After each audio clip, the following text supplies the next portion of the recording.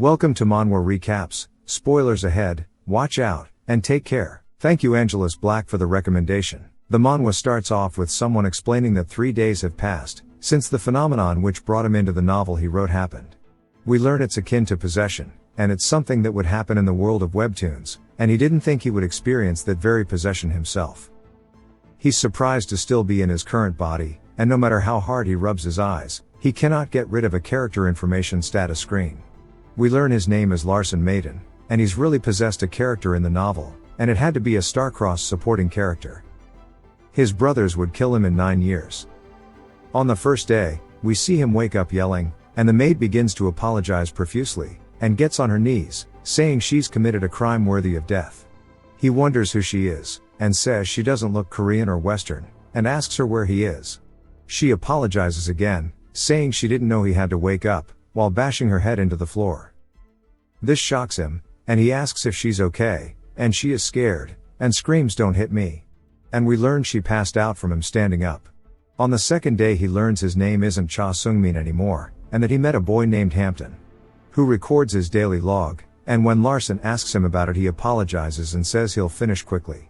Larson watches him, and we learn that every movement of the successors of reputable families is closely monitored, and another person will record your daily activities, and it happens every day from onward of 14 years old. He is startled to see Larson, and spills ink all over the book, and he apologizes, saying he'll clean it up quickly. We see Larson kicking the boy in the face, because his body is reacting by itself, at least, that's what it feels like. After the second day, he started to recover his memories, and at 4 years old, he used a toy stick to beat up the servants that attend to him, and one of them was Hampton. At 5, he learned the truth about his birth, and that he was a child born from a maidservant. And while he was afraid of his father, he had no fear for his mother, so he treated her poorly, and he spit on her face. He did this at 7, and just overall, he has a horrible personality, and he would always do terrible things to the servants, one after another, just going on a rampage. And when he was 8, he beat up a little girl with a stick, and afterward, he went around bragging about it, because the girl Rosalind is 6 years old, and the only daughter of a reputable martial arts family, and because of this Larson's father had to bow his head to the Grandel family's head and apologize. And before Larson turned 9, he was banished to a remote mansion, and we see a few days ago, he threw a tantrum over some chocolate. And we learn again that Larson is a character in a novel that Cha Sungmin wrote. And while Larson was designed to be a rat, he wasn't created with this much detail, or memories, and this isn't a world that Cha Sungmin wrote about.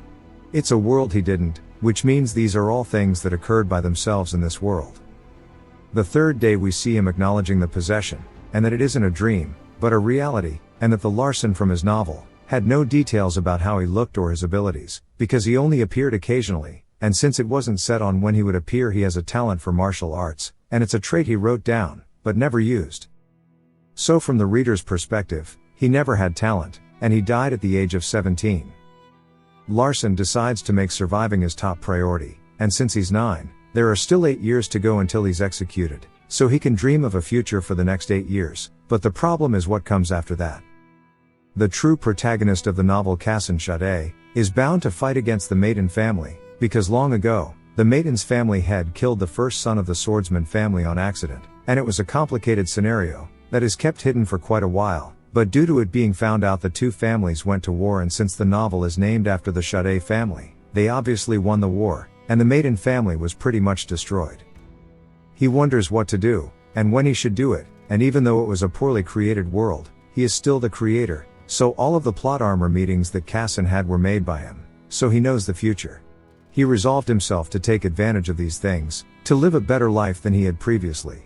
And since he only gets to live the life once, it wouldn't be a bad idea to enjoy it. And because of the martial arts trait, even Larson didn't know how strong it was, and he's probably a genius because he possesses the blood of one of the 3 great families of this world. So he's been born with a golden spoon. So besides the fact, he's a rat, and only has 8 years to live, he just needs to do something about it. He notices the status window again, and we see it mentioning that he's activated the Heavenly Eye, and Larson is shocked because this was the ability of Kassen. It means the status window he's seeing is the Heavenly Eye, but wonders why he has it because he isn't the protagonist. He explains more about Kassen's ability, and how the novel is a Munchkin a min-maxer, fantasy novel, and that Kassan is strong enough to destroy the entire planet, and even the universe, and the problem here is that he used that same power to destroy the Matins. Larson looks down and notices a ring, and that it isn't something that can normally be seen, almost as if his body is being analyzed. He wonders if it's signifying the first circle, and he explains that circle refers to a ring that is created by gathering mana around the heart, and it is used as a fuel container when using magic. We learn that in the story he wrote, it requires a lot of effort and time to get even the first circle, and that a rat like Larson wouldn't train magic, and he doesn't remember him training either, so it appeared automatically. He hears a knock at the door, and he says it must be Hira, and she asks if she can enter. We see the maid kneeling, and it cuts to him telling her she should kneel when she sees him. Larson is annoyed by the rules he set previously. He is shocked when he sees her status window, and we see that Hira has a talent in assassination.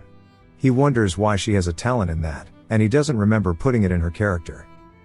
He comments that the world in the novel is crazy, and it's not different from an uncivilized wilderness, so someone intentionally placed an assassin by his side, and they sent the assassin there even though it's a remote location, so it has to be someone fighting to be the successor. He realizes he could die, and has to tell himself to calm down, and he must smile even if it's forced, and she might kill him if she sees an opening. And he realizes that the fear she has of him, and her tears was all acting. He realizes her trembling is real, at least that's what the heavenly eye is telling him. He calls to her, and tells her to bring him some chocolates, and he wants her to get out so he can sort out his thoughts. We see her outside the room, wondering what happened, because the expression he gave off seemed different than before, and she noticed it a few days ago that the air around him feels different, something completely different. We see her float down the hallway like an Erd Tree burial watchdog, and it cuts to Larson going through all the information he has. He mentions again he's been banished to this mansion, and his father has abandoned him and pushed him to the bottom of the successor ranks, and even if he has no chance of being a successor, he's still monitored, and that his family has a villain-type role in the story. But he decides to behave like a decent person to ensure his survival, and now he possesses the power of the protagonist, and knows the future, and where the artifact is located, so he must participate in the succession war, because if he doesn't, he'll be marked as trash. And here, he can live his life without worry, he can travel and enjoy being carefree, and just needs to maintain a middle position, so he doesn't overstep his boundary, or underperform, and he's done it before as a soldier. Now he has a clear idea of how to behave, his heavenly eye deactivates, and Hira opens the door saying she shouldn't find the chocolate, and he tells her it's okay. She begins to say she's committed a crime worthy of death again, but is interrupted, and Larson tells her to get lost. Since he needs to maintain the scoundrel image and mentions it's scary, she doesn't make a sound. He tells her to get lost again. Outside the door, we see her wondering if she heard him wrong, and that someone who usually goes crazy over chocolate says it was okay. So she'll observe him more before making a report. It cuts to 1 week later, we see Larson telling Hampton to get ready. And Hampton asks what for, and he tells him he's going to the training building. Hampton questions him, and Larson yells, asking if he needs to repeat himself. Larson thought about a lot this last week, and to survive, he needs to participate in the succession war, and he needs to train hard, and to survive and gain independence. So it's time to use that power. Hampton recognizes that he's changed, and that he used to beat him regularly for not assisting him properly, but now he wants to train. It cuts back to before, and we learn that Larson learned that Hampton is talented in poison, and Larson thinks it's because he's preparing himself against him. And that a well-trained aide is assigned to all successors as their assistant, and they would devote their life, and are called shadows. It cuts to the training building, and Hampton is happy that he's here to train, but wonders where the sudden change has come from, and it's not that he's afraid of him causing trouble, but his heart aches when he sees people despising Larson, and he decides to trust him. Larson is surprised to see the training facility as a modern building in a fantasy world, and says he did a half-assed job with the setting, but it makes him comfortable because it's what he's familiar with. There's an administrator living in each of the buildings, and we see Noah, the administrator of the Leaf building, introduce himself to Larson. He greets him back, and we learn that he slapped Noah a year ago for not bowing all the way to greet him, but is angry he doesn't remember him. Larson tries to look at Noah with his heavenly eye, but it doesn't work, and he mentions it must be because he's strong, and decides not to be cocky, but nice to him. Larson asks what kind of training he should start with, and to recommend a monster that's suitable for his age. Noah asks his age, and Larson tells him, And we learn Noah has a grudge against Larson, so to pay him back, he recommends for him to fight a mushroom monster. Larson remembers writing about it, and tells him it'll do. Noah says the prep will take a few minutes, and Larson wonders why Noah is so happy. Larson thinks the monster should be an easy monster if the sixth young master, who wasn't written about, could kill it. Larson focuses on the mana around his heart, and realizes that his talent is magic combat, and he's already grasped how to use magic.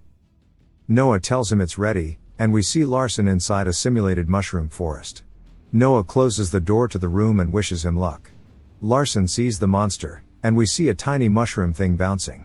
He decides to get started, and begins to charge his fist with mana. A status window appears saying the will of his physical body has been confirmed, and the magic combat technique in his body has been activated, and he feels the magic circle moving. Noah says before he joined the maiden family, he was regarded as a genius, yet Larson humiliated him for not bowing far enough, and that today he'll pay him back for that, and the monster he's fighting is at the highest level, and that Larson's technique is considered a low level, so he can't damage it with a technique without any elemental attributes, and with this, he'll get his revenge. He is shocked to see Larson's fist glowing and him jumping at the monster. Larson punches a hole through it, shocking Noah. Larson is surprised it was so easy. Larson's status screen pops up again, updating him on his technique, and mentioning that the unpredictable things are becoming predictable. And he can feel the blood surging in his heart, and we see a technique called weight utilization being imprinted on his circle, which surprises him. Noah is confused by Larson's demonstration of a pure magic technique, and that it's a type that deals physical damage, but that the mushrooms have physical resistances, which confuses him.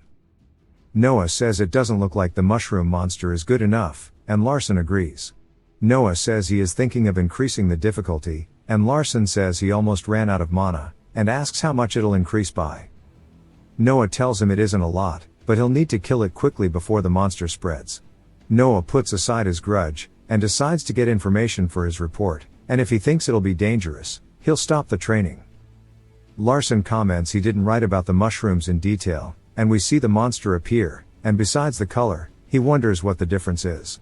He narrowly dodges the abrupt attack from the monster, and watches as it flies back at him, but he blocks it. He comments on its speed, and says it isn't intimidating. And we see it launch at him again, but he blocks it, and Noah is surprised. Larson comments that it's a simple pattern, so he'll use his ability, and he grabs it, and imbues his hand with mana, but realizes he doesn't have enough. But he hits it anyways, and comments that it felt like time had slowed down, and we see his heavenly eye deactivates, and he decides to analyze what happened once he accumulates more mana. Hampton is surprised by what he witnessed, and wonders if Larson has trained himself. Noah asks if he's undergone his 10th year ceremony and wonders why he's so strong even though he hasn't gone through it yet. Hampton is surprised that Larson has a mana circle, and is brought to tears thinking he's been training secretly, and hugs him. Larson realizes he's created a commotion, and decides he needs to act low, so he fake passes out. Noah tells Larson to go get a healing mage. We see Hampton waking up a healer, and he is surprised to hear that the 7th son is here, and not the 6th.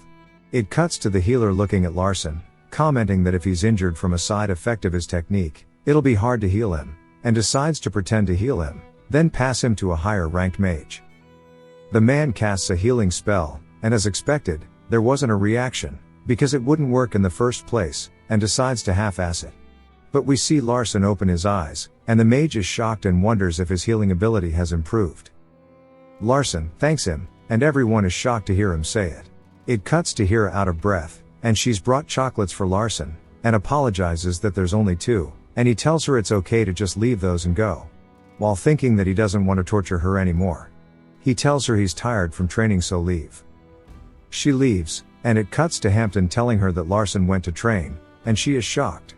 It goes back to Larson eating chocolate, and he says he normally doesn't like them, but this chocolate comforts him. But he realizes something and activates the heavenly eye to notice that the chocolate is spreading throughout his body, and we learn it gives him mana. This is why he has so much mana. He feels like the character is gaining depth, and that it must be from the predictability being reorganized, and is still surprised by eating chocolate to gain mana. Because normally, mages look for places that are filled with mana, and suffer to absorb mana, and it seems like Larson has a unique constitution he didn't write about, which is why it was unpredictable before.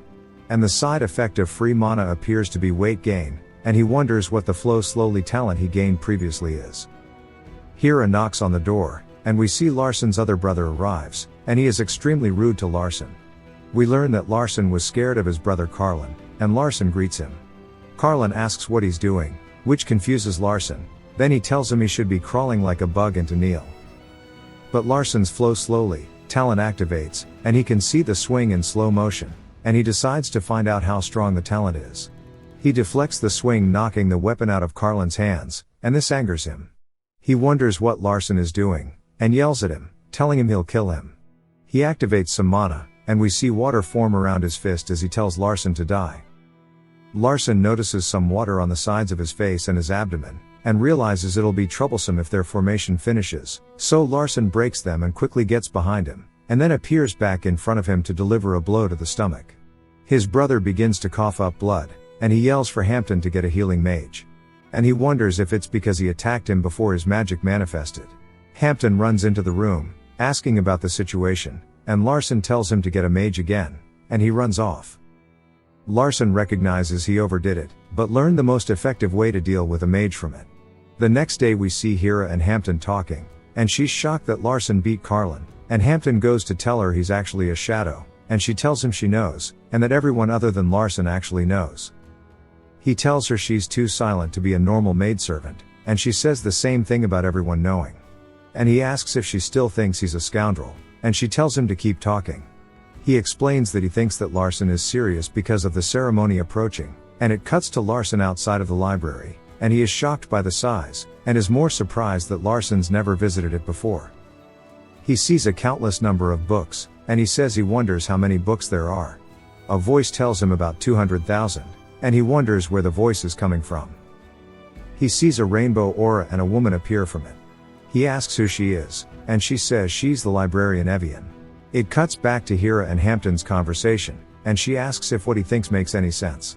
And Hampton says, what if Larsen's been hiding his ability this entire time? And he tells her he's seen it himself, and he's finished the first circle, and asks if it can happen overnight. And to think about how his name hasn't been brought up at all because of his behavior.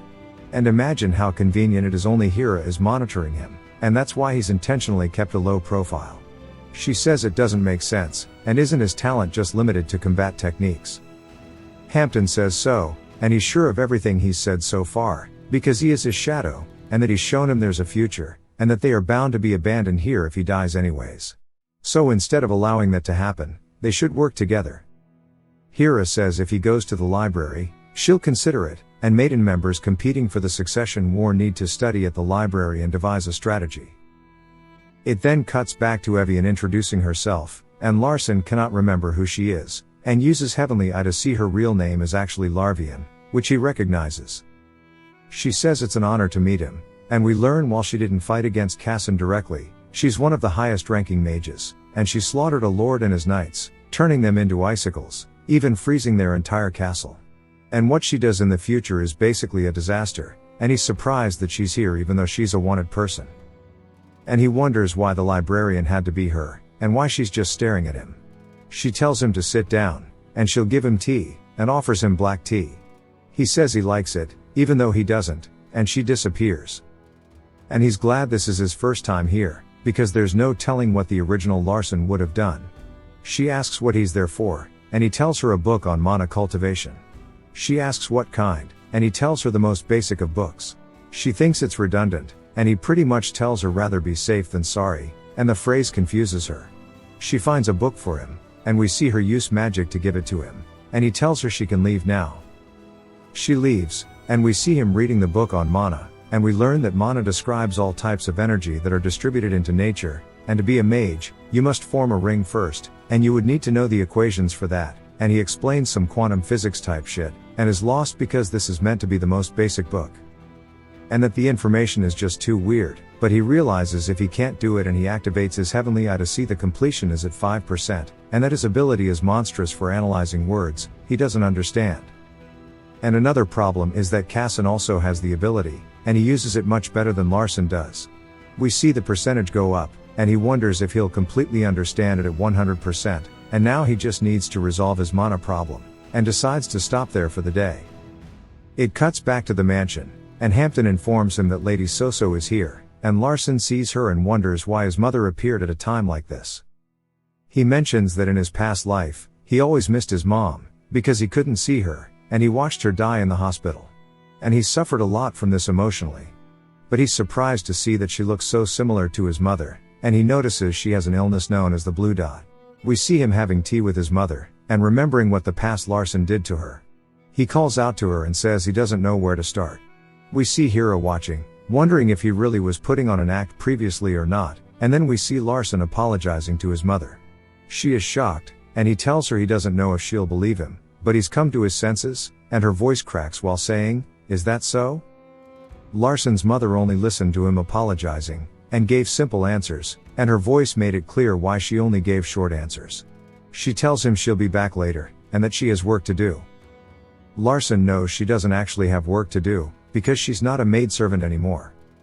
He explains more about the blue dot illness, and it's a disease where 3 blue dots appear, and nobody knows why, or how to treat it, and once there are 3 dots, it's incurable, but currently, it's only at 1.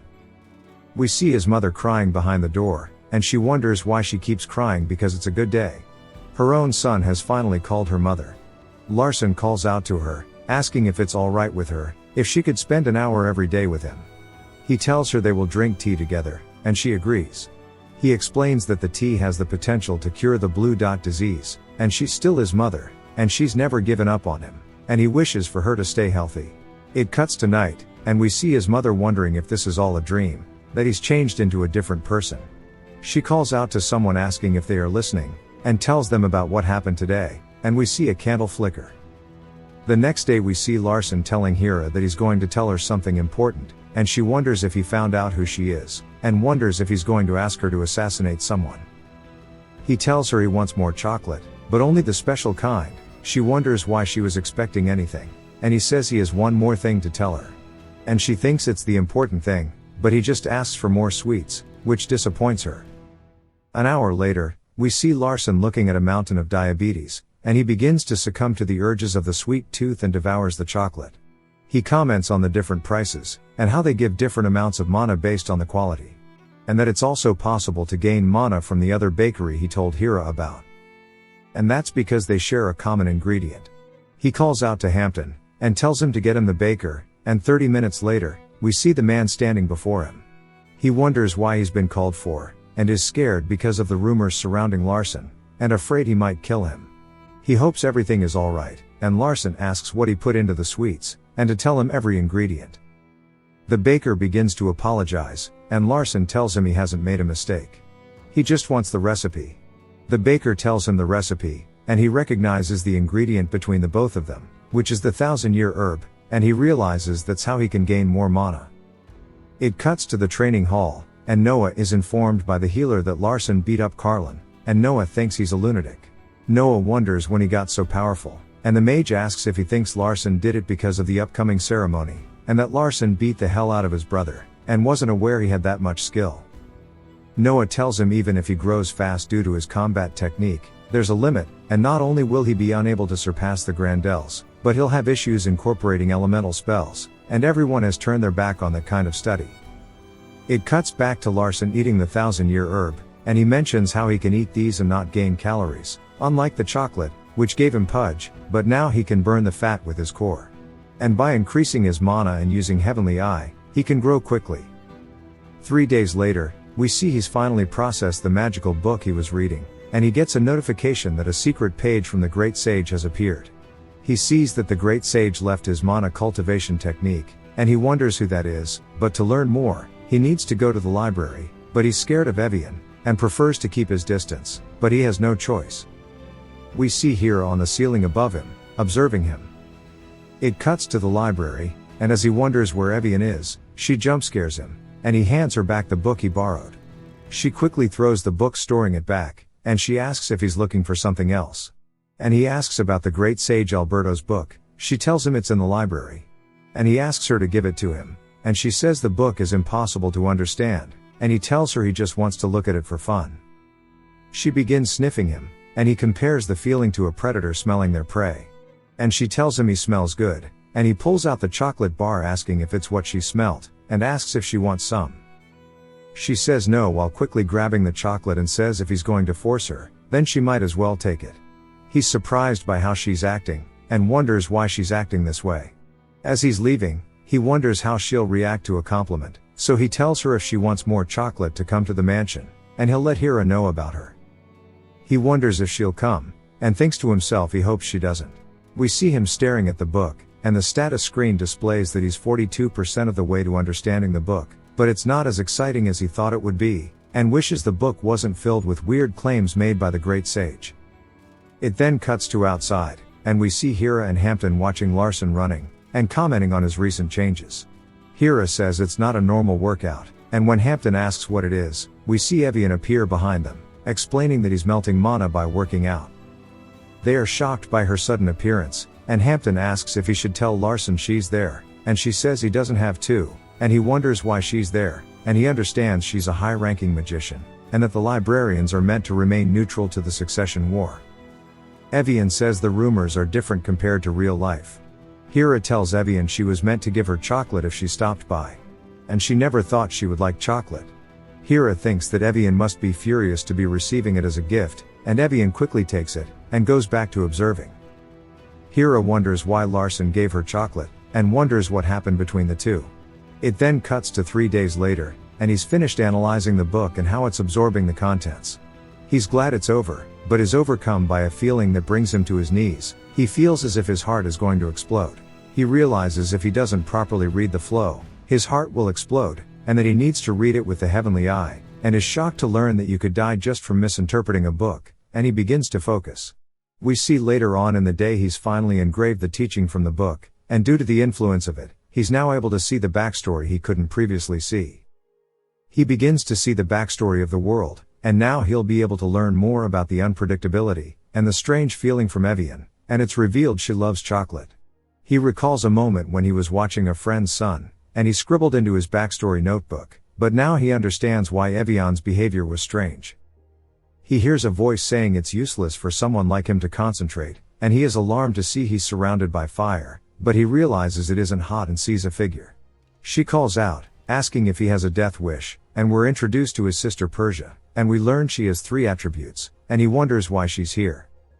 And she asks if she should cut him up, and we learn she hates weak people, and has a hobby of cutting people up. She gets annoyed that he isn't responding, and he goes to apologize, but realizes it's a bad idea, and understands this must be a test she's given unintentionally. He tells her he wasn't pretending to concentrate, and realizing it's his only shot, continues with what he was saying, and she tells him to continue. He explains he was truly concentrating, and that he knows she's saying this to see if he would lie or apologize, and she begins to laugh. She comments on how the rumors of him changing were true, and he tells her he's trying to live as a decent person from now on. She says it's a little too late for that, and summons a fire snake at him, saying once he thinks it's too late, it really is too late. The snake coils around him, and he tells her he knows he cannot be patriarch, because he knows what he's capable of, but he can help someone else become the patriarch. She tells him to keep talking, and he says he'll become an unexpected variable, and she wonders if he'll even be useful.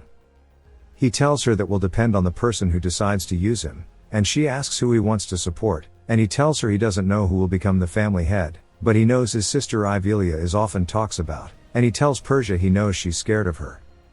Her fire snake begins to hiss at Larson, and the fire begins to increase in heat, and he says it feels like he's going to be burned alive. She tells him she let him speak because she thought he was cute, but now he's talking nonsense. Larson tells her he knows she hates lies, and he'd rather speak an offensive truth than act weak, and he may submit to honor, but he will not submit to power. We see the flames vanish, and he tells her since he spoke the truth, he hopes she'll forgive him. She pulls out a ball while calling him an idiot, and hits him in the stomach with it. He looks down to see that it was an apple. We also see that because of her hitting him, he gained a new magic combat technique. She tells him to eat it, and that she found it on the floor on the way here. He inspects the apple and sees that it's actually a Karshan, which is a mana elixir. Larson comments that because he's the maiden's youngest, this is possible, and that Kassan is probably also being flooded with gifts, but he wouldn't have space for a Karshan, which makes him better in this regard. It cuts back to Persia commenting on how the scoundrel actually made a first circle from self-study, and if he truly acted like a scoundrel so far, Then he's very sly. And that she needs sly people for her war, and she compliments how he is fearless, but says it's obvious where his limits will reach. So he has no chance of becoming the patriarch. She calls for her shadow Sando, and tells her to continue spreading bad rumors about her brother, and to stop him from meeting their other siblings.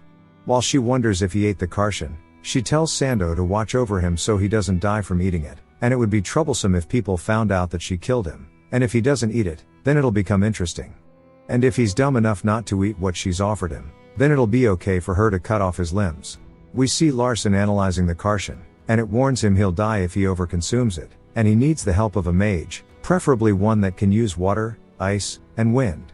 He wonders why she gave it to him, and wonders if she wants him to be indebted, but then realizes she probably only did it out of curiosity. And if he absorbs the Karshan properly, she'll probably make use of him, but he doesn't know if she'll keep him by her side or throw him away. But if he doesn't eat it, she'll definitely cut off one of his limbs, and he realizes he needs an ice mage's help now. He thinks of Evian, but says she'll probably kill him instead, and people will think he just died, and she'll be able to take the Karshan. This is just what he thinks is the worst case. We see Evian walk to his door, and he realizes he cannot just hide it because she's probably already detected the Karshan's mana, so he calls her in. He tells her he's sure she's detected it, and he's called her over because he didn't want to hide it, and asks if she wants to make a deal. He tells her he cannot consume it by himself, and needs her help. She reminds him that she is a librarian, so she must remain neutral and cannot aid him in the succession war. He tells her he's not asking for help with that, and he just wants to commit himself to magic and further his prowess as a mage. She comments that he sounds like a model mage, and someone has been spreading bad rumors about him.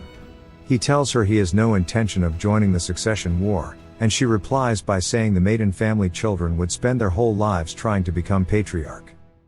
He tells her it has nothing to do with that, and he just wishes to become stronger. She says, regardless of that, as the librarian, I am unable to get involved, so ask a maiden mage for help. He tells him he can't trust them and sincerely asks for her help, and he wishes to protect his mother. This surprises her, and she recalls witnessing a mother sacrifice her life for her son after he stood up for her. And we learn that is why she killed that king previously mentioned. She comments about how Larson has been monitored his whole life, and the family abandoned his mother, and that Larson had to put on an act to degrade his value. And he's serious about observing his mother, but it's impossible because in the maiden family, everyone is strong, and he's just a scoundrel, a byproduct of lowly birth. So his dream is impossible to achieve, but still, his dream is not wrong, and she says dreams don't need to always be fulfilled, and chasing something is also considered a dream. She says, to be clear, I am not helping you because of the chocolates. We see Larson is happy, and it cuts to her preparing to feed Larson the Karshan, telling him what she plans to do. And that there's a chance his body may freeze, and if he's lucky, it'll only last a few months, and worst case, a few years or death. He wonders how she can say it so calmly, and she tells him that she's a capable mage, so she'll do her best to ensure it doesn't happen. He contemplates waiting to absorb the Karshan, and realizes he has to do this, and Evian will do her best to stop anything from going wrong. He tells her he's ready, and she reminds him that she's still a full-fledged mage, so she will need to be paid for her work. And tells him it's not much, just give me 24 chocolates. It cuts to a bloody Persia, asking Sando if Larson has consumed the Karshan, and she informs her Evian has helped him. She asks if she meant the librarian, and wonders how he convinced her to do that. Sando says she couldn't get closer, so that's all she knows, and apologizes. Persia is surprised by his trump card, and comments that the Karshan was a special grade, so if it weren't someone of Evian's level helping him, then he would have died while consuming it. And says he must know that Evian's name is Larvian, and she asks if he's properly consumed it, and Sando says yes, but as a byproduct, his body has become extremely sturdy, and it even surprised Evian. And even his consumption speed was very fast. Persia asks Sando how long it'll take him to fully absorb all of the mana, and mentions how it usually takes 3 years, but he'll probably do it in 1. Sando says, based on the current speed, 3 weeks will be good enough, which shocks Persia. It cuts to him running, and he mentions how he's not tired, even after running for a few hours, and he says it feels as if there's too much mana, and it's going to burst out. He tells Hampton to take him to the waterfall garden, and we see him climbing the waterfall and says it'll consume more energy compared to running. He then tells Hampton to bring him a weight, something made of lead. We see his magic technique begins to protect his body as he climbs, and the techniques begin to upgrade in tiers. He comments on how his body feels lighter. We see as it goes week by week, he increases the weight, and Hampton warns him not to injure himself. Larson comments on how he's overflowing with energy, even without having slept much recently. And it cuts to Samba telling Persia he's fully absorbed the Karshan's mana, and that he has a monstrous body, and informs Persia he's been climbing the waterfall daily. Persia asks if he's using magic, and Samba tells her he's using magic combat techniques. Persia comments that combat techniques have rapid growth, but quickly hit their limit. Samba tells her that he's been climbing with 50 kilograms, and Persia is confused and asks if she means 5 kilograms. Samba also tells her he climbs it very quickly, and Persia says he's overflowing with vitality and wonders how long he can live for. Samba says if they leave him be, then he will die in 3 months, that there's too much mana in his body, and if it weren't for his special power protecting his body, he would have exploded already, but if Persia helps him, he might survive. Persia says it's troublesome, and she's already done her part, so for now, they should just watch. And if it looks like he's going to die, then they need to figure out how he got Evian to help him. It cuts back to Larson, and he comments on how much he's changed after absorbing the mana. It shows him drinking tea with his mother, and she asks if he thinks he's lost too much weight or not, and he tells her it's just from exercising. She tells him while it's nice to look good, his health should be more important, and he tells her he's very healthy. Then his mother compliments the tea Hira made, which makes her happy, and she compliments her too. Larson is glad his mother and Hira are friendly, and comments on how her blue dot has faded a lot too, and that things are going well. It cuts to Larson lying in bed talking about the dates, and he mentions that it's an important birthday, but the real importance is that someone named Ludia will come to his house from the West Gate, and that they are part of the Tribe of Fire, and nicknamed the Crimson Butcher, and One-Armed Sorceress. And that she will get into some trouble and be kicked out from the West Gate, but will get caught by his sister, and that's why she became one-armed. And after that day, she held a grudge toward the Maitons and became Cassin's greatest ally, and she possesses the power of fire, and Cassin makes a contract with her tribe, and assists them on the battlefield. So it would be great if he could get one of the artifacts from her that would have gone to Cassin. He realizes someone in stealth, and recognizes her as Persia's shadow. He decides it's better to feign ignorance, and decides to deactivate his heavenly eye so he doesn't notice her. But he's unable to deactivate it, so he decides to act like he's sleeping. She misunderstands the situation, and is shocked to learn he can cultivate his mana in his sleep, and she mentions how dangerous the task is and just the slightest loss of concentration may kill you, but he's able to do it while sleeping? She is confused and doesn't know how to report this. Because all he did was learn the basic technique, and she doesn't think it's an outstanding technique, but is shocked that it's active while he's asleep, and it's stable. She also comments on how he was able to fuse the Karshan mana with his own, and went through a big physical change, and that the fused mana is being gathered into his heart. But he seems way too healthy, and has no issues with his heart. Rather, his mana is stabilizing further as it goes. And his heart is abnormally strong. He finally stops faking sleep, and it cuts to him outside, and he tells Hira and Hampton to follow him. They ask where they are going, and he tells them they are going to the West Gate. We learn there are 4 gates, and the West Gate is the outermost gate, and that today he is going to meet Ludia. We see a girl panting, and she tells some people she is going to kill them while imbuing her hand with fire, and Larson wonders if it's too late. We see under Ludia's character information, that she is extremely super-minded, and he regrets writing her so half-assed. Hampton asks what she's doing, and Larson tells Hampton to scatter paralyzing poison, and to make sure to paralyze Ludia no matter what. Hampton throws the poison toward her, and we see the bag fly over her head and bursts into a powder, and she falls flat onto her face. One of the guards stops Larson by asking who he is, and he tells them he came from inside, and calls him incapable, wondering how he's a gatekeeper. The gatekeeper asks who he is, and Larson tells him he'll be taking Ludia, and the gatekeeper tells him he can't do that, and to reveal his identity. Hampton clears his throat and begins to spit some facts about Larson's family, and introduces him to the gatekeeper as the 7th son. The gatekeeper yells, asking what kind of nonsense is that, saying that they obviously don't know what Larson looks like, and he's ugly.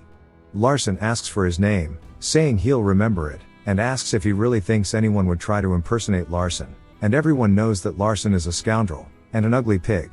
And asks again if he thinks anyone would impersonate him, and if he doesn't believe that he's Larson, then send someone to the main family and confirm it, but if he acts arrogant and ignores his words, then he'll make sure he pays greatly when he realizes he's the young master.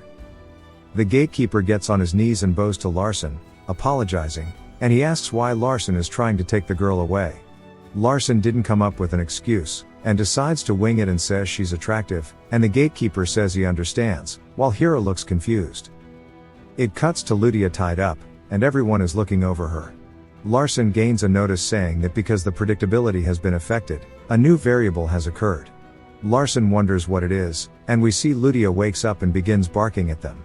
He cannot understand her because of the tape over her mouth, but he realizes he needs to treat her simply, and asks if her father is sick. And he tells her his mother is sick, so he knows why she is here, and he tells her he knows that she's a mage from Hiron, and part of the tribe of fire. And he knows her territory is dealing with an epidemic currently, but he knows a way to cure it. And that she probably came here recklessly because she thought his family has the cure. And asks if she understands what he just said, and to nod her head to confirm. She nods her head, and gets Hira to take the tape off her mouth, and asks if she's calmed down now. She asks if he's really going to help, and he says he already told her he would help, and she asks why?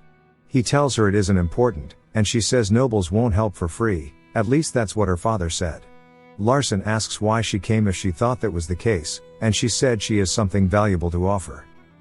Larson recognizes that she means the Holy Grail of Fire, the artifact Casson originally got.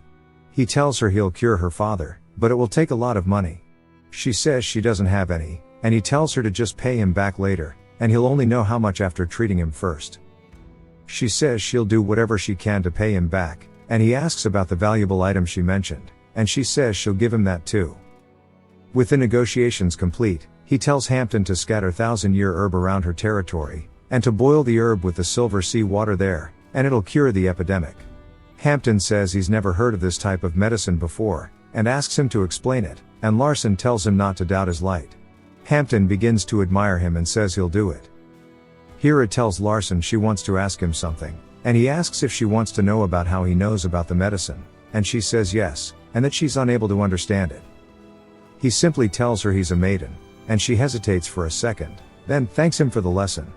And she says looking at Larson is like looking at the patriarch when he was younger. Larson tells Ludia he'll release her now, and she gets angry, saying she's never told him her name before, and asks how he knew it, and Larson realizes he made a mistake. He tells himself not to panic, and asks if it's strange he knows her name. She says very. He asks if it's strange that he's using an expensive herb on her, and she says it's strange. He asks if it's strange he's telling her a secret only available to the maiden family, and she says it's strange. And he asks if it's not something that benefits her greatly, and she says it's strange. And he asks if she understands she just showed bloodlust to someone who might be her savior, and she gets embarrassed, saying yeah, and she apologizes. He gets her to repeat it, and she says she was in the wrong, and is sorry. He accepts her apology, and tells her to stay here first. She asks why, and he reminds her she just attacked the maiden family. Larson asks what the gatekeepers said, and she said they told her it isn't a place for lowly people like herself, and that if someone like her lost her father, it didn't matter, so she was going to kill them all. Because she loves her father, and they told him to die. Larson tells Hira to release her, and she asks who Larson is, and why he's treating her so well. He introduces himself, and it takes her smooth brain a second to recognize who he is, then asks if he's the scoundrel. He asks if that's what the rumors say, and she says yeah, that he's meant to be total trash, but she sees that it was false, and he's a good guy. Another status window appears, saying an unexpected variable has occurred, and he wonders if making her his ally is truly the right thing to do, and he decides to keep observing for now. It cuts back to the mansion, and we see Hampton telling Larson he's gathered the herbs like he ordered, so he'll depart for Hiron immediately, and it'll take him around 3 days to get there. He asks Larson why he helped Ludia, and Larson says it's unfair for someone to die of a treatable illness, and because it's her father, it doesn't cost him anything to help. Hampton thinks to himself and compliments Larson, and says he's met the true light, and tells him he'll be back. Though the real reason he helped her is because of the Holy Grail of Fire. 2 days later, we see Persia has arrived, and wonders what Larson has brought back. She sees Larson, asks who he is, because nobody in the Maidens has been this handsome. Larson tells her it's him, and she says it feels like he's hiding things, and he tells her isn't, but we know he is. She asks how he became so cute, and compliments his looks while grabbing his face. He feels like his heart is about to freeze, and his magic combat technique begins to protect him. He's surprised by its activating just from locking eyes with her, and she compliments him for achieving it all in 3 weeks. She pats his head and says his face is a pass, and if he continues to grow like this, she'll pamper him a lot. He tells her he doesn't need it, and thinks it must be another test, and he tells her he wants to become her rival, or an ally, rather than being pampered. She says he'll make a great piece of art if she decorates his decapitated head, and he tells her not to make such a bad joke. She says it wasn't a joke, and she wants to see the toy he brought back. He wonders why she wants to see her, and says that Persia doesn't like other talented fire mages, so he mustn't let them meet. He tells her he found the toy, and he doesn't intend to show her. She releases killing intent and says he keeps trying to step over her, he resists it with his combat technique, and she commends him on it. Her mana continues to pressure him, and she releases it and says she'll give him a chance. And explains she'll just use one finger to fight, and she won't use any elements, and only combat techniques. He asks if she knows combat techniques, and she says she's read about them briefly. Larson smirks and tells her he'll use everything he has to defeat her, and she compliments him again, and launches a fire snake toward him. His heavenly eye detects the illusion, and he punches it, destroying it. She's glad he's grown a lot since their previous encounter, and tells him if he wins, she'll leave his toy alone, so he better give it his best shot. Because if she isn't entertained, she'll destroy his toy. She never thought he'd entertain her this much, especially since he's the son that father threw away. We see Larson leaping at her, and she tells him he's too slow and hits him with her finger. He blocks it, and it sends him backward.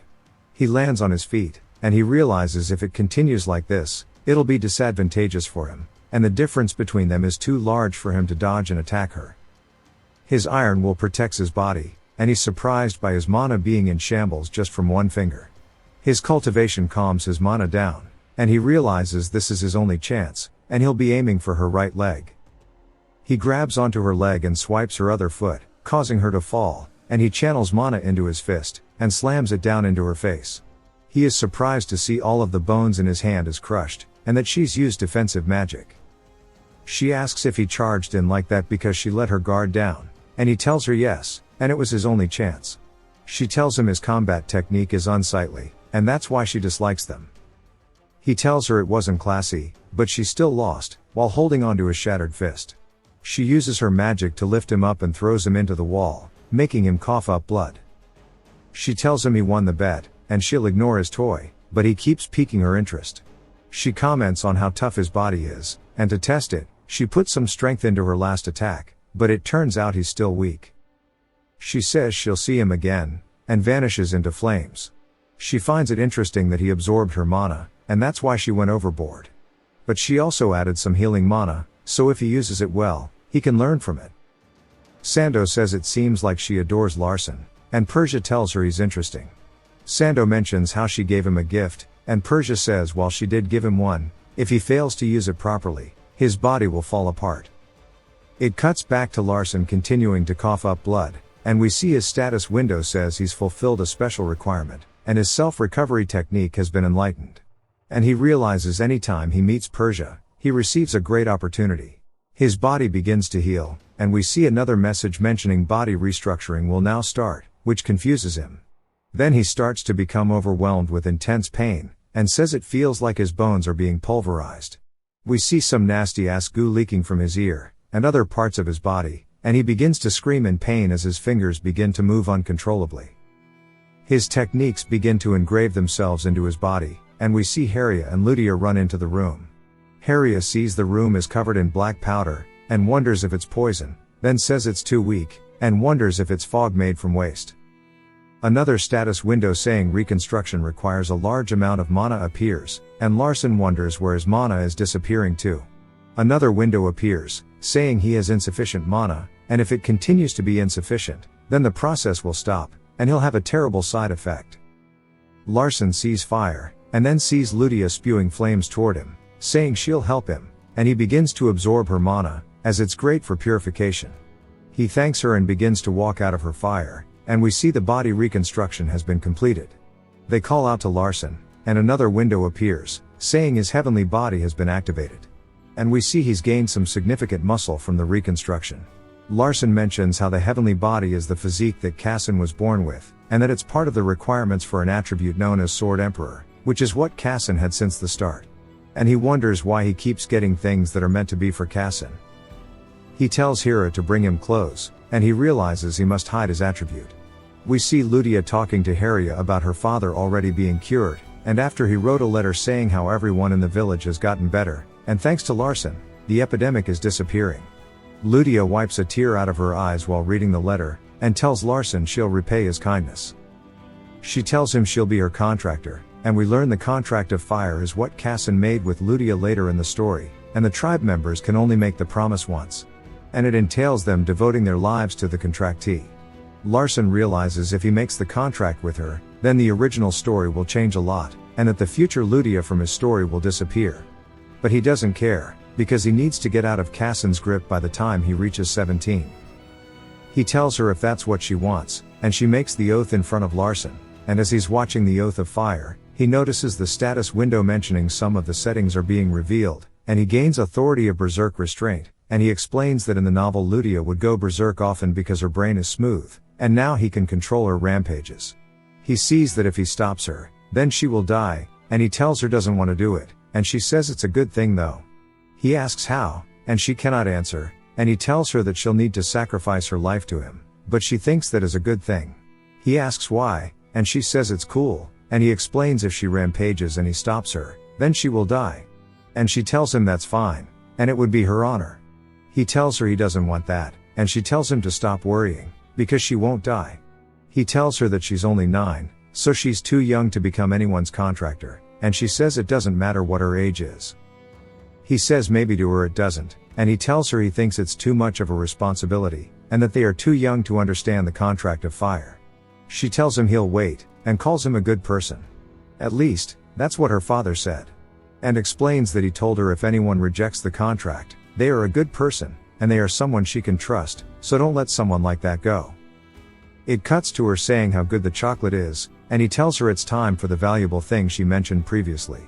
And he comments on how it must be the Holy Grail of fire, and mentions where it's located. She says the item is in her neighborhood, and Larson asks for the name, but she doesn't know, but she knows it's a cup. He uses his heavenly eye to learn more about the Holy Grail, and sees it means the owner won't die from poison, and can resist mind magic, and other great things, so it's perfect for living a long life.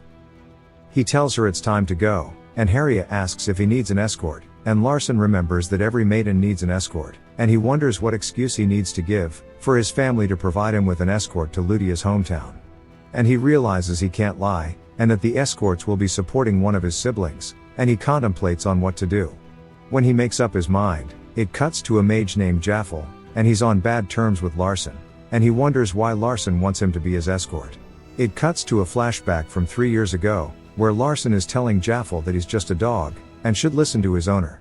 Larson remembers it and regrets the past him acting like that. Hera asks what she should say on the document, and he tells her to just put that he wants to try their chocolate. She says there's no way that would work, but it is instantly approved. It shows Jaffel arriving at the mansion, and Larson greets him, but this makes Jaffel angry. He tells Larson he's changed a lot since their last meeting, and he asks if he can ask a question, and Larson asks if he's curious as to why he was chosen to be his escort. Jaffel says exactly, and that he's just a dog. Larson tells him since he's just a guard dog, he should guard the owner too. This angers Jaffel, and Larson tells him among the dogs that he's the most trustworthy, and he doesn't think he'll betray him. Jaffel asks if he trusts him, and Larson says he doesn't trust Jaffel himself, but he trusts in Jaffel's ability as an escort, and that he's ambitious.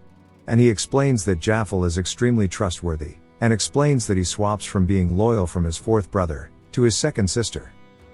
Jaffel asks Larson how his ambitions are linked to him being chosen as an escort, and Larson tells him he could be useful to him one day. Then tells Jaffel he knows that he's planning to swap his loyalty to his second sister, and this shocks Jaffel. Then he tells Larson he's just an escort, so he has no allegiances. Larson comments that despite him saying that he's quite emotional, and that it doesn't matter to him, and what other reason would an escort need to protect his owner? Larson orders him as a maiden to protect him, and Jaffel accepts the order, and questions how Larson changed so quickly, and comments on how full of mana his circle is, and says even the second sister couldn't have a circle that full of mana. It cuts to them walking, and Ludia is excited that she's going to see her father. Larson explains that while her tribe had a ton of power previously, the god they serve used up its powers, and they've gone downhill since then. We see Ludia inhale a large amount of air, and then she screams, letting out what we can only assume is hockey. We see Hampton run up, and he apologizes to Larson for not greeting him, and Ludia asks where her father is. He tells her he's at home, and we see her running off to greet her father. Jaffel is still baffled by how Larson knew his intentions, but it cuts back to Ludia hugging her father, and he thanks Larson. Jaffel wonders why Ludia is her friend, and why all of the townsfolk are showing gratitude toward Larson, and he wonders what Larson did without anyone having noticed. Ludia grabs Larson and guides him to the present, and we see them arrive at a tombstone made with stacked stones. Ludia begins to speak enchantment table, and the rocks begin to shift, allowing for the holy grail of fire to emerge from the stones. Jaffel wonders what the grail is, and realizes that Larson saying he was here for chocolates was a lie, and he can feel a weird mana from the cup. Larson looks at the cup and the heavenly eye, and we see some more backstory settings are explained. If someone who didn't make a contract of fire drank from the grail, then why would die? So he must make a contract to drink from it, and the longer he waits, the worse the quality becomes. And he realizes that he'll need to be in charge of controlling Ludia, and wonders if he will be able to do it. He wonders what the Oldham would do, then resolves himself, and asks her to form the contract. She looks excited that he wants to, and he tells her they need to do it quickly. She says okay, and the Holy Grail begins to change form after recognizing the contract of fire. Jaffel is shocked by the Grail glowing, and realizes Larson planned all of this from the start, and he compliments Ludia's mana, saying how pure it is. And that he's sure the information about Larson has been misinformation. Ludia tells Larson the contract is finished, then the status window appears, mentioning an unexpected variable again. And we see a massive amount of fire energy in Larson, but then it vanishes, and the status window says the Holy Grail has evolved. Larson grabs onto the Grail, and drinks the water inside of it. His cultivation technique begins to manage the fire energy, and he tells Jaffel to protect him. Jaffel is confused why he's suddenly cultivating his mana in the middle of the open, and mentions how if he takes even the slightest bit of damage, it'll cause great harm to his body. Jaffel recalls him saying he trusted in his abilities, and creates a barrier around Larson. We see Larson's self-recovery activate, along with the water from the Grail being absorbed into his body, but after some time, the Heavenly Eye deactivates, and we see it's now nighttime. Jaffel asks if he's finished, and Larson replies by saying yes, and thanks him for protecting him. Jaffel says he's just doing as he was ordered, and it seems as if Larson has gained some kind of power. Jaffel also tells him that this area is the entrance of the Dragon Mountain, and he feels a powerful mana approaching them, purposefully making their existence known. Larson asks if he knows who they are, and Jaffel says they seem to be swordsmen, and they'll soon reach them, and one of them seems to be very powerful. Larson explains that swordsmen are rivals to mages, and he doesn't know why they are coming, but it's too late to outrun them, and he would be executed by his father if he ran away. And with Jaffel, there's no point in running away. They arrive in front of them, and the Heavenly Eye activates. Larson is surprised to find out that the real protagonist of the world, the one with massive amounts of plot armor, Cassin Shade, is standing before him. It's not just Cassin, but the guardian knights of his family are there too, and he's sure Cassin recognizes him as a maiden too. Cassin approaches them, and bows his head, saying he came because he felt a powerful mana wave, and that there was a surge of fire mana too. And he came because he was curious. Larson says it seems like he knows who he is, and Cassin says he doesn't know who exactly he is, but he knows he is a maiden. And he thought he was the sixth son, but he uses water magic, but he doesn't smell water on him at all, and asks if he is the fifth son. Larson wanted to avoid getting involved with him, and he wonders how to deal with the situation, and debates what to do, and realizes if he gets caught lying, it would be difficult. So he just tells him that his fifth brother uses mainly earth magic.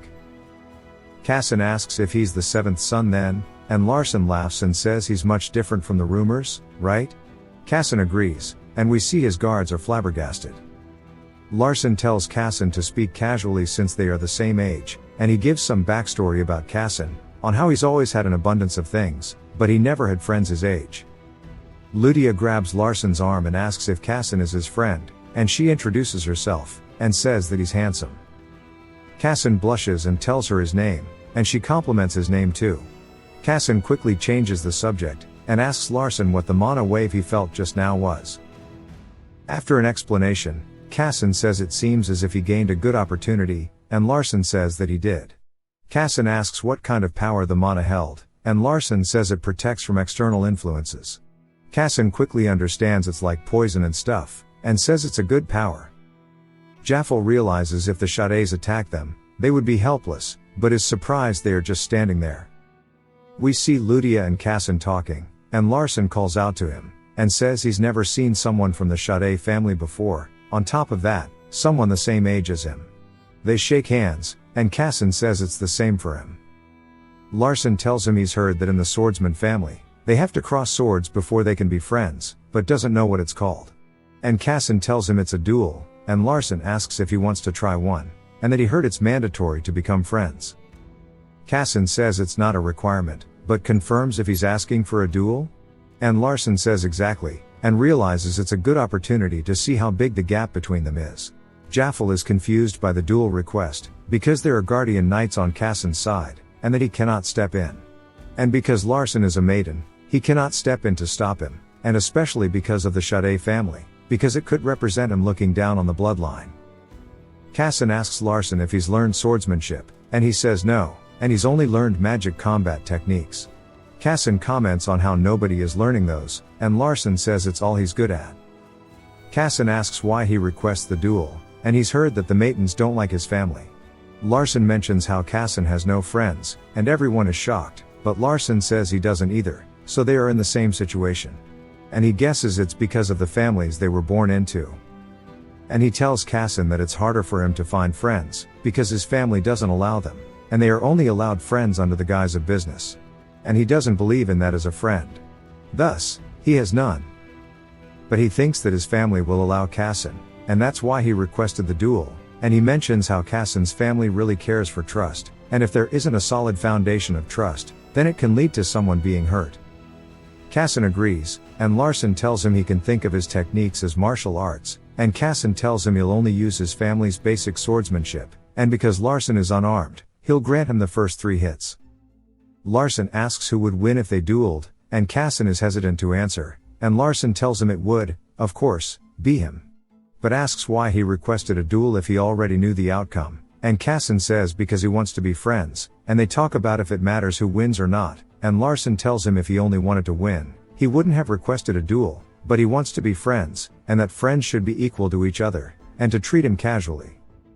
Kassan tells him he has no intention of insulting him, and Larson tells him he's going to do his best, so he wants him to do his best as well. The duel starts, and we see Kassan thrust his sword at Larson, but flow slowly activates, and he sidesteps it, and he jumps backward to create space. Larson charges back in, but is stopped by another thrust from Kassan, and Larson wonders how to close the gap so he can use his techniques, but if he goes in too close, he'll be in Kassan's range, and if he doesn't try to go in then he'll continuously be attacked, and he's expected as much from Kassan, but now he's able to kind of read his attack trajectory. He rushes in past one of Kassan's attacks, thinking it's a feint, but realizes it isn't, and Kassan changed it to a real attack, but it's too late to dodge, so he has to tank the hit. He blocks it, and we see him kneeling in pain, and Kassan points his sword at him, to which Larson admits defeat. Jaffel is shocked, but is glad it ended without any problems. Kassan asks Larson how his arm is, and he tells him it's fine. Kassan comments on his defense, and that he was surprised by the sparks from when he hit him. Larson is confused about what he means by sparks, and thinks maybe Ludia did something. And Kassan explains to him that his sword is of high quality, and can cut steel. Larson is shocked because it hit his arm. Kassan tells him he tried to lower the power, but is still surprised by his defense, and Larson thanks him, and says he knew he would lose because of their gap in ability. Kassan stretches his hand out to Larson, and says others find it hard to approach him, and Larson says it's because everyone is weaker than him, and it's not strange for the weak to find it hard to approach him, and Kassan asks if that makes him strange then, and Larson says he just felt as if he could trust him, and Kassan laughs saying he's never met anyone like him before. This reminds me of the fox and the hound. Kassan says it was nice meeting him, and tells him they should meet again, and disappears. The status window appears again, mentioning that an unexpected variable has occurred. As he wonders about it, Jaffel asks him when he learned fire magic, but Larson doesn't know when he used it, but realizes the fire energy near his heart isn't strong. But it's still there, and that it contains fire energy. He analyzes the fight with Heavenly Eye, and we see that he uses fire mana to help block Cassin's attack, and that the water from the Grail fused with his cultivation technique, but is confused because it should be impossible to fuse an element with a combat technique, and even if it was possible he'd have to be an advanced mage like Persia, and even then it would suck. Jaffel asks how he did it, and Larson says he doesn't know, and Jaffel is confused about how he doesn't know, and thinks that he actually does, but doesn't want to tell him how, and he wonders if he planned beforehand to meet Cassin. And if his plans are this developed, then he must be getting help from someone else like Persia, and he realizes he better play his cards right. He tells Larson he'll take him back to the maiden family, and we see Ludia yelling at Larson to take back his words, and he wonders what she means, but recalls that he told Cassin he has no friends. She tells him she thought of him as a friend, and he tells her she's his friend too, and she asks why he told Cassin that then. And he tells her he made a mistake. And she says as long as he means it, then it's all good. And she tells him that she'll forgive him this time because he forgot. It cuts to Larson having dinner with his mother, and Larson asks his mother what his father is like, and we learn he has no memories of him, because Larson never met him previously. She tells him that he's lonely, which shocks Larson, and we see on the status window that his father loves his mother. And we hear a voice saying, "I'm lonely, huh?" And a portal begins to form on the wall, and a man emerges from it, and it is Larson's father Decatra. They both greet him, and Larson comments that the air has gotten dense from his appearance, and that it makes it hard to breathe, and that his body is afraid of him. His father calls out to him, and says he heard something terrible happen to Larson and his brother, and Larson says yes. His father asks why he did it, and Larson says because his brother was attempting to push him with his fist rather than magic. And he felt as if the honor of mages was being ruined, so he responded using the commandments of mana. And he wanted to end the fight quickly, and because his brother is a mage, he wasn't fatally injured, and he tried to bring his brother to his senses. And he doesn't think the succession war is simply about spilling blood, and he doesn't believe his siblings as enemies, but rather the Grandel family and the Sade family are the enemies. His father says he likes what he said, and Larson says that the sixth brother should be thankful for the experience he gave him in fighting a martial artist. Decatra comments on how he had no expectations for Larson, but compared to the sixth son, he's much better. Larson says if his brother holds a grudge, he has no right to be a maiden. Larson wonders if what he said is enough, and that he's scared. And we learn that the only person his father has loved was his mother, and the reason Larson was able to survive until 17 previously was because of his mother, and Larson says it makes sense, because while it wasn't stated in the novel, his mother would die from Blue Dot later, and when she died he died too. And because Larson was so weak previously, he was of no use to the family, and they were banished from the family because he didn't want the only wife he loved to be harmed, because the other mothers knew he loved her. And he realizes if he continues to act like a decent human, and if he's able to protect his mother, then everything will change. He tells his father he plans to do his best, and they talk about how magic techniques are weak, and a waste of time, but Larson tells him he will become capable enough to support him, and while his magic has limits, he himself doesn't, and that he carries his blood, so he will climb higher and protect his mother. His father lets a slight smirk out, and it cuts to Hampton and Larson reading a note from his father, and it's an invitation to a banquet, for the 10th year ceremony. Which is when a member of the maiden family becomes 10, everyone gathers and enjoys themselves, and it is when they receive a physical strengthening magic. It's not just a normal strengthening, but it's when a family member gains an attribute for their mana. We see Larson in a suit, and him and Hera head into the banquet hall. Larson looks at the table and wonders where to sit, and Hera says it'll be opposite of the patriarch. He asks where his mother will sit, and Hera tells him she wasn't invited. We see his brother Carlin yelling out, asking if he is Larson, and he's surprised by how much he's changed, and Larson tells him if he thinks he lost because he let his guard down, then feel free to challenge him again. Carlin tells him he'll trample him soon, and Larson tells him to try it. Persia walks into the banquet hall too, and greets Larson, and asks if he's having fun with the toy he took previously, and mentions how they had a bet, which shocks Carlin, because not only did he make a bet with Persia, but he won too. We see a blonde woman enter the room, and Larson is surprised, and we learn that it's his second sister Ivelia, and while she is gentle, she would do anything for the family. and how she was killed by Kassin, but she is also his first love. She sits beside Persia, and says Larsen's changed a lot, and Larsen begins to feel panicked after seeing his sisters, because he realizes how strong they are and that he's been arrogant.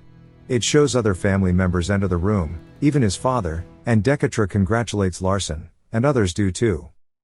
Ivelia stands up and says she's killed some monsters for father, and the other siblings share what they've done. And we learn that Persia stole a pair of wings from a temple, which shocks Larsen, because Heavenly Eye activates and shows him that she slaughtered everyone inside the temple.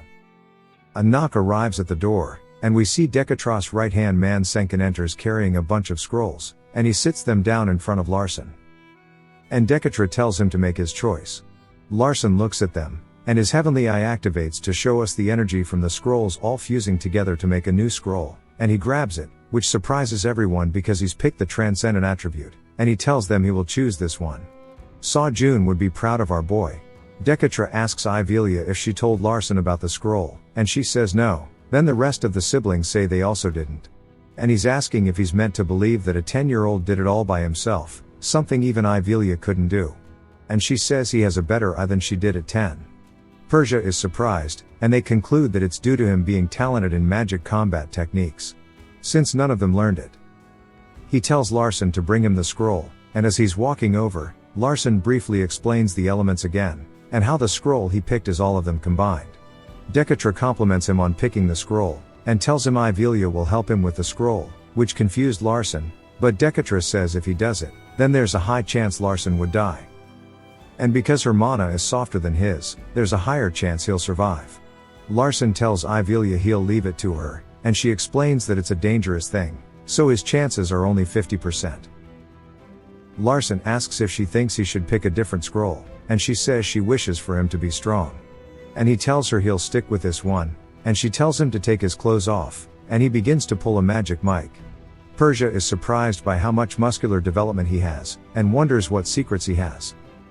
We see her put her hand on him, thanking him for letting her carry it out, and as she goes to start, he tells her to wait, and that he has to tell father something. He tells him if he survives, then do him a favor.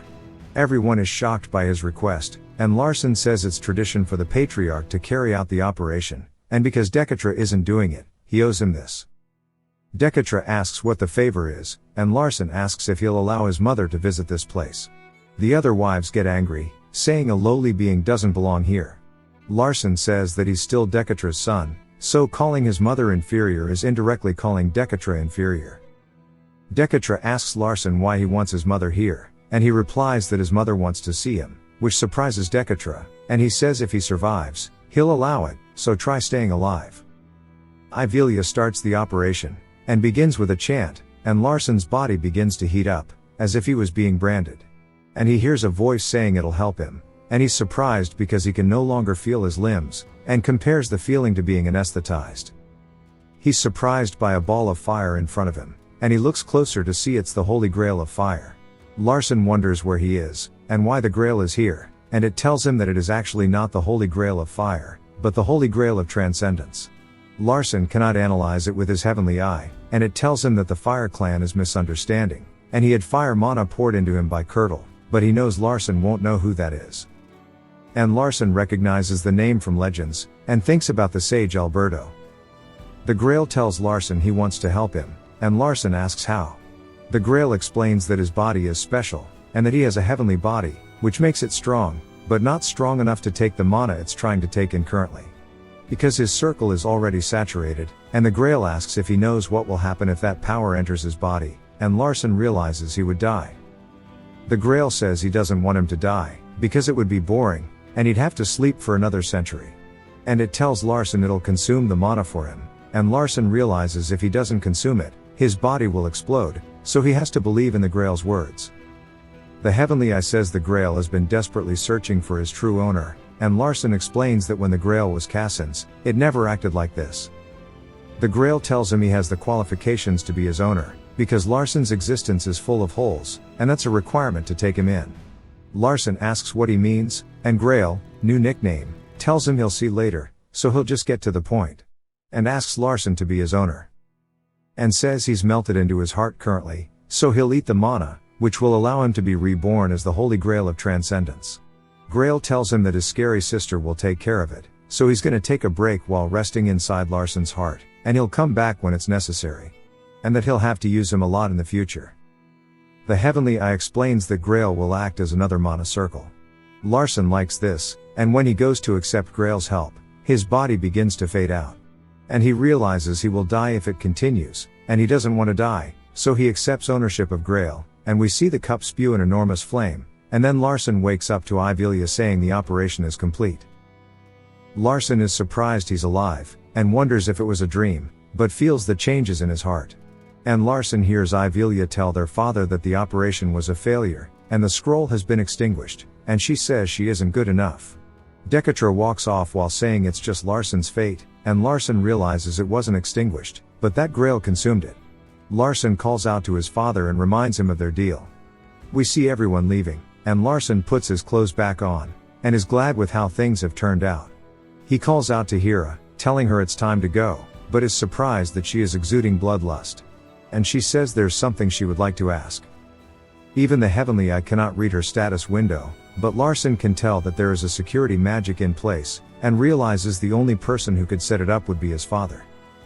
Hera asks him who he thinks hired her, and he tells her he would assume his father did, and when she asks why, he tells her because she's not hiding her aura even with his father being in the building.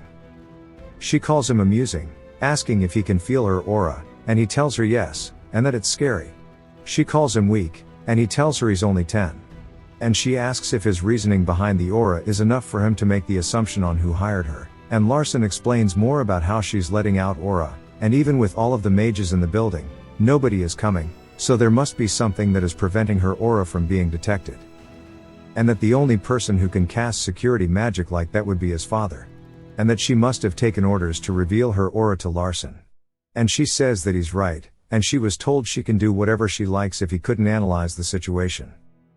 But Decatra said he would need to be able to do this much to prove he is a maiden, and Larson tells her he understands the intentions from all of this, and that his father wanted to test him. Hera draws a knife, and says he is correct. She says she honestly didn't think he would be able to figure it out. Larson asks what she thought would happen, and she says she thought he would piss himself after she released her aura, and says she will introduce herself to him. She says her name is discreet without a sound, but you can still call me Hera. Larson recognizes the name, and we learn she is like the boogeyman. She is someone that almost everyone fears. Even the swordsman's family looked for them as an assassin, but they failed due to there not being any information about her.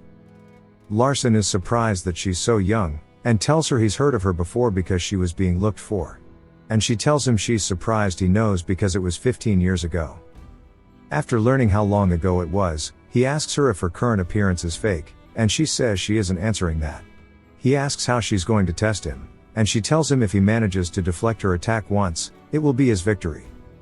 She then disappears, and the Heavenly Eye activates, but still cannot detect her. She says that his father has told her to get rid of Larson if he is too weak, and Larson tells her to wait.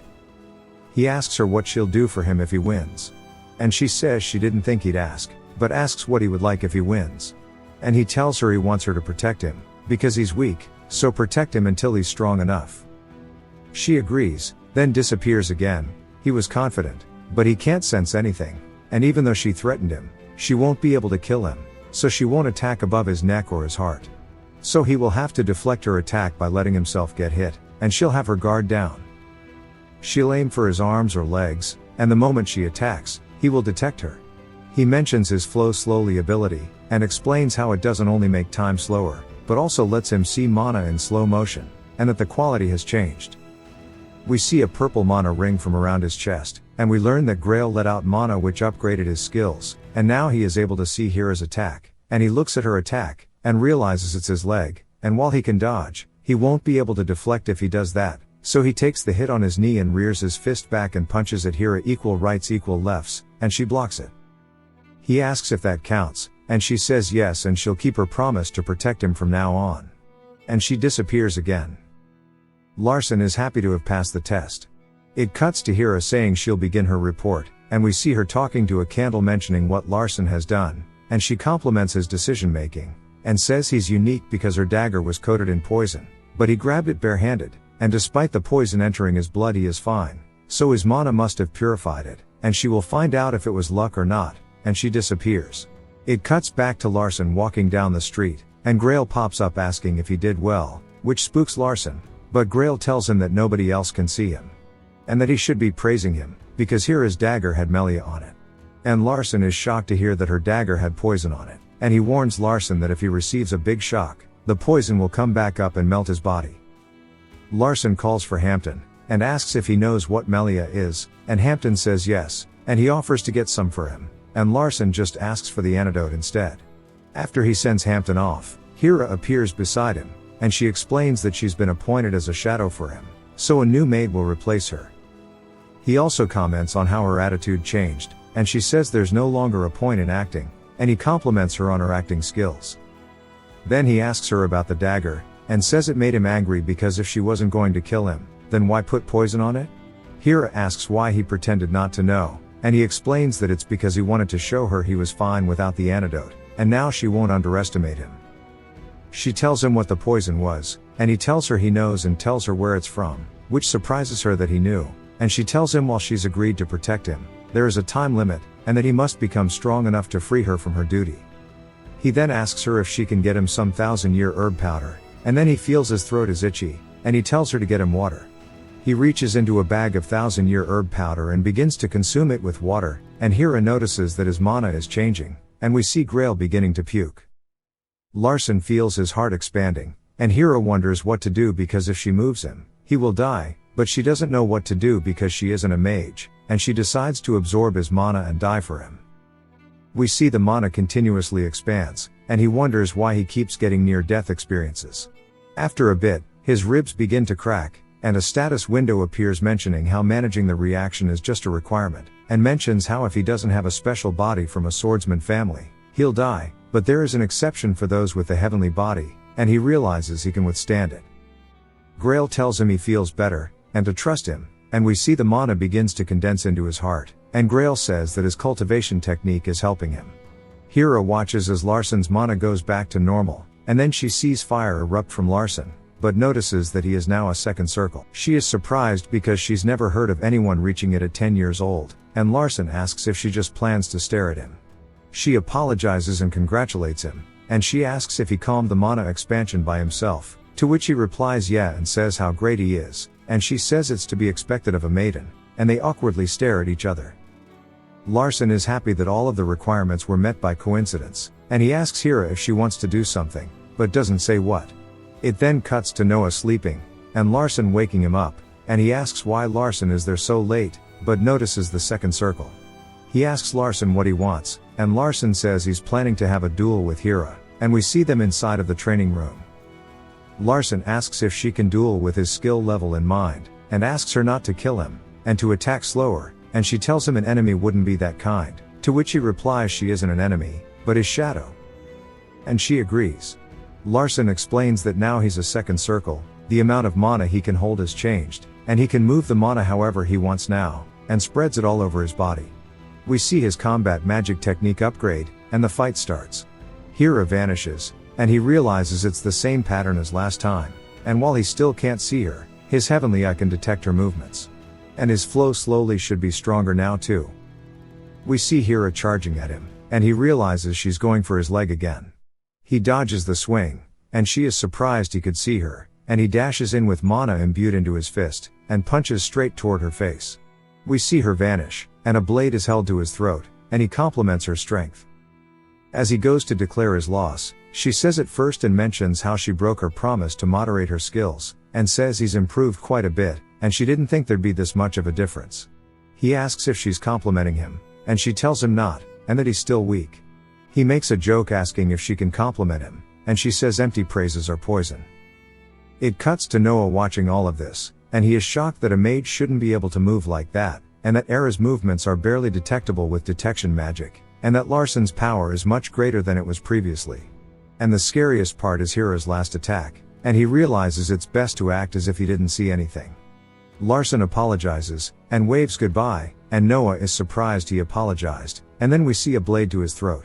Hira warns him to forget everything he saw today, and he tells her he didn't see it because he was in the bathroom. Hira says while Larson is a second circle, he still knew it controlling it, and Noah acts surprised about that too, and she calls him smart, then vanishes. Noah wonders what is happening, and it cuts to Larson training, and Hira notifies him of a letter that has arrived, and as he begins to read it, he falls, and says that the swordsman family sent him an invitation, and he realizes this is a variable. It cuts to Dektra having called for Larson, and we see a flashback of him after receiving the letter, and him telling Hira to alert the main residents, and how he plans to be a part of the succession war now. And he says if he wants to kill a tiger, he must go into its den, and Ludia asks to join, which he allows, and he mentions how Cassin wants to be friends with her too, and she likes hearing that. It goes back to the present, and we see Larson enter a room to see Dekatra and Ivelia, and he decides it's time to rewrite the world he has created. He asks Dekatra if there's an order he wants to give him, and Dekatra says that he must already know why he's called him here. And he asks if it's about the invitation from the Sades. And we see a candlelight flicker, and an explosion of ice magic appears, and an icicle points directly at his throat. He asks Dekatra why he set this up, and Dekatra asks why he thinks he is the one who did it, and Larson says if he wanted him dead, he'd be dead, but he didn't kill him, and he doesn't think he's done anything wrong. Dekatra says the Shades should crawl at their feet, and Larson says he agrees, and they should act like dogs in front of them.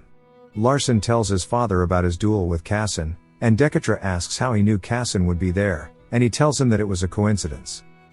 We see Ivelia watching, and she's wondering how Larson has changed so much, and if it was always like this, then that means someone purposefully spread bad information, and she realizes the only person who could have done this would be her father. Larson notifies his father that he will partake in the succession war, and that he knows he can't grow stronger within the family, so he needs to go outside of it to establish his own power. And Dekatra asks if he's bringing an outsider into a war between siblings, and Larson says it's his only chance. Dekatra asks if he's aware of what he's saying, and Larson says yes, and that he's using Cassin to make him his dog, and how a well-trained wolf can hunt a tiger. Dekatra claps back by saying they can also eat their owners, and Larson says if that happens, it's just fate. But he plans to treat him like a dog, and rather than a swordsman, he'll make him a swords dog. This is an actual L of a joke. It cuts to Larson and Ivelia walking, and she asks Larson if he expected everything that happened just now, and he tells her yes, but he didn't know that she would be called too. Larson realizes that Dekatra trusts Ivelia to protect Larson from the Sades, and she says it sounds like he's been practicing this conversation. And she tells Larson that at his age, she couldn't talk like that to father, and she asks Larson if the strengthening ritual really failed? And he tells her no. She replies asking about what happened to the mana from the scroll, and says he can't tell her, because father told him not to reveal it. And she confirms her suspicion that Dekatra assigned Larson as a variable to her, because he wouldn't be able to talk to Dekatra like that otherwise. And if she can't use Larson effectively, then he'll hand him to the other siblings. But since he gave her the opportunity first, she must raise him properly. Larson tells her there's something he wants to show her, and stretches his hand out.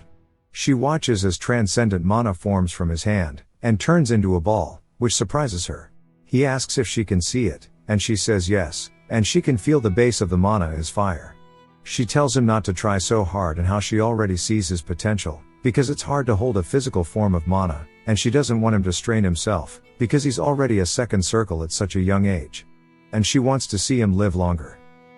She asks what he's planning, and he tells her that they won't be the only family invited, and Ivelia says the Grandels must have been invited too, and Larson mentions how the Grandels' daughter, Rosalind, will probably be there too.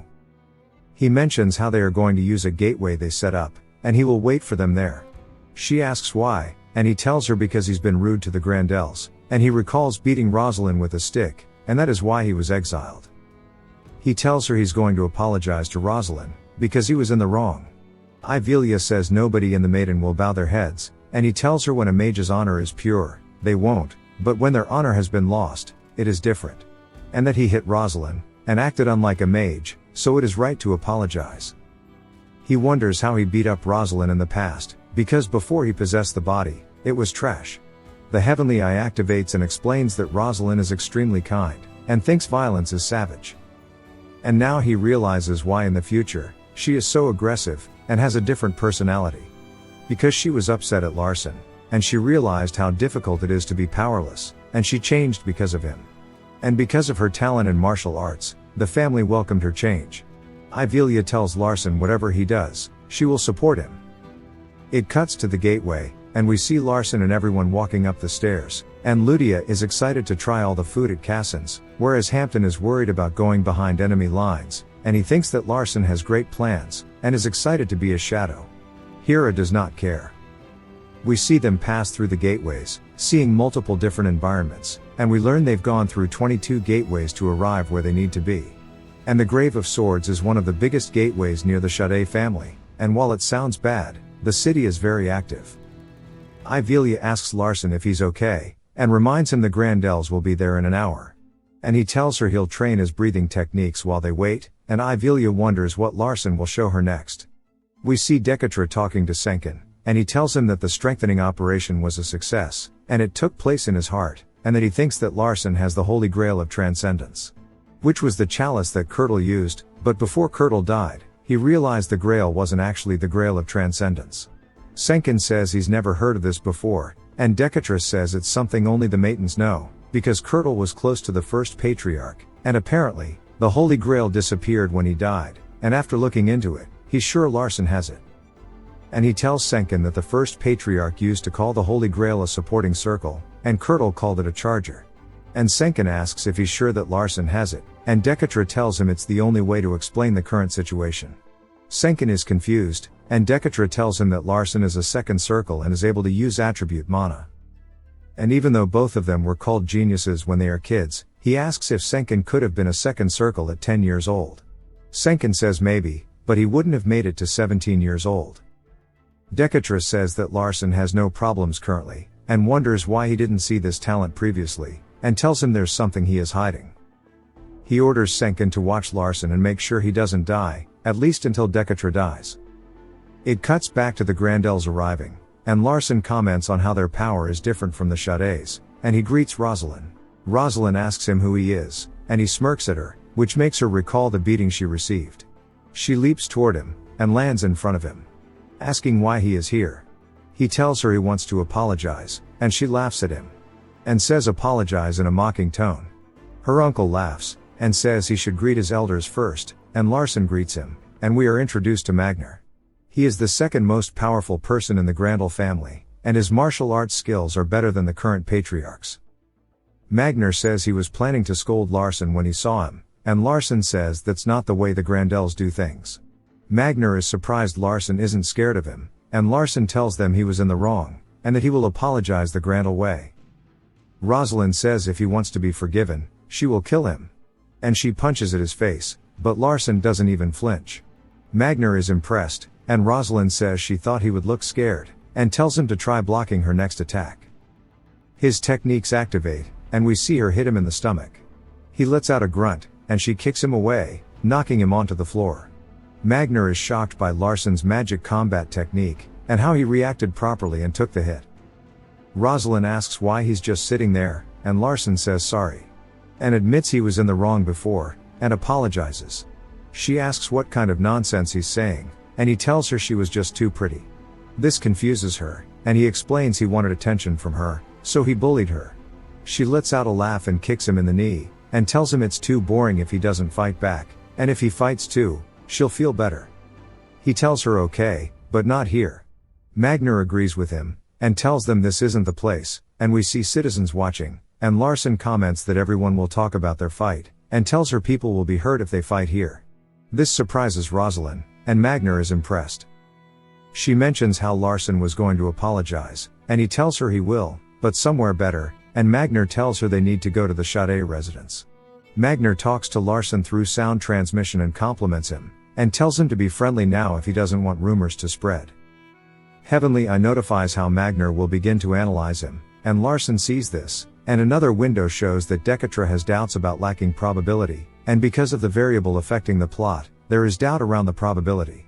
Yeah, a little confusing, and he sees that he has completed 2 requirements, and one of them is succeeding in influencing an important character, and that a new probability is being created and Larson will be given creator's privilege related to probability, and we see multiple numbers form around Larson, and a note pops out from the air, and we see it's Larvian's character information. He wonders why there's so much empty space on the note, and realizes that her setup was incomplete, and he wonders what is the deal with the probability, and why he possessed Larson. and wonders about all of the opportunities so far. A window appears mentioning a time limit, and goes back to where he was. And now he knows that it has a time limit, and he will have to meet a requirement to look at it again. Magner tells him Ivelia is waiting for them, and they head out, and he wonders what will change in the future. Magner tells Ivelia she's gotten stronger since the last time he saw her, and she tells him in another 5 years she will beat him, and he tells her he'll accept any time. She tells him she could do that when she was younger, but not anymore. He comments that when she was younger she would charge at him relentlessly, and burned all of his hair when he was asleep. They laugh about it, and Rosalind greets Ivelia, asking if she remembers her. She tells Ivelia she wants to be strong like her, and Ivelia mentions fighting spirit, and she explains how swordsmen use swords, mages use magic, and martial artists use their bodies.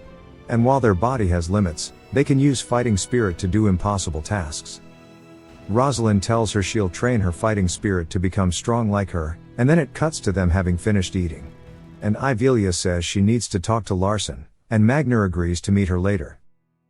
She asks about what happened earlier, and he asks if she means at the gates, and asks if he planned it knowing she would attack him. And he tells her yes, and that's why he went. She said he was planning to resolve her grudge, he should have offered to resolve things at the arena. He asks if she's trying to figure out why he used his magic combat technique, and he says it's because Magner was there, and that he's probably thinking about how he used the combat technique effectively. She comments on how Magner would properly analyze Larson's technique, and since Larson has a bad reputation he probably realized that Larson either changed or was raised to become a variable, and since Larson doesn't know Magner well it's impressive he created this situation. Larson says that Manger probably thinks that he's a variable, and that he'll want to know about him. This surprises her, and she recalls Decatra telling her to make it obvious that he's a variable, and she understands why now. Because Larson's ability to plan things out is excellent, and since he's only 10 his potential is greater than anyone's. So regardless of Decatra's order, she wants him to be one of her people. She tells him how she met Magner when she was 14 traveling as a pilgrim, and mentions how everyone in the Maiden family does it. But she didn't know who he was back then, and if she did she would have tried harder to kill him. And he comments on how her expression looks warm. She says that he told her to kill him if she was upset, and he'd give her 3 chances. He comments on how it seems like her memories of Magner are good ones, and she tells him that Magner is a very curious man. Larson says if he's curious about him then he'll approach him, and he thinks he will learn a lot from him. She tells Larson they still have 30 minutes, and tells him there's a lot to see in the city, since it's a commercial city. Larson asks if she's been to a lot of them, and she says yes, but they've been destroyed because of her. He grabs her hand, and tells her he'll lead the way and they walk down the beach together. It cuts to the Grandels, and Magner is thinking about how Larson has changed, and how that's impossible, so his image was purposefully distorted. And he wonders what the big plan is, and how there is something he's not aware of yet. And that the Grandels are weaker than both of the other families, so if something happens they will be swallowed. And if Larson is at the center of their plans he will figure out what it is. We see everyone enter a portal, and Magner says a portal opened by Ivelia is an honor, and she reminds him she still has 1 chance left. They go through the portal, and Casson calls out to Larson and Ludia. Casson and Larson start talking to each other, and Ludia runs up and separates the two and tells Casson she is closer to Larson. And Casson tells her he doesn't think there are ranks in friendship, and since they've decided to be friends, that's what is important. Because of her smooth brain, she is lost. Get her a map. She tells Casson she is the closest again, and he responds by saying they'll be friends too, and they shake hands while she says she'll be his friend. Rosalind steps forward, telling Casson not to forget about her because she was invited too. Casson bows his head and apologizes. He tells her it's an honor to meet her, and she says he can speak casually to her. She gets annoyed by him talking to the others casually, but not her. Magner watches and is surprised by the dynamic Larson has created, and pretty much compliments his slyness. Larson asks Casson for a favor, and asks for him to provide a place so he can duel Rosalind, and we learn that having some of the renowned families present, it will become Larson's debut stage. It cuts to Casson's father, Karsha, asking him what he thinks about the duel, and Casson says he's envious, and Karsha says dueling with friends is fun. Karsha mentions how he's a scoundrel, and Casson says he's actually a good guy, and would even make a great rival. Karsha is surprised would consider him a rival, and Casson says he is currently stronger, which Karsha likes. And he realizes Larson's information was distorted, so he is a variable created by Decatra. He asks Casson who will win, and Casson says Larson, but then says Larson will lose because he has a soft heart. Karsha says he'll attend the duel, so introduce him to everyone. The next day at the stage, we see Rosalind and Larson getting ready, and Larson realizes he needs to show everyone what he's capable of, since it's his debut. Rosalind tells Larson she's starting, and dashes in toward him. Flow slowly activates, and he dodges to her side. She realizes this and leaps into the air, and kicks Larson. She intended to break a few bones, but he took no damage. Magner and Ivelia are surprised, and Rosalind tells him not to get arrogant because he blocked it due to luck. She kicks him again, but it is blocked, so she goes in for a punch, to which he blocks again, and swings back at her. She leaps backward to create space, and we see she is out of breath while he hasn't even broken a sweat. Everyone is surprised by this, and they realize that the rumors about Larson were all made up, and they believe he's received strict training from the Maiden family. Rosalind wonders why he's only defending and creating space, and Magner thinks about the fight and how Larson is taking advantage of Rosalind's openings, and taking hits while receiving minimal damage, and says that it's not possible unless he is much more skilled than his opponent, and even with magic combat techniques being weak, he is stronger than most martial artists. And the reasons he wanted the duel was to demonstrate how magic combat techniques can be strong, and to show the power of the Maiden family. Karsha says it seems like he and Magner are having similar thoughts, and they agree that Larson has been raised in secret. But wonder why he wanted to show his skills here, and Magner says it's because he wanted to show that his techniques are usable in a real fight. And that he probably knew that the spectators would catch on to all of this. Ivelia is happy, and Casson is surprised by the duel. It goes back to the fight, and Rosalind asks Larson how long he plans to be on the defensive, and he tells her until she's not angry anymore. She says if that's his plan, then to act tired at least. She activates her fighting spirit and punches Larson straight in the stomach, causing him to cough up blood and collapse to the floor. She asks why he didn't dodge, and he tells her it seems like she wanted him to take at least one hit. She asks what kind of duel this is, and throws a potion at him, telling him to drink it. She tells him it's her loss, and she tells him she used her fighting spirit, and she tells him she'll forgive him, and she won't hold any grudges, and he thanks her. Casson runs over, and we see he is inspired by Larson's duel. He tells Larson he can see he's improved a lot, and he's happy by his friend's growth, so he requests a duel with him. Larson tells him he appreciates it, but he's tired from his duel with Rosalind, and that he wants to duel him at his best condition. Larson thinks if he duels him currently, he wouldn't make it, and Casson asks if he wants to have a duel tomorrow, and Larson agrees. Larson walks over to Rosalind, asking for a favor, and she asks if he's going to humiliate her. He tells her he felt something when she hit him, he's not sure what it is exactly, and asks for her help, saying it will make him stronger. She stares at him, and asks why she should help him. He replies by saying to think of it as a debt for later. Rosalind looks sad as she thinks about how she constantly thought of revenge, but now it is all ruined. Her thoughts are interrupted by Magner telling her to give it a try, because doing a favor for a maiden publicly isn't a bad idea. Rosalind says she'll only help him once, and to make sure to repay her. Larson says he'll swear on the name of a future mage, which shocks Ivelia because it means he's publicly saying he will participate in the succession war. Rosalind asks if she just needs to hit him like earlier, and he says yeah. She says it isn't her fault if he gets hurt and punches him in the stomach again. Larson can notice a reaction of the mana moving in response to her fighting spirit. She asks if that's all, and he tells her to hit him again, weirdo behavior. She punches him again, and Magner watches and wonders what is going on. Karsha asks Ivelia what Larson is doing, and she explains that his mana is reacting to her fighting spirit, and she doesn't know exactly what it is, but it's definitely there. Rosalind asks Larson if he's okay, and he's sure now that it is his transcendent mana, but he's confused because he wrote that fighting spirit and mana doesn't mix, in the story, which means the probability is decreasing. Due to him noticing it, a notification appears, saying he can fill in the lacking probability, and he realizes that there's more for him to do than just survive. The setup book he saw previously appears in his hands, and time stops for everyone except him. The pages begin to turn, and he can see that it mentions how mana and fighting spirit do not mix, but in their duel, Larson's mana reacted to it. He sees the reason is blanked out, and he wonders if he is meant to fill it in.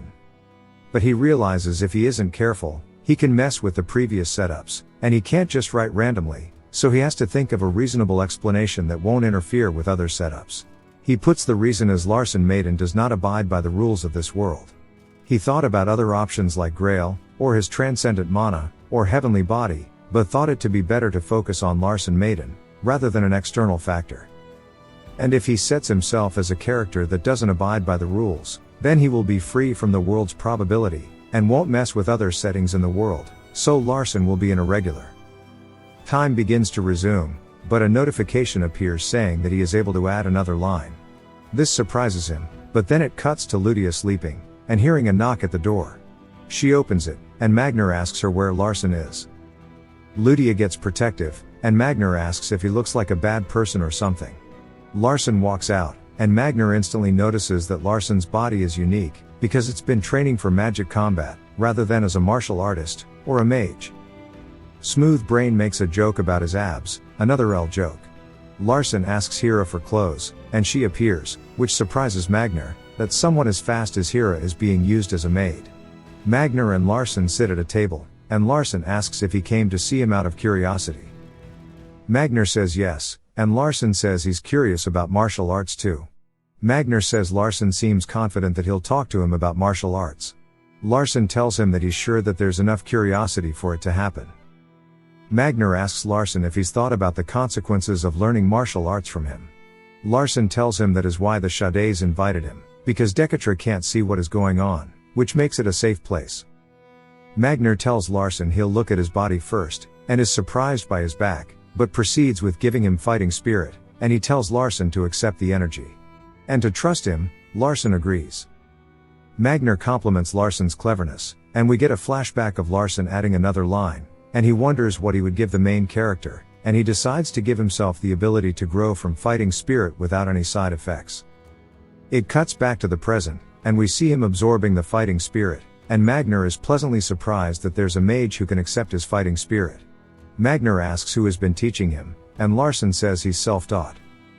Magner says it's the first time he's seen a body like his, and he asks Larson if he's acknowledging a maiden using fighting spirit, and Larson says yes, and he should learn what can be learned. Magner is surprised that a maiden who hates anything other than mages is accepting this, and asks Larson if he's really pureblood. Larson says yes, and Magner laughs, and asks Larson what he wants. Larson asks for him to become his mentor. Larson says he's sure that there's a relationship between his techniques and martial arts. And that with fighting spirit magic, combat techniques can truly shine, because it's what they were lacking. Magner asks if he said mentor, and Larson says yes. Magner asks if he thinks the Maidens would allow it. Larson says he'll make sure they do. This shocks Magner, and he asks who he is, and Larson tells him a mage who wants to learn martial arts. Magner tells him that's crazy and asks if he understands what he's saying. Larson says while it may seem as if the Maidens are bowing to the Grandels, but if he were planning to reject his offer, he would have done it already. Magner realizes he lost, and Larson asks if he's interested in magic combat technique, and Magner says he's interested in Larson specifically. Larson tells him that it is most efficient when combined with fighting spirit, and it will be his own martial art. This excites Magner, and he realizes Larson planned this from the start, and Larson says he knew that he was paying attention, and he says while he wanted Rosalind to stop being angry at him, he wants to create a new martial art. Larson tells Magner his plan is to stay at Sades while they keep him safe. Magner tells him the others will think he's a hostage, and Larson tells him it doesn't matter because he's a brat, but he's sure his father will reap benefits from it too. Magner tells him it sounds insane, and he can't tell if it's because Larson is a maiden, or just a freak. But he'll find out by himself, and he'll take him as an apprentice, and he'll take this chance to discover everything the Maidens have prepared, so take this chance and learn everything he can. It cuts to Hampton eavesdropping on the conversation, and crying while misunderstanding Larson's intention, and thinks he is trying to create a world with the three great families united. Hira hands him a handkerchief, but it scares him. And he tells her she's going to give him a heart attack. She makes a joke saying if he dies that easily, he isn't qualified to be a shadow, and Hira informs him that Larson will go back to the main family to make an official request, so they might have to risk their lives. Hampton says that is fine because it's a shadow's duty, and Hira asks even if the patriarch punishes him, and Hampton says he will protect Larson, because he is his light. And she disappears again. It cuts to Larson talking to Ivelia. There is something he needs to tell her. She tells him to say it later, because these minutes are too precious, to say something too important. He asks her if she likes the flowers, and she says people are attracted to beautiful things, and he says he thought magic would be the most beautiful thing to her. She tells him it used to be, and we see her having a bad flashback of her melting some people's skin off, and she says it became the most brutal thing to her. And at least the flowers do not harm people. Larson tells her he'll gift her a bouquet of flowers next time, and she tells him hearing those words make her heart flutter, and she decides to listen to what he was going to say earlier. He tells her he plans to stay with the Shades, and she asks if he wants to become the patriarch, to which he quickly turns down, and says she can use her special ability to check if he's lying. She says alright and speaks enchantment table to cast her skill, and she tells Larson that he's sincere and asks what made him so eager then? He tells her he wants to live, and she asks what he means. He tells her that even the sixth brother is trying to kill him. She says the war is brutal, but they wouldn't take their own sibling's life. Larson tells her that even their father eliminated his siblings to claim the position of patriarch. She says even so, why do you want to stay here? And he tells her he wants to become stronger so he can live.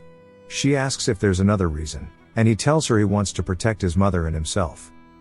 This touches her, and we see a flashback of how she unconditionally loves her family, and for their sake, she is either good or evil, and she kills a child when she doesn't want to, but because it's for her family, she has to.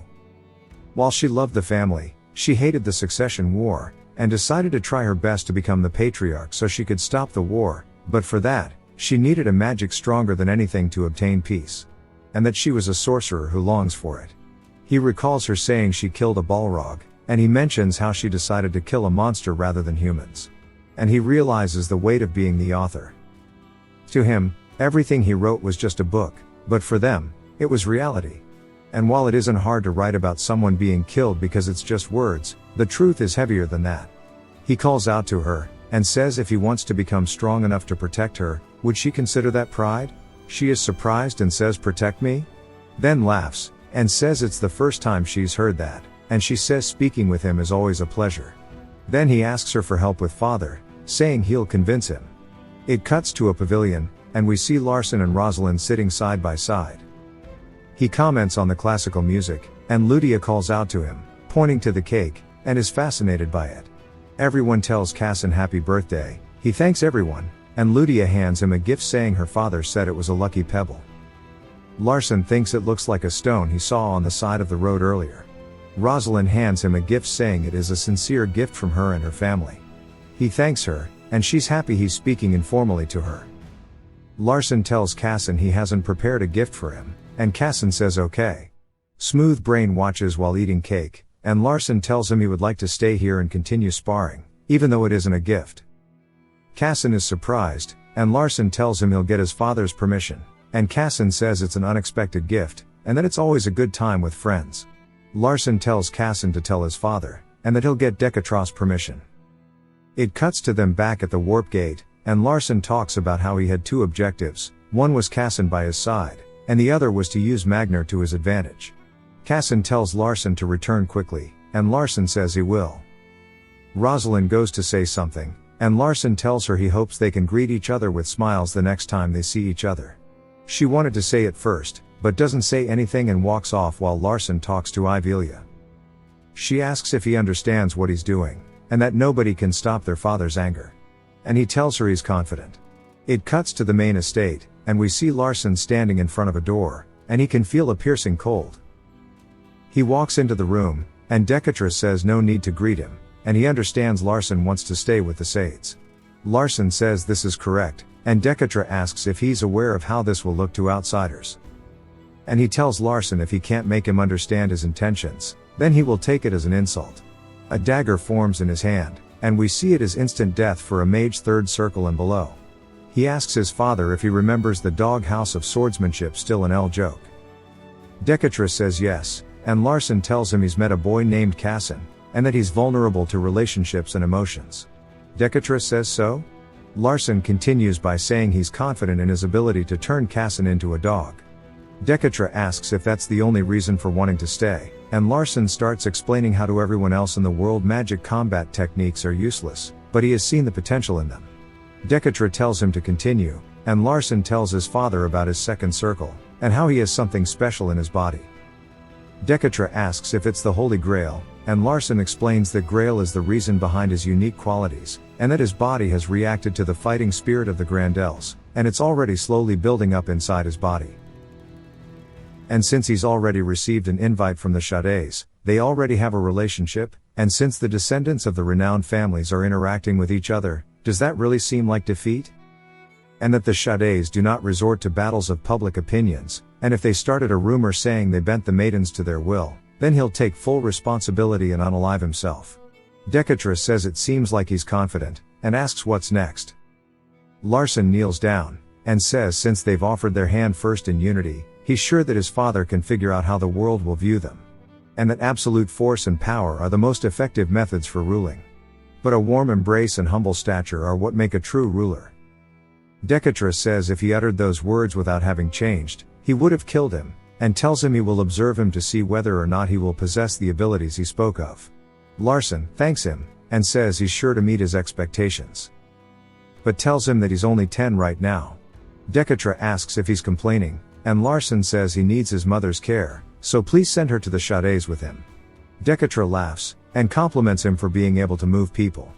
Decatra is pleased with him, but thinks it's unfortunate that his talent is magic combat, but finds it strange that nobody recognized him early on. Larson gets another status window mentioning how Decatra is suspicious of the probability of the world, and that it has partially collapsed. Larson is worried, because if it fully collapses, he will be obliterated too. It cuts to Ivelia reading in her office, and receives a knock at the door. Persia enters and asks why she's reading a book on basic magic. And Ivelia tells her it's nothing, and we learn that she's reading Alberto's magic book that Larson read. Persia says she wanted to tell her something, and Ivelia tells her she won't beat around the bush, and she plans to take care of Larson. Persia says it's funny, because she came to say the exact same thing. Ivelia wonders if father gave her a chance, and wonders if it's a matter of who can take the variable into their hands. Ivelia tells Persia it's none of her business. Persia says she called dibs on him a long time ago. Ivelia claps back by saying she'll act according to the commandments of Mana if she doesn't cooperate. Persia mocks her and says she'll fail, and tells Ivelia she's had several opportunities to injure her severely, and gives some examples. And if it were her, she would have made her crippled, but she didn't do it. Ivelia says that's her misunderstanding. Persia asks if it's really, and we see a massive light emerge from her office. It then cuts to Persia coughing up blood, calling her soft. Ivelia puts her heel on her. Persia asks why she's so interested in Larson, and Ivelia tells her she won't answer that. Persia says the way she's reacting is making her want Larson more, and Ivelia asks why she wants him. Persia says it's because he's cute, and Ivelia tells her to quit playing around, and pushes down on her. Persia says she heard he reached second circle, and there must have been a reason his body is so muscular for a kid, and that she hired a shadow to follow him, and the shadow went missing. Plus, Ivelia is suddenly interested in him. Ivelia realizes that Persia came to see how she reacted. Ivelia tells her to get up and that the elders will come soon because of the mana they released. Persia comments on how Ivelia's reaction only makes her want Larson more. It cuts to Larson eating with his mother, and he comments on how having Hera around means the chance of an assassin killing him is way lower. After he thanked Hera for the food, she says, of course, and that he must eat a lot while growing. He finds her reaction suspicious, and he analyzes the food to find poison in it. He asks Hera if there's something special in the food, and she says not really. Hera has a flashback, and says she used to eat sock in the poison, since she was a kid, and Larson says maybe not something special, but poison, maybe? Hampton cries and gets on all fours, saying it's all his fault, and Larson tells him to explain first.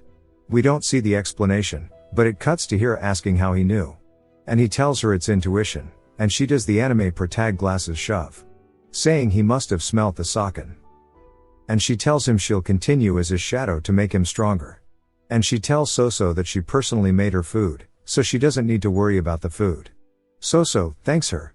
It cuts to Larson lying in bed with Grail telling him he's here, so that type of poison is irrelevant. Larson says that even with him saying that he looks drunk. Ludia comes to his door, and asks him when they are leaving, and he tells her in the morning. She asks if they can go now, because she wants cake. He tells her they can't go through the gates right now, and she says really? And that she will sleep right now, because tomorrow will come, and she falls asleep instantly. Larson calls out to Hira, and he asks her to move Ludia without waking her up.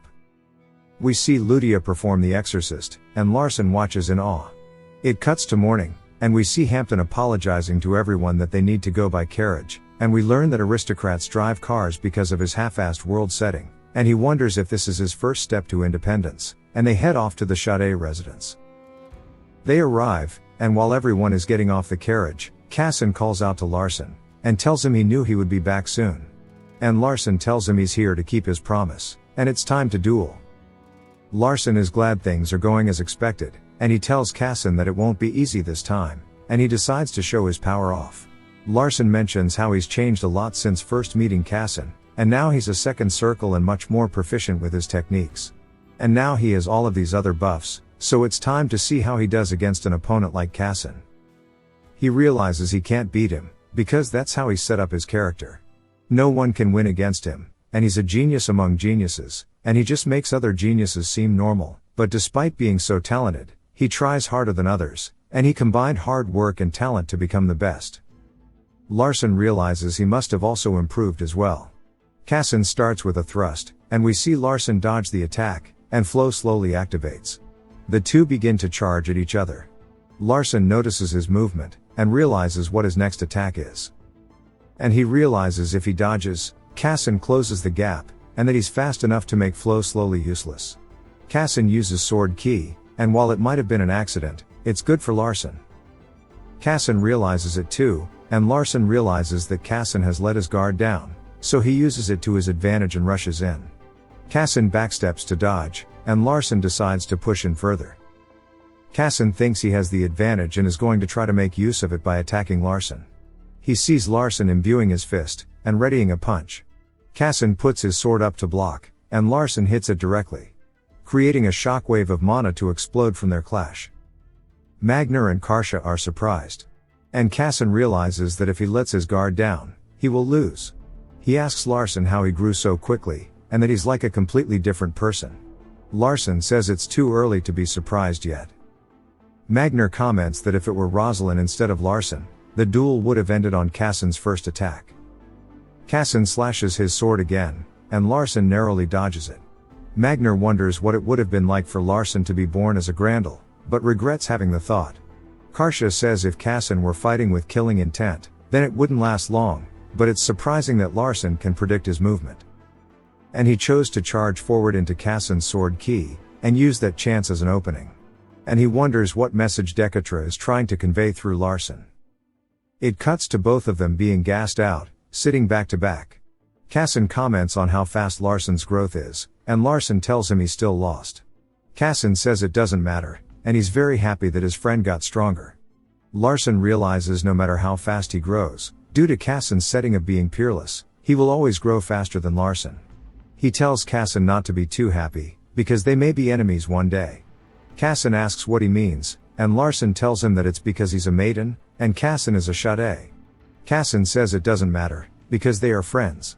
Larson replies that while he will continue to think of him as a friend, they cannot be free from the world in which people fight for power. Their conversation is interrupted by Karsha complimenting them both, and saying he's proud.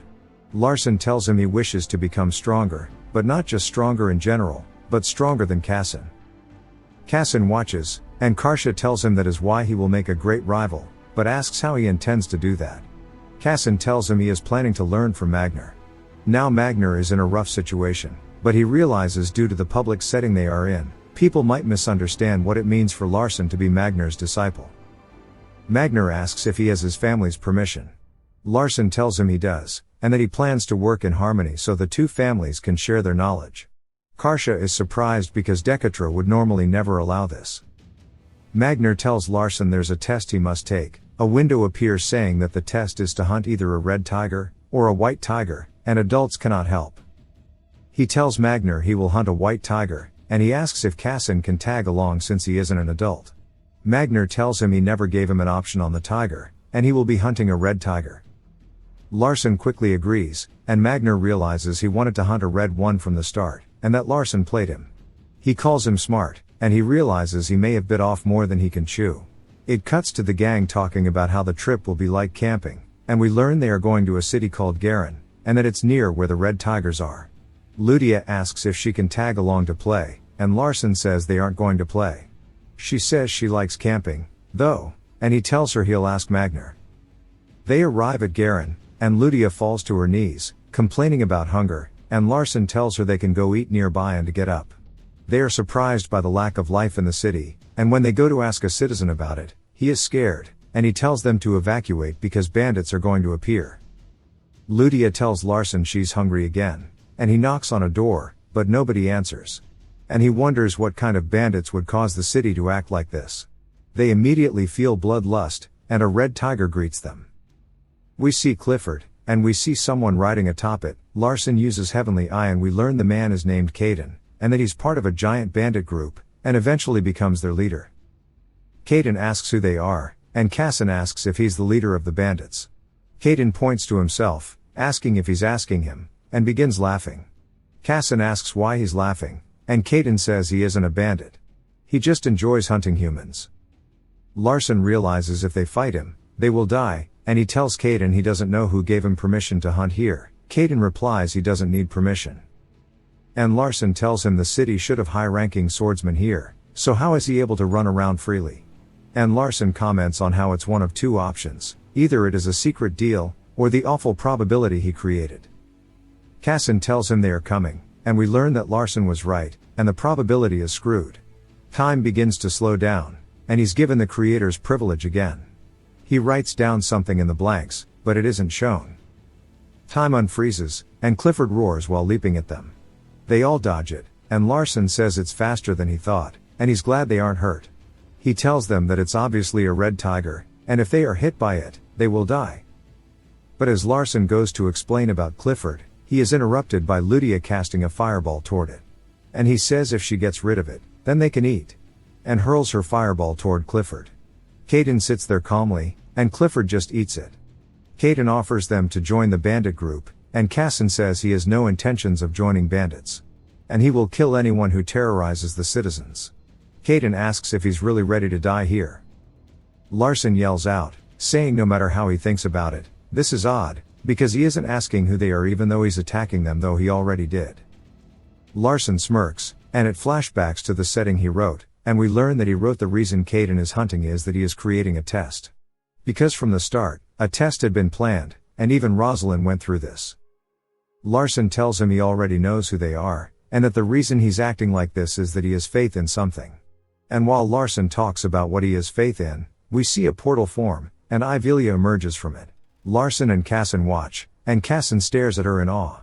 Larson says he knew things were strange, because things were going too well, because the managers in charge of gates are third circle magicians, so it wouldn't make sense for bandits to be able to harm a maiden business. And it's even stranger for everyone to lock their door and run away. And that Caden isn't even a famous villain yet, and he might not have even hunted a human yet. And that a city like this isn't one where you can do these things under the guise of a test, unless it isn't Garen, but a fake subspace, and the only person who can do that is Ivelia. She asks when he noticed, and he tells her when everyone began hiding, and she asks if the fight with the tiger was for show, and he tells her yes, and he should show motivation for the test. She asks what Magner thinks, and he tells Larson he's passed. Caden jumps off Clifford and says as expected from the renowned families. And he kneels, apologizing for his rudeness, and Larson tells him not to worry about it. Magner thought Casson would be the leader of Larson's little group because he's the strongest, and that it would be fun to teach him. Casson asks if the exam was to test if they would be afraid in front of an enemy, and Magner says yes. Casson says that must mean their guardians are nearby too, and Larson activates Heavenly Eye, and we see he is right. Larson is surprised by Casson, and says if he weren't the author, he wouldn't be able to handle this situation at all. And he would have probably passed out from Clifford. Magner asks Casson if he attacked the tiger because he trusted his guardians, and Magner says it's not a good answer. Casson further explains that a wise man is not one who is alone. And if someone is only strong alone, they cannot obtain proper victory. And even if he is lacking, if he has trustworthy people by his side to make up for where he's lacking, then he would be living a meaningful life. Larson comments on how Casson isn't embarrassed to say he's weak, and says that those Kassan trusts are his power. Ivelia says that's not something a maiden would think, but hearing him say it makes her heart wrench. Larson gets a notification saying a variable has occurred, but he cannot see it because his proficiency isn't high enough.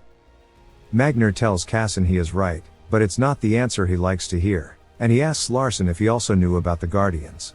Larson, of course, because he shouldn't be injured on this excursion, because it would hurt the dignity of the Shades, but give the maidens an opportunity. Ivelia asks about it, and she says it would be an insult to the maidens, and how would him being in danger be an opportunity for them? He tells her it's because he's not her, and that he isn't important in the family, and just recently, he was living trash, and if someone like that were to get injured, it would benefit the maidens, since he's weak. And that the maidens could use the incident to threaten the Shades. Ivelia wonders if this is how a child should think of his family, and he tells her not to misunderstand, and he's just speaking from a logical standpoint. She hugs him, and tells him he is still a maiden, and it's hurting her to hear him say such words, and she hopes the name doesn't weigh down on him too much. Larson thanks her, but notices Kassan is shaking his fist. Kassan yells out, saying he will be Larson's family, and that he can be much warmer to him. Larson is confused, and Ludia jumps onto him and tells him she's hungry. And now the exam is over, they can eat, right? He tells her yes, and it cuts to a few days later.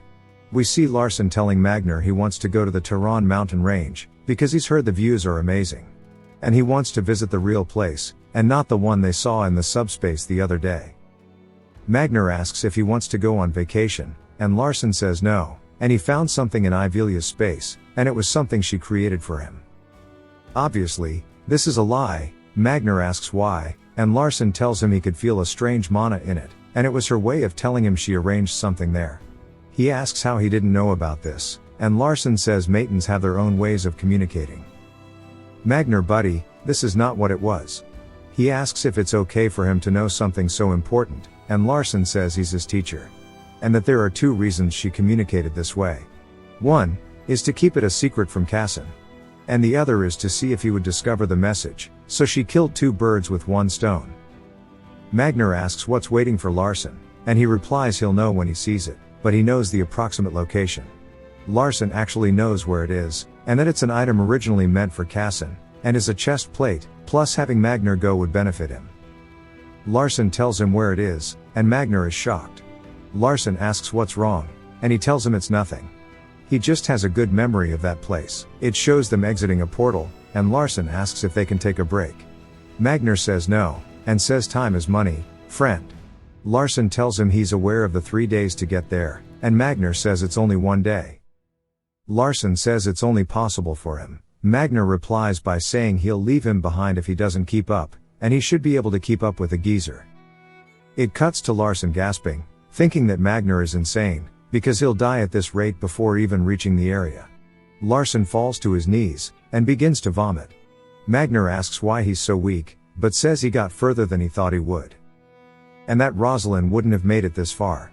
He asks Larson how he expects to be his student when he's this weak, and Larson asks if he's gonna take back what he said in front of the Shades. Magner is surprised because Larson's breathing is back to normal, and imagines how it would be if Larson had his fighting spirit unlocked. They continue walking, and we see Larson watching Magner wondering how he's moving so quickly as if he is the wind, and he has an epiphany and realizes he's been focusing on sending mana throughout his body, but could use it to take in the wind.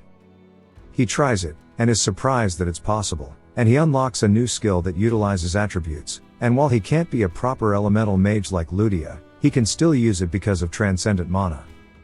Magner watches and smirks. It then cuts to Larson panting on the ground, and he tells Magner any more is impossible, and passes out. Magner is impressed by his accomplishment, and he reminisces about when he was 10, and says this would have been impossible for him at that age, and the same for his brother, the patriarch. But he says that Larson's body will get lighter the more he exerts himself, and then he is woken up due to being dragged by Magner.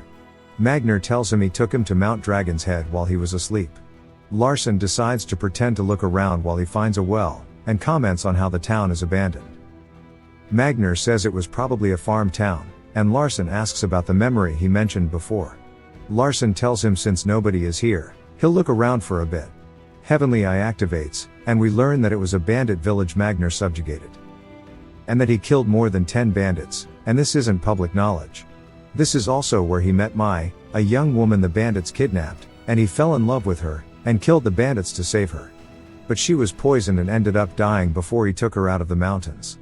Larson wonders if this is why Magner never married, because he couldn't forget his first love. Larson asks if there's anything special here, and says he'll look around for more clues. Magner walks up to the well, and says nobody would pay attention to it, and it's where he threw the bandits' bodies, and he decides to take a look inside. He's shocked to find nothing in the well, and he wonders if someone took them away. But he puts his hand up and collides with a barrier. He realizes the body must be gone too, and wonders if it's to seal in the souls. He decides to break it, but is interrupted by Larson. Larson is glad that he finally found the well. Larson is confused because the well isn't meant to have a barrier.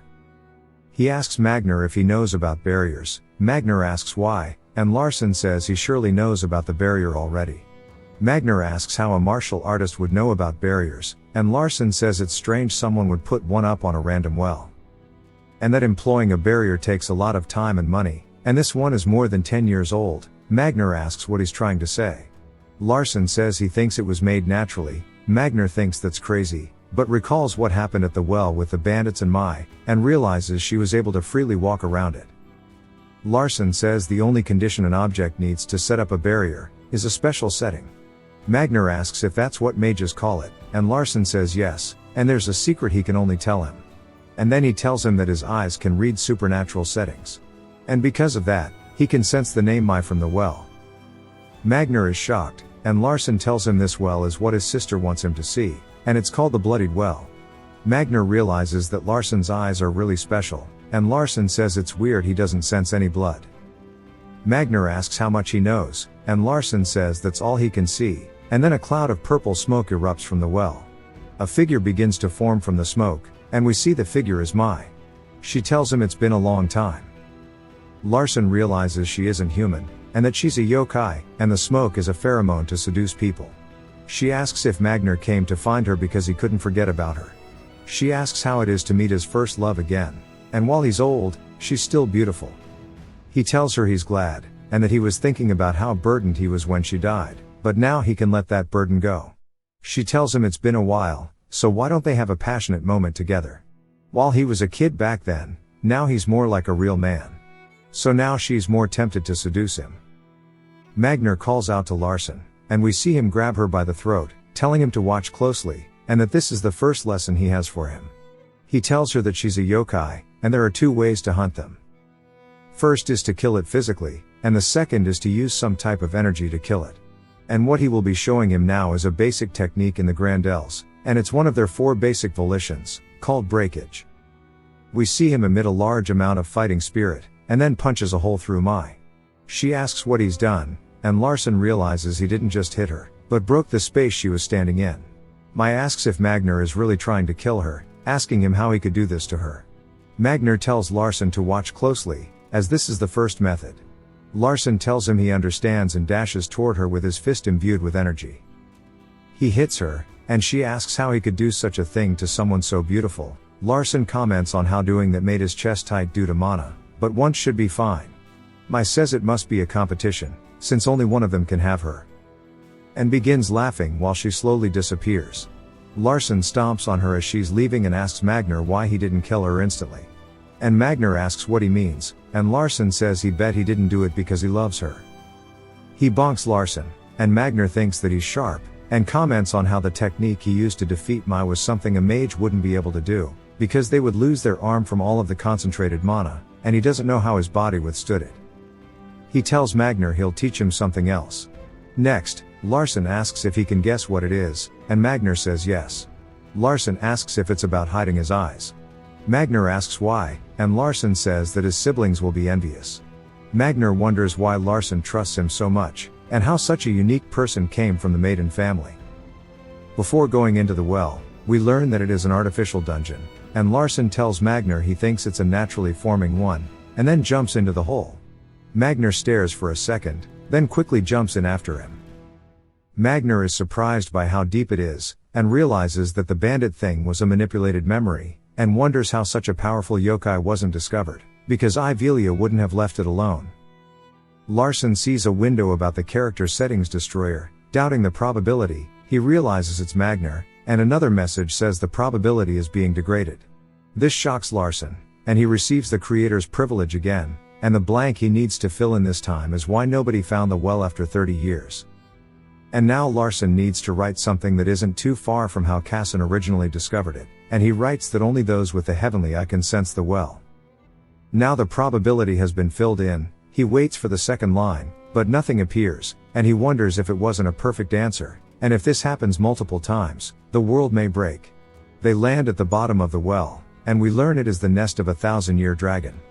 Magnar asks Larson why he doesn't use magic, something like explore or investigate. Larson tells him he's only a second circle, and you need to be a third for it. Magnar wonders how he's alive with a third circle's mana. Magnar asks if they should check for other threats, and Larson says she wouldn't have tested him beyond his capabilities. Magnar asks for him to make light with magic, and Larson nervously tells him unnecessary mana isn't good. They continue walking down the cave, and Larson realizes it's humid, so it must be near, and he finds a pond, and they hear a voice saying to go back. Magnar asks why she put this here, and Larson says it's just a toy she picked up, and it's called a bronze giant. Magnar jokes about it being small for a giant, and Larson tells him it's about average. The giant tells them to go back again. Magnar tells Larson he will lose if he were to fight it. Larson tells him, of course, but he cannot give up here. Larson realizes if he makes one mistake, it's over for him, and that in the novel, the giant's fire strike severely damaged Casson, and we see Larson dodge the attack. He is saying he won't be hit by it. He gets into the water and says he will bring down the giant in a single strike. Magnar watches and thinks something fun is about to happen, and we see the giant imbues his sword with fire, and swings at Larson. He dodges most of it, but is burnt on his back. And he says it's nothing compared to what Casson dealt with in the novel. The giant rushes in, and he says this is his opportunity, and while Casson charged it directly, he can't do that. Larson activates his self-defense skill, and jumps onto the sword. He says he can tolerate the heat for a few seconds, and says he just needs to get to the joint. The sword hits a wall, and we see Larson use the chance to get on top of the giant's head, and how Casson used the joints to defeat it too. He decides to try the skill Magnar taught him, but an arrow covered in poison grazes his back. And he realizes he focused too much on the giant. He is slammed into the wall and falls to the floor, but we learn his attack actually took one of the giant's arms off.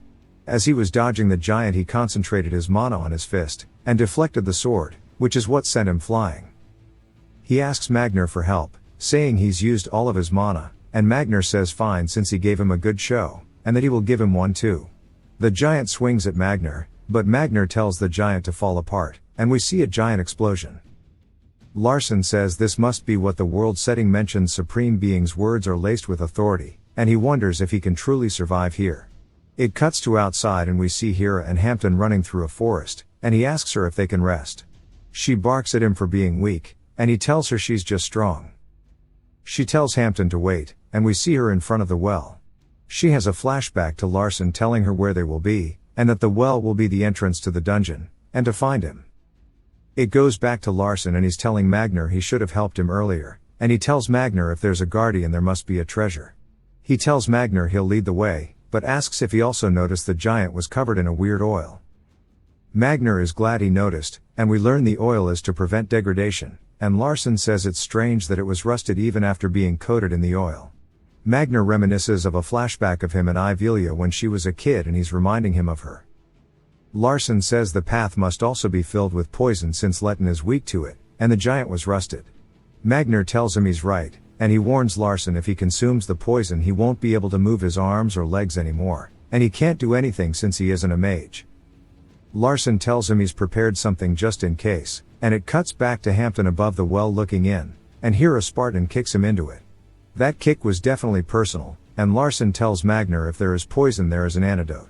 Hampton and Hera land at the bottom of the well, and he cries while asking if she's trying to kill him, and she threatens him to get up already before he really dies. She leads him to Larson, and they greet Magnar. Larson tells him that Decatra put them under his care because he is lacking so much, and Magnar comments on how a normal person has an aura to show they are weak or strong, but someone without an aura is scary. He compliments Hera saying she is the best assassin he's seen, and she says if he's seen the others then they are dead, so she is the best. Magner asks if Hampton has poison on him, and he says yes. Hampton catches some strays from Magner, and Magner asks when Hampton is going to get rid of the poison, and Hampton says he cannot get rid of it, but he can make an antidote. Larson pats his head and thanks him. And Hampton says of course while smiling. Hampton tells Larson if he holds the antidote in his mouth he'll be able to resist most of the poison, but not to swallow it. Magner and Larson head into the poison, and we see they've arrived at where the chest plate is located. Larson spots it on a pedestal, and we learn the armor is like an extra life. And he sees a message appear saying only the successor can read this, and since Magner isn't saying anything only he can see it. He realizes that because of this there are things in the world he doesn't know about despite being the author, and he puts the dragon chest plate on, and we see it change into a form of mana. It cuts to Grail in a cozy blanket saying it feels nice. Larson thanks Magner, and Magner says if he wants to thank him then pay him. It cuts to Larson and Casson in a bath and Larson is telling him about his new armor.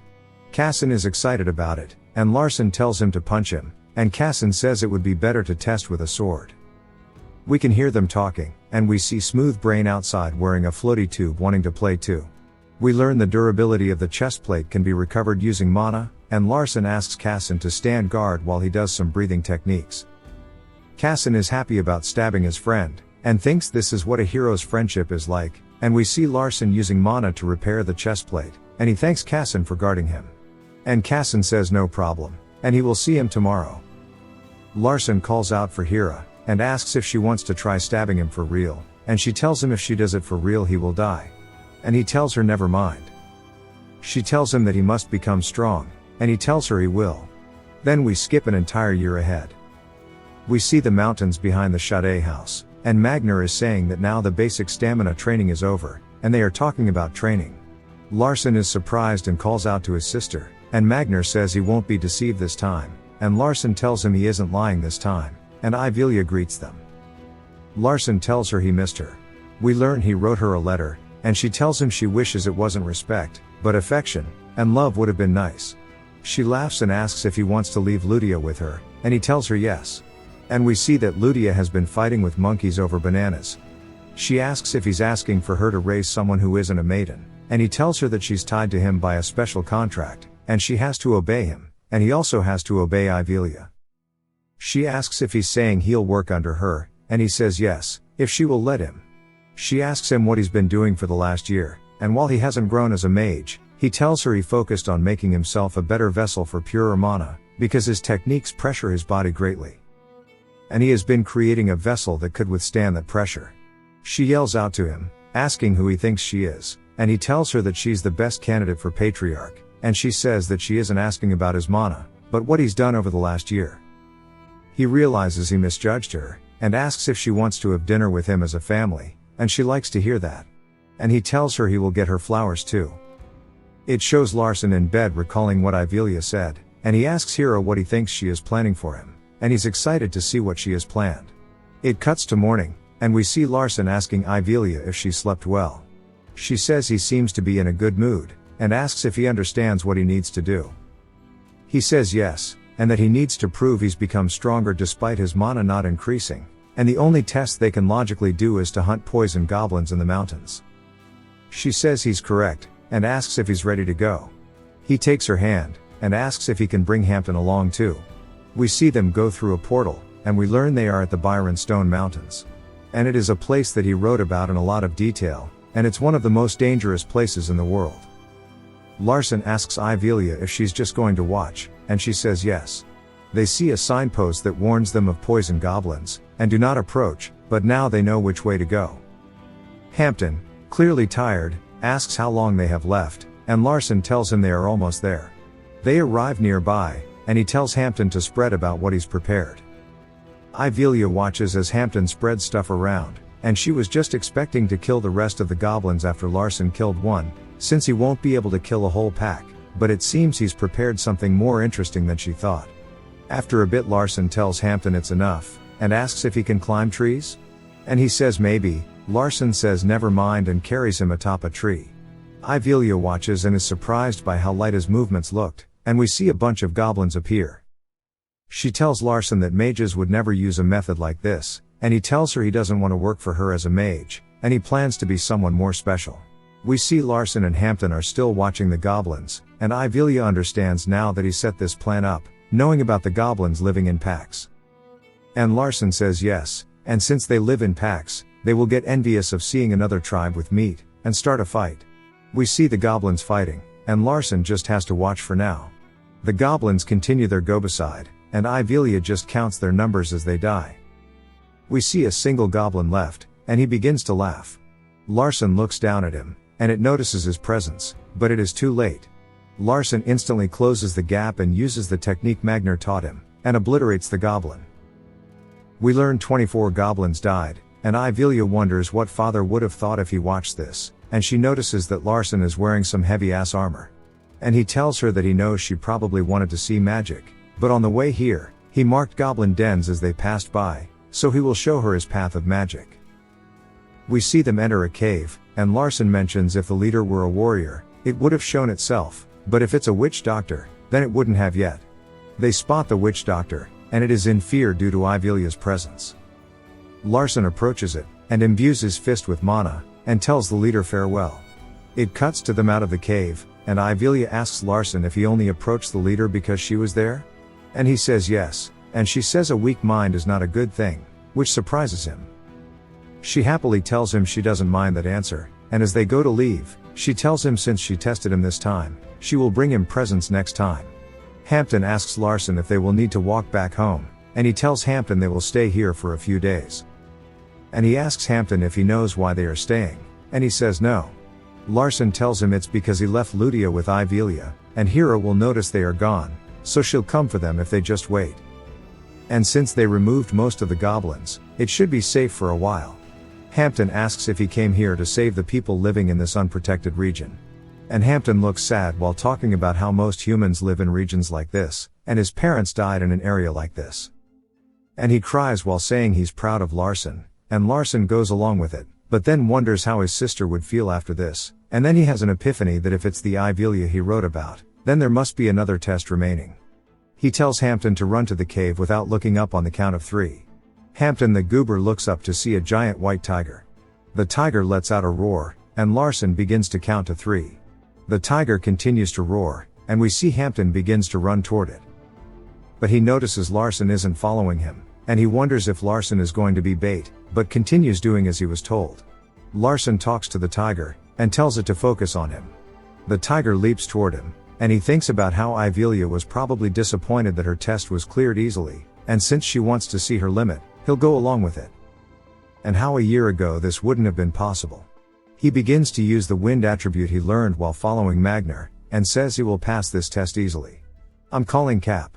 He asks the tiger if it's confident in its speed, and tells it to try and keep up, and we see them dashing through the forest. The tiger bites at Larson, and bites down, but Larson evades to its side and says it's the end for it. Larson imbues his fist with energy, and hits the tiger directly, asks what it thinks of that. The tiger coughs up blood, then attacks at Larson, and he realizes he is going to be hit, so he puts his hands up to block it. He activates his self-defense skill, and gets absolutely bodied by the attack, slamming into the floor like a DBZ combo. His durability decreases on his chest plate, and we see he has broken his arm and a rib. And if it weren't for his chest plate, he would have died on the spot. He knows that he's faster than the tiger, and decides to run to the cave with Hampton inside it, and to come up with a plan. We see Hampton applying herbs to him while apologizing, and he tells him if he just used him as bait, he wouldn't have been hurt. Larson tells him he isn't wrong, and Hampton begins to say dying instead of him is his job, and Larson tells him to shut up. Larson asks him how he would live if his shadow died, and he would never let him die like that. Hampton respects Larson even more now, and we hear the tiger screeching, and then they realize it cannot enter the cave. Larson says he thought the cave was weird, and for a place where a large amount of goblins lived, there weren't many goblins outside, so the goblins were trapped in this cave. And this allows for the goblins' poison to pile up, and the white tiger couldn't approach because it is weak to poison. We learn that Ivelia is actually the one who trapped the goblins inside of this cave, and Hampton says she must have done it to make this place safe from the tiger, so now they just need to wait for Hera, right? Larson says no, even though it would be the safest route, they will kill the tiger before Hera arrives. And he asks Hampton to prepare some paralysis poison, and Hampton says he won't be able to make enough to paralyze it. Larson replies by saying they don't need to do that, just enough to make it uncomfortable. It cuts to the poison being finished, and Larson tells him to chop up a goblin and cover it with the poison. We see Larson throwing the body parts out of the cave. We hear the tiger roaring while Hampton rizzes it up.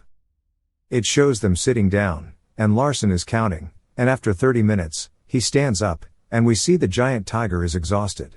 And Larson comments on how in this world it's impossible for an 11-year-old to hunt a white tiger in this world, and that's why Ivelia gave him this task. And this is why he has to show her all of the progress he made within this last year. He reminisces over the last 2 years since he's possessed the body, and he has 7 years left for his predetermined death. So he must change this world no matter what. To become stronger than Ivelia, stronger than Decatra, and of course, stronger than Cassin. The tiger roars at him, and Larson tells it that it's time for round 2. Due to his strong determination, Blitz tactic unlocks. Larson, confused, activates the ability, and we see his mana begins to form a blinding light. Hampton recognizes that now he has enough mana to be on par with a 4th circle, and we see Larson has gone Ultra Instinct. He can only maintain this form for 3 seconds, and that the skill uses up all of the mana in his body instantly, and he recalls the profound law behind fighting spirit that Magner taught him. Magner explains all of the different types, like strength is for the body and spirit, destruction is also body and spirit, and cutting off is for the creation of lines on a surface, and death is creating dots from the line. And that this is the profound law behind fighting spirit. If anyone understood this, you're low-key mega mind. We see Larson with a bucket of water on his head, and he tells him he has no idea what he means, and Magner says it's pretty much possessing a will, and that the laws will react to it. And asks if he wants a demonstration. Larson asks what he means, and Magner says if he punches the land, he can crack the continent they are standing on. Larson laughs, asking what kind of nonsense he is spewing, and we see Magner channel all of his fighting spirit, and Larson realizes he isn't joking and tells him to stop, but the bucket on his head spills. And Magner asks if he understands now. It goes back to the present, and we see Larson saying he has no time and he needs to imbue his will into his mana. And he tells the tiger he will kill it no matter what, and that he will become stronger. While powering up for a one-hit KO, Larson realizes that he only has 3 seconds left, so he dashes toward the tiger, but he loses his balance because of the increase in his physical abilities. Now he has 2 seconds left, so he uses his wind attribute to push himself forward. We see a trail of energy follow behind him, and with 1 second left, he tells himself to be willing to kill. And he resolves himself to kill the white tiger. His fist glows yellow, and we see an explosion occur. Hampton watches, unsure as to what happened, and we see Larson panting, and his abilities deactivate, and he thanks Ivelia for her reward. Hampton approaches him, and we see Grail is drained of energy.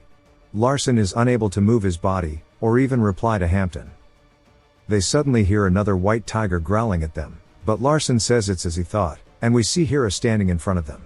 She tells Larson he can rest now, and she chops the tiger into pieces. And while covered in blood, she tells Larson and Hampton she's glad they are okay. Larson's consciousness begins to fade, and he passes out. We learn he slept for 4 days, and during that time, he dreamed of himself as Cha Sungmin again, and his ordinary days as an employee during the day, and author at night. And during this dream, he completely forgot that he possessed Larson's body. He wakes up panting.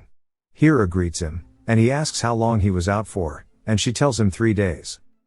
He sees a jar and gets shocked about it, and Hera tells him it's the heart of the tiger she killed, because he blew up the one he killed.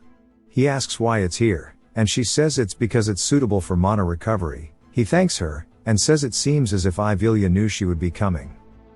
Which is why she prepared 2 white tigers, but something is bothering him. And he tells her that with her skills, she should have known about the 2 tigers as soon as she entered the mountain, and despite that, she walked slowly with a tiger on her back. She tells him that a tiger won't affect her speed, and he doesn't doubt it because she is the goat. He says that there must be something Ivelia asked her to do, but knowing Hera's personality, she probably turned it down. And due to this, Ivelia probably cast restriction magic on her. Hera tells him he is correct, and realizes that Larson isn't talking to her directly, and that Ivelia is listening. He tells her since he's done with the homework, he should get back to training. We see Ivelia floating outside, and she disappears into her magic circle. And we see her talking to Decatra, and he's asking if Larson is okay. And she tells him, yes, he's maintaining his second circle. He tells her since he's done with the homework, he should get back to training. Ivelia tells him she plans on making Larson one of her own. He replies by saying that the war is theirs to deal with, but he has something he would like to ask her. And he asks what Larson has done to make her so emotional. She tells him she likes him a lot, even if he's lacking as a mage. He is the most clever child she has seen, and even the right amount of selfishness, and if he permitted it, she would like his permission to make Larson one of hers. He tells her that's something for her to decide, and she thanks him. After that day, many days pass by, and we are at another time skip, this time of 3 years. And now he is 14. We see Hira call out to Larson, and she tells him that a letter from Decatra has arrived. And Larson asks Hira to cut his hair, and she asks if he has read the letter yet. He tells her yes, and he needs to go back to the main residence, because when a maiden is 14, they need to participate in a pilgrimage. And he plans to explore the world, collect artifacts, and hire people out of the family. She asks if he means his own people, and he tells her yes. He asks what she will do first at the residence, and she tells him she plans to clean and unpack her room. He tells her to get a servant to do that, because she isn't one anymore. She asks what he thinks of his haircut, and he tells her he likes it, and thanks her. She says it's nothing, then asks what he plans to do first.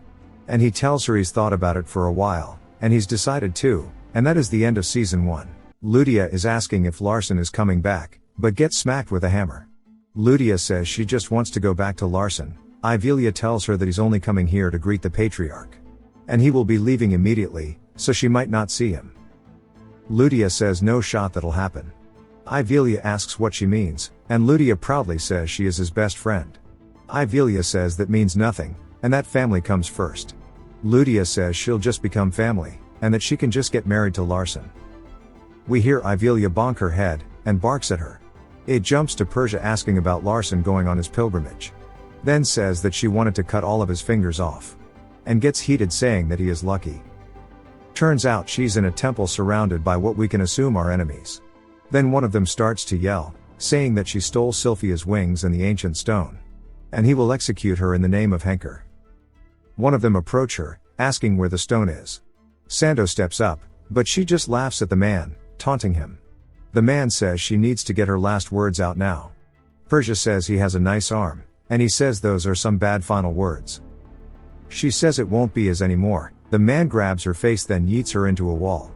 One of the other men says the maidens are nothing. The eye patch man tells them not to underestimate them. The man says the chief is trippin', then he looks down to see that he lost his arm privileges. He looks up to see Persia holding his arm, and she asks which part she should put up as decoration. The men shudder in fear, but some of them say not to fear boots and that it's just a couple of women. They all start to run in at Persia. She then tells Sando that if one of them touches her she will be the first to die. In the aftermath of them being off-screened, we see the chief crawling away, saying he didn't know one of the maidens would be this strong. She effortlessly ripped them all apart, even though they are meant to be Henker's elite squad. She played with them like toys. He needs to quickly tell the others, but it's too late as he feels an ominous energy around his throat. His body begins to float into the air, and Persia takes the man's head away from his body. She disappointedly looks at it, saying it looked okay far away. But she realizes she was mistaken. Then she asks if her brother's pilgrimage is over. She means Carlton. Sando asks if she wants to meet him. Persia says she's not interested in untalented insects. Then it cuts to Carlton standing above monster corpses, saying that he'll see Larson soon. Then back to Persia saying it's frustrating that she can't do anything about Larson. And she cannot let it be as it is, so she must prepare a gift for him. We hear Casson asking what a pilgrimage is, and Larson telling him that he's going to travel the world for 2 years collecting artifacts and improving. Casson says it's just training outside then, but asks why he needs it. Larson says the main reason is to give him a chance to establish himself outside the family. And that it's so his siblings cannot do anything to him. Casson drinks his tea, then says having your siblings as enemies must be sad. Larson says that's just how it is, and even when he has to go back to his family he and Casson will remain friends. Casson says of course, and they shake hands with each other. Then we hear Hira says she'll help, but Soso says she'll be fine on her own, and that Hira isn't her maid. Hira says she can be if she wants, and Soso says no, She doesn't need her since she's better at organizing than she is. Hira realizes she's right. Soso then asks if she think they can remain this close once they are back in the main residence. Hira says she's unsure, and Soso says it would be difficult. Hira then notices Larsen's presence and Soso asks if she's coming. She says yes. Soso tells her that Larsen would like Hira if she continued acting this way. Hira says she cannot do that for her sake, and also for his. Then she vanishes. Larsen knocks on the door. He calls for his mother, reminding her they are leaving tomorrow. He tells her he'll be seeing father first thing when they are back, and he'd like for her to go with him. She's surprised, and starts to shake in fear trying to utter any form of excuse, but Larsen says it's okay, and he will protect her. She begins to cry, and he says he has a favor to ask her. The good old window appears saying a variable affecting the story has occurred. After a bit, the rain lets up and we see Soso smiling. She calls out for Hira, who appears from invisibility. Soso tells her she's glad they became friends, and she tells Hira about Larsen asking her to go see the patriarch. He no longer wants her to live in hiding, and she's not sure what is right and she's been thinking she is okay, since where she is from is inferior so she cannot support Larsen. As every single action and step she takes will be observed and can be used as a weapon against Larsen. But Larsen asks that she pay no mind, and that she should do whatever she wants as he can handle the consequences. So she came to a decision. She is going to support Larsen. Hira is surprised. Soso says that she thought she wasn't capable, but she believes she is. She's been hiding because she was afraid of hurting Larsen.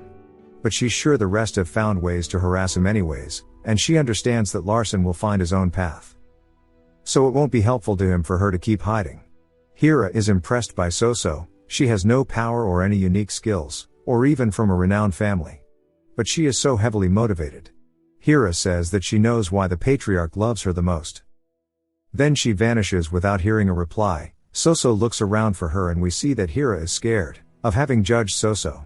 She wonders why she did such a thing, and if people found out what she said then she might have been killed, and she wonders when she became so soft. It cuts to the next day with Larsen telling Magner he'll see him later. Magner barks at him. Hampton is also here. Manger says not to send any letters or nothing, since he doesn't want any rumors. And not even to tell people he taught him. Larsen says okay and he'll send him letters. Magner asks if he's even listening. And just like that they begin to head back to the Maiden family residence. Inside the wagon Larsen looks extremely serious about heading back. Magner watches him leave and says he probably won't send any letters. Larsen wonders what mage they'll have waiting for him at the teleportation gate. They eventually make their way to the gate, and Larsen asks Hira where the mage that is meant to be waiting is. Then we see a familiar figure appear. Larsen is surprised to see that it is Evian. Larsen says it had to be the White Witch, and tells her it's been a while. Larsen assumes she's here to keep security tight. Then Evian asks if she can gift him some Grey Earl tea. He says alright, but Hira thinks about how Larsen doesn't like Earl Grey, and wonders why he's drinking it. Evian says since he's back, then stops herself from saying chocolate and asks him to visit the library often. He says okay, then asks if they should get going now. Hira wonders if chocolate is a secret code, but that's just like her to be suspicious. They go into the gate, and are surrounded by ugly-ass giant fish. That for some reason are making grunting sounds. Evian says they'll be there soon. And Larsen is blinded by a bright light, and they finally make it to the other side. Hamptop puked. Evian tells him they already have a carriage for him, and he thanks her. Then asks Soso if she's ready to go. We see her shaking, but she quells it and says yes. At the main building there are whispers of Soso returning. And the maids wonder how she's going to deal with the other wives' anger, and that something must be wrong with her. We hear Larsen's father asking if this was his doing, and Larsen is fighting back the feeling of passing out from his father's pressure.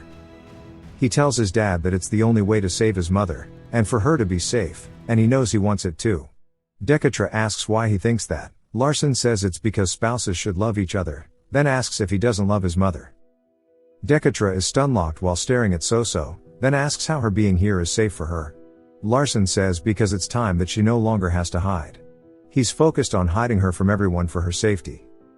And he's learned that peace earned from cowardice isn't real peace. If he doesn't have the power to subjugate others then there's no point. Dekatra says he's correct, and then realizes that the method he used to protect Soso was cowardly, the thing he hates the most. Larsen says he's sure there was no other choice since he was just a powerless child. Dekatra instantly agrees with him.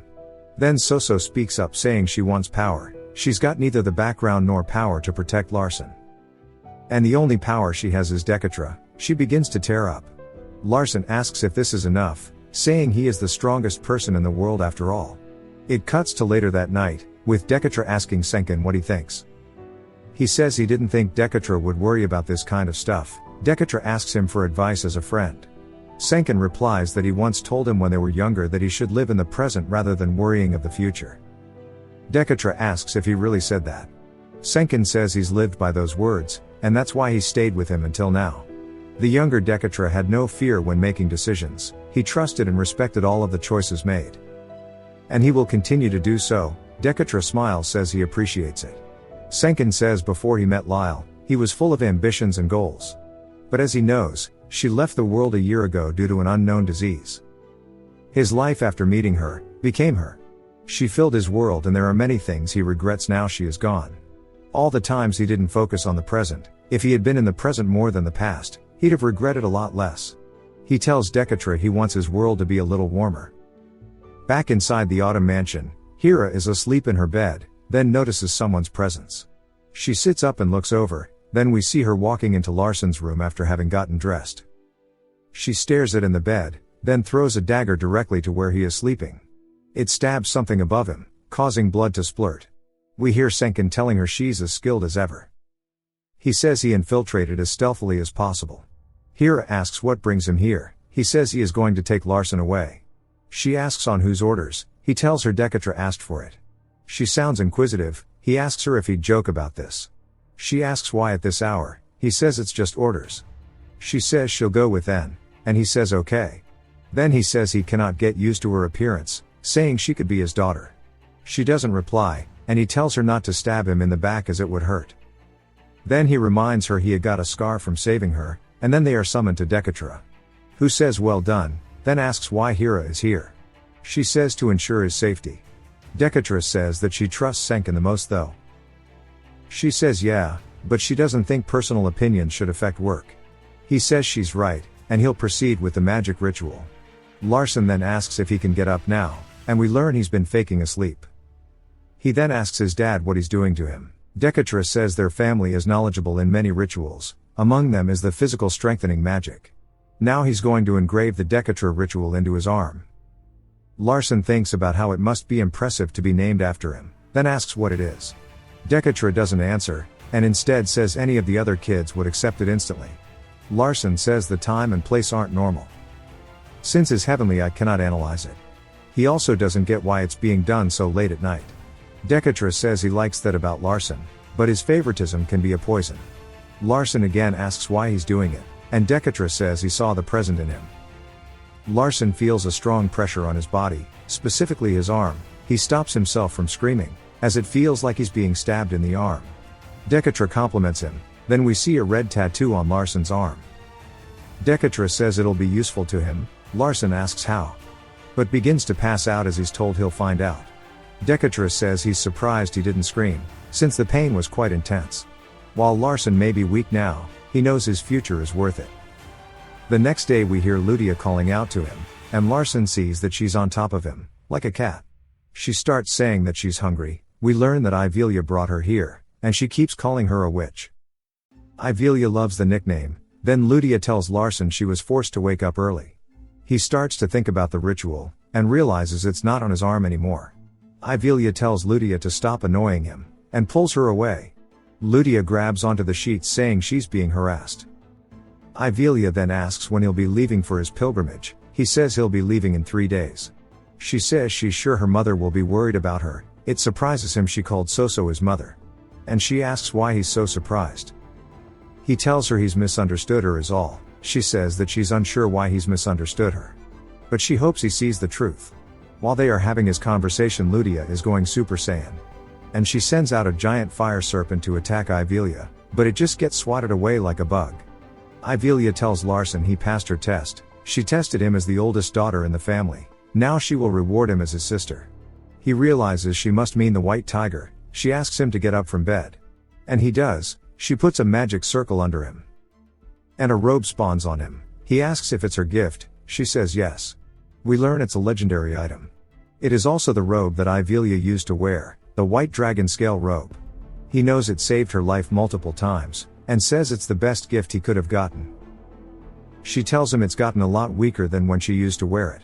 She says just once it'll allow him to kill a mage that is below 6th circle. Which is insane to him since it's an unreachable realm without talent, and he's sure he'll have to use it one day. He thanks her, and she says that as his sister she hopes he comes back safely, but as the maiden's oldest daughter, he needs to come back much stronger. He says yes, and we see Ludia being dragged away. Ivelia is happy with having been able to talk to him again. Then 3 days later we see Hampton, and he's crying again. He tells Larson he got all the antidotes he needed, along with descriptions of each. Hera tells Larson to become stronger. He tells her to take care of his mother. Then he thanks Evian for coming to see him off too. She says of course and puts something into his hand. He looks down to see a piece of chocolate. He guesses this is what she thinks the best gift for him is. Larson says he'll see them all later. And looks up at the family house saying as stated by the familial rules, he intends to leave for his pilgrimage. As he says this he sees fire in the sky, then it crashes in front of him. It's of course Ludia, who asks if she's late. Then she hands him a letter from Ivelia. In the letter it says that she'd like to keep teaching Ludia, but it's at a stage that she should explore and spend more time with her friend. Larson says it makes sense, then asks if she wants to go with him. She says yes, and he says it's finally time to move forward. This time, down the path to Savior. Later in the night, Ludia begins to sniff at Larson. He asks her what it is. She keeps sniffing and says his clothes smell like that witch. He says he didn't notice, and then she says it's just like he said. We see an inn called the Fat Cat. He explains there are 3 inns in the middle of the Savior Street. The Fat Cat, with the cute sign, is run by an organization called the Night Sound. Larson says none of this really matters, but he opens the door saying he's on his pilgrimage and wants to rest here tonight. The Night Sound is related to Decatra. They have a secret link to the maidens. The innkeeper tells him how much it would be for a night and for meals. Along with when checkout is, since they don't have that many guests. The man's name is Brig. He is an informant. Larson asks Brig if he will guide them to their rooms, while Ludia pets the kitties. Brig tells him that their rooms are upstairs, to the right, and it's the biggest room. Larson realizes he won't guide them himself, then says it's really hot here. Brig laughs, says he's saying random things and that it's cold. Larson then asks what kind of food he should eat on a hot day like this. Brig is confused still, then Larson says some beer and 2 pieces of pizza would be the best. Brig says he'll prepare it all for breakfast tomorrow, but then he says that Larson is too young for beer. Larson says he guesses so, and he'll just play with the cats. And that this is part of the Night Sound password. When it's a hot day, say it's cold, cold say it's hot. And if a child asks for beer, an adult asks for candy. This contradicting statement is the passcode here. In return for the Night Sound being active in the maiden family, disciples of the family who are on pilgrimage are able to enjoy certain benefits. Briggs says they have 2 cats here. One is Hobbs, the skinny one, and then Valve, the chunky one. Then he asks which he'd like to play with. Larson says he'd play with Valve. Briggs says that it might be easier to play with Hobbs. But thinks to himself how picking Valve means he wants money, and he wonders why Larson just didn't ask his family for money instead. Larson says he'd rather pick Valve. He thinks about how it's because only the mother's side can receive support in the maidens, and it's a shame to lose the artifact here, but he needs money. And by helping him, the Night Sound's secret relationship with the maidens will come to an end, also meaning this inn will be shut down. It cuts to later with Senkin having explained the situation to Decatra. And Decatra wonders how Larson knew about it. Senkin says he got the information from the library. Decatra asks if he truly thinks he found it in the books. Senkin suggests Evian helped him, and they talk about how the librarians are meant to remain neutral. But that Evian seems to like Larson. Decatra says none of the other kids would stop by an inn like the Fat Cat, nor would they read in the library. Senkin asks if he planned all of this for Larson. He replies saying they all had the opportunity. Senkin says he's clearly having fun. Decatra says that only Larson took the chance he created, and acknowledges today is the last day the Fat Cat will operate. The next morning, Larson says he slept really well. Then he wakes up and turns into an anime girl after seeing all of the gold around him. Since it's enough for him to live a life of luxury for 2 years. Ludia also wakes up, asking when breakfast is. She says she dreamed about cats. He tells her it's because they are in the Fat Cat Inn. Larson realizes that there were times when Ludia's dreams were actually prophecies, and an ambush would happen after her dreams, which made Casson stay on edge. The Heavenly Eye is also sending him a warning, something is going to happen soon. Larson calls out to her, then tells her to set fire to the inn as soon as possible. We see smoke in the woods, and like he said, she set the inn on fire. Outside their room we see a group of oddly dressed people. The clansmen lean up against the door, saying they'll go in now. But gets interrupted by a warm hello from Larson. This surprises the group, then another one in the back tells them all to prepare for battle. And since Larson is only a second circle they can body him, Larson says that they are trying to attack him despite knowing who he is.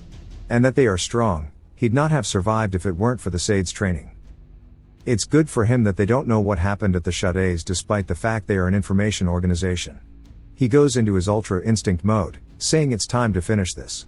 They quickly realize they done goofed as his mana is much greater than a second circle's. They quickly try to deploy defensive magic and make some distance, but they are too damn slow as Larson instantly closes the gap, taking some of them out immediately.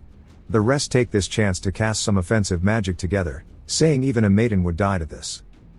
They shoot out 3 flame dragons directly at Larson, saying they'll follow him to hell. Larson realizes this much mana is a lot, but it's no problem as he has Grail here to consume it up. As their fire attack lands they all watch, and wonder what happened to him. But then are surprised. Larson's blitz timer begins to increase, and he says he is full of mana. He says he was going to play with Valve, but this is okay with him too. Since he's at his peak right now. Then it jumps to a bit later, and we hear Decatra saying to take the blindfold off him, and they do so. We see Brig is tied up, and is being questioned on why he attacked Larson. We see his pinky is broken, and he says that his group thought they'd be able to continue working if they got rid of him. Decatra says that's strange, since he permitted the business operation. And we get a flashback to his conversation with Senkin, and him saying that he'll change his mind. So that the fat cat can continue to run. Brig says he's an information broker, and he thought that Decatra wanted him to find out what was going on with the 7th young master. We get a flashback to Larson saying he won't ask who they are, but this place is under the Maiden's family jurisdiction, and if a fire made by magic spreads, the Maiden family will dispatch a magic investigation squad, and that the Maiden family doesn't care about what he does. Then he rips Brig's mask off, saying that the moment anyone lays a finger on a Mayon in front of their magic investigation squad, they'll be arrested. Larson says that Brig will be punished for attacking him. Larson says that if Briggs was actually trying to kill him, then Briggs would be dead. Larson then stretches his hand toward him, and zaps him with fighting spirit, which is how he broke his pinky.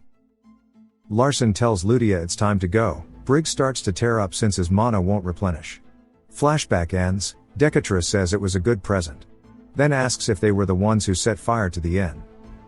Briggs lowers his head, saying no, and that the young lady with the 7th young master did it. Which of course we know he means Ludia. Decatra says that Larson not only took care of his ambushers, but also caused the investigation squad to be dispatched.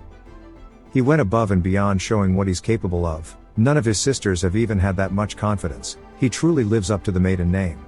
He then tells Briggs to go, and he approves of him continuing his business. He says as a reward for showing how competent he is, he will fix his finger. Briggs tells him it's nothing to worry about, and Decatra just cuts it off. Briggs realizes that he couldn't even react to it, so if it was his neck he'd be dead. So he's gotta get out of here quickly. He finally gets to leave, and sees his boys waiting with Valve and Hobbs. They are all relieved, and Briggs realizes he's gotten off easy. Let's hope they change their costume design, if they reappear.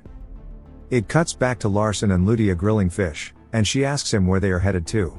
He's surprised she's only asking now, and she says it's because her brain is smooth. He tells her they are going to Holen, and she asks if he means the Holy Empire. He says yes, and asks her if she knows about it. She says she read it in a book. I'm just surprised she can read. Then she asks why they are going there. He tells her there's just a lot of things there. He thinks about how the things he created when he was Sungmin are there, and he'd like to get them before Kassan does. He asks if she's ready to go, and mentions how there are 3 paths. He uses Heavenly Eye and looks closely at the sign to reveal some words underneath. He then asks Ludia if she can see them. She says yes and reads out the Holy Empire Holen. Okay, she can read, my bad, and he asks about the bottom of the sign. She say there's nothing there. Larson thinks about it a bit, and says back when he followed Magner to look for the chestplate, it's the same thing he saw back then. Something about descendants. Grail then pops up saying he's draining all of his mana, but he won't say anything if he's praised. He then compliments Grail, and begins to touch the sign to expand the message that's on the bottom. It mentions how the one to attain their items will get the 1,000-year chestplate, or if they have a specific item, or possess the heavenly eye. Ludia can also see the words now. Then a man suddenly appears saying he'll introduce himself, and that his name is Curdle, and he says it's nice to meet his descendant. Of course we know who Curdle is from the previous part. Ludia says she can't smell or touch him, then Grail starts to get pissed and barks at Curdle. Saying just when he was forgetting him, he appears again. Larson reminds Grail that he isn't actually there. Curdle says he is in a slumber within the Northern Sea. Larson, being the world's creator, understands that it's at the end of the world's northern region. A land so cold that no human can live there. Not even the maidens could conquer the Northern Sea. Curdle says he hopes his descendant can wake him up, but if he doesn't, then it's just his fate. For the sake of the future, he's decided to seal himself in the Northern Sea. And to break his seal, there are many items he prepared, but that he will need to fulfill 2 conditions to become his descendant. The first is to have the heavenly eye, which he does. And the second is the Holy Grail, which he also has. Larson nervously laughs, and Curdle says to go to Heron if the Fire Clan is still around. Ludia realizes he means her family.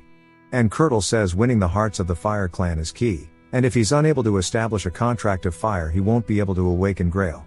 And that he needs to find the Holy Grail and come back. Then Curdle vanishes. Ludia says he's gone, and then Larson wonders if he just needs to infuse his mana into the sign. He begins to do that, and Curdle appears again saying he's been waiting for his descendant. Then he's surprised he has the Holy Grail, saying he must have gone through a tough journey to obtain it. Larson sarcastically says it was rough. It jumps to them on a bird and Ludia saying they are almost to the unknown cliff. Larson says okay, then looks down at the item in his hand.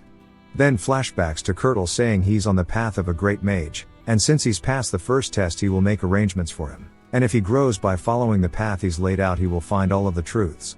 The item is a tooth, specifically the canine of allegiance from the Golden Tiger tribe. Flashback ends, he tells Ludia it's time to go, and she thanks the big bird. Then they jump off and begin to use their magic to glide downward. Larson uses the wind attribute and touches the ground. Ludia is asking if they can do it again since it was so fun. He says there's no time, and she asks why they are here.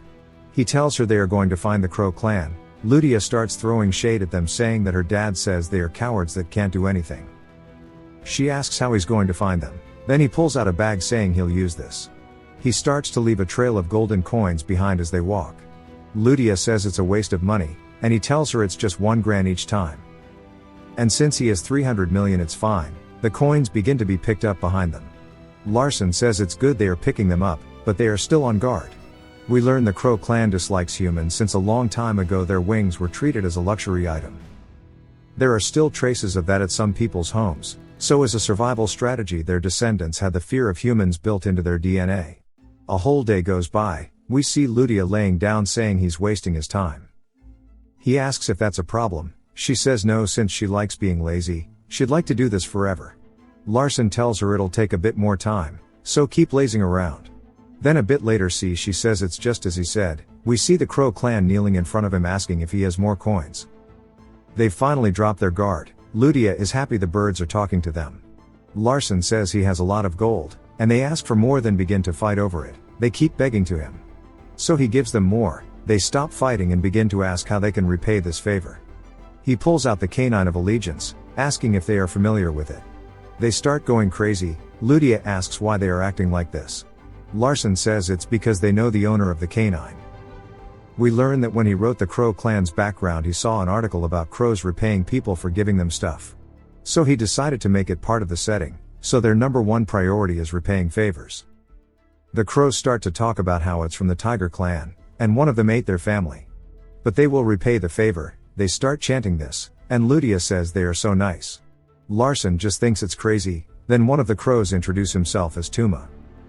Tuma says he knows where the tigers are, which Larson explains he means the Golden Tiger tribe. They have a very small population.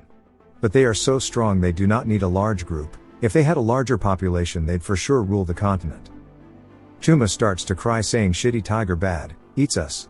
Larson realizes they prey on those weaker than them, and to be safe tells Ludia to wait here. She says she wants to meet the tigers, but she'll listen to his request. He says okay, then tells Tuma to lead the way. Tuma is obviously terrified, so Larson hands him a gold coin. and completely 180s his personality. It jumps back to the Grandel family, and Magner is complaining that his brother keeps nagging him for doing something. Velatutor sighs, and Magner continues saying that they had it coming since they asked for Rosalind to be their concubine. Turns out Velatutor is annoyed that Magner killed them instantly, rather than torturing them first. Magner says sending them off painlessly is humane. Velatutor laughs, saying that only applies to humans. Magner replies saying that others heard that it would cause trouble, since Velatutor is considered a saint, and highly benevolent. He smirks, saying whatever, and they should go back to their original conversation. Then asks how much he taught Larson. Magner thinks about it, then says he taught him 4 of the basic wills, and 3 of their basic martial arts. But anyone can find that much out, but Larson has a truth that is much more important than that. Velatutor asks what he means. Magner tells him that Larson absorbed his fighting spirit. Velatutor says that's not possible, since fighting spirit and mana are different, so how can they utilize both? Magner says currently, it's closer to an imitation of it. But his body can withstand both. Velatutor says if this causes something bad to happen to the family. Magner cuts him off, saying he will take full responsibility. And then as Larson's teacher he will kill him himself.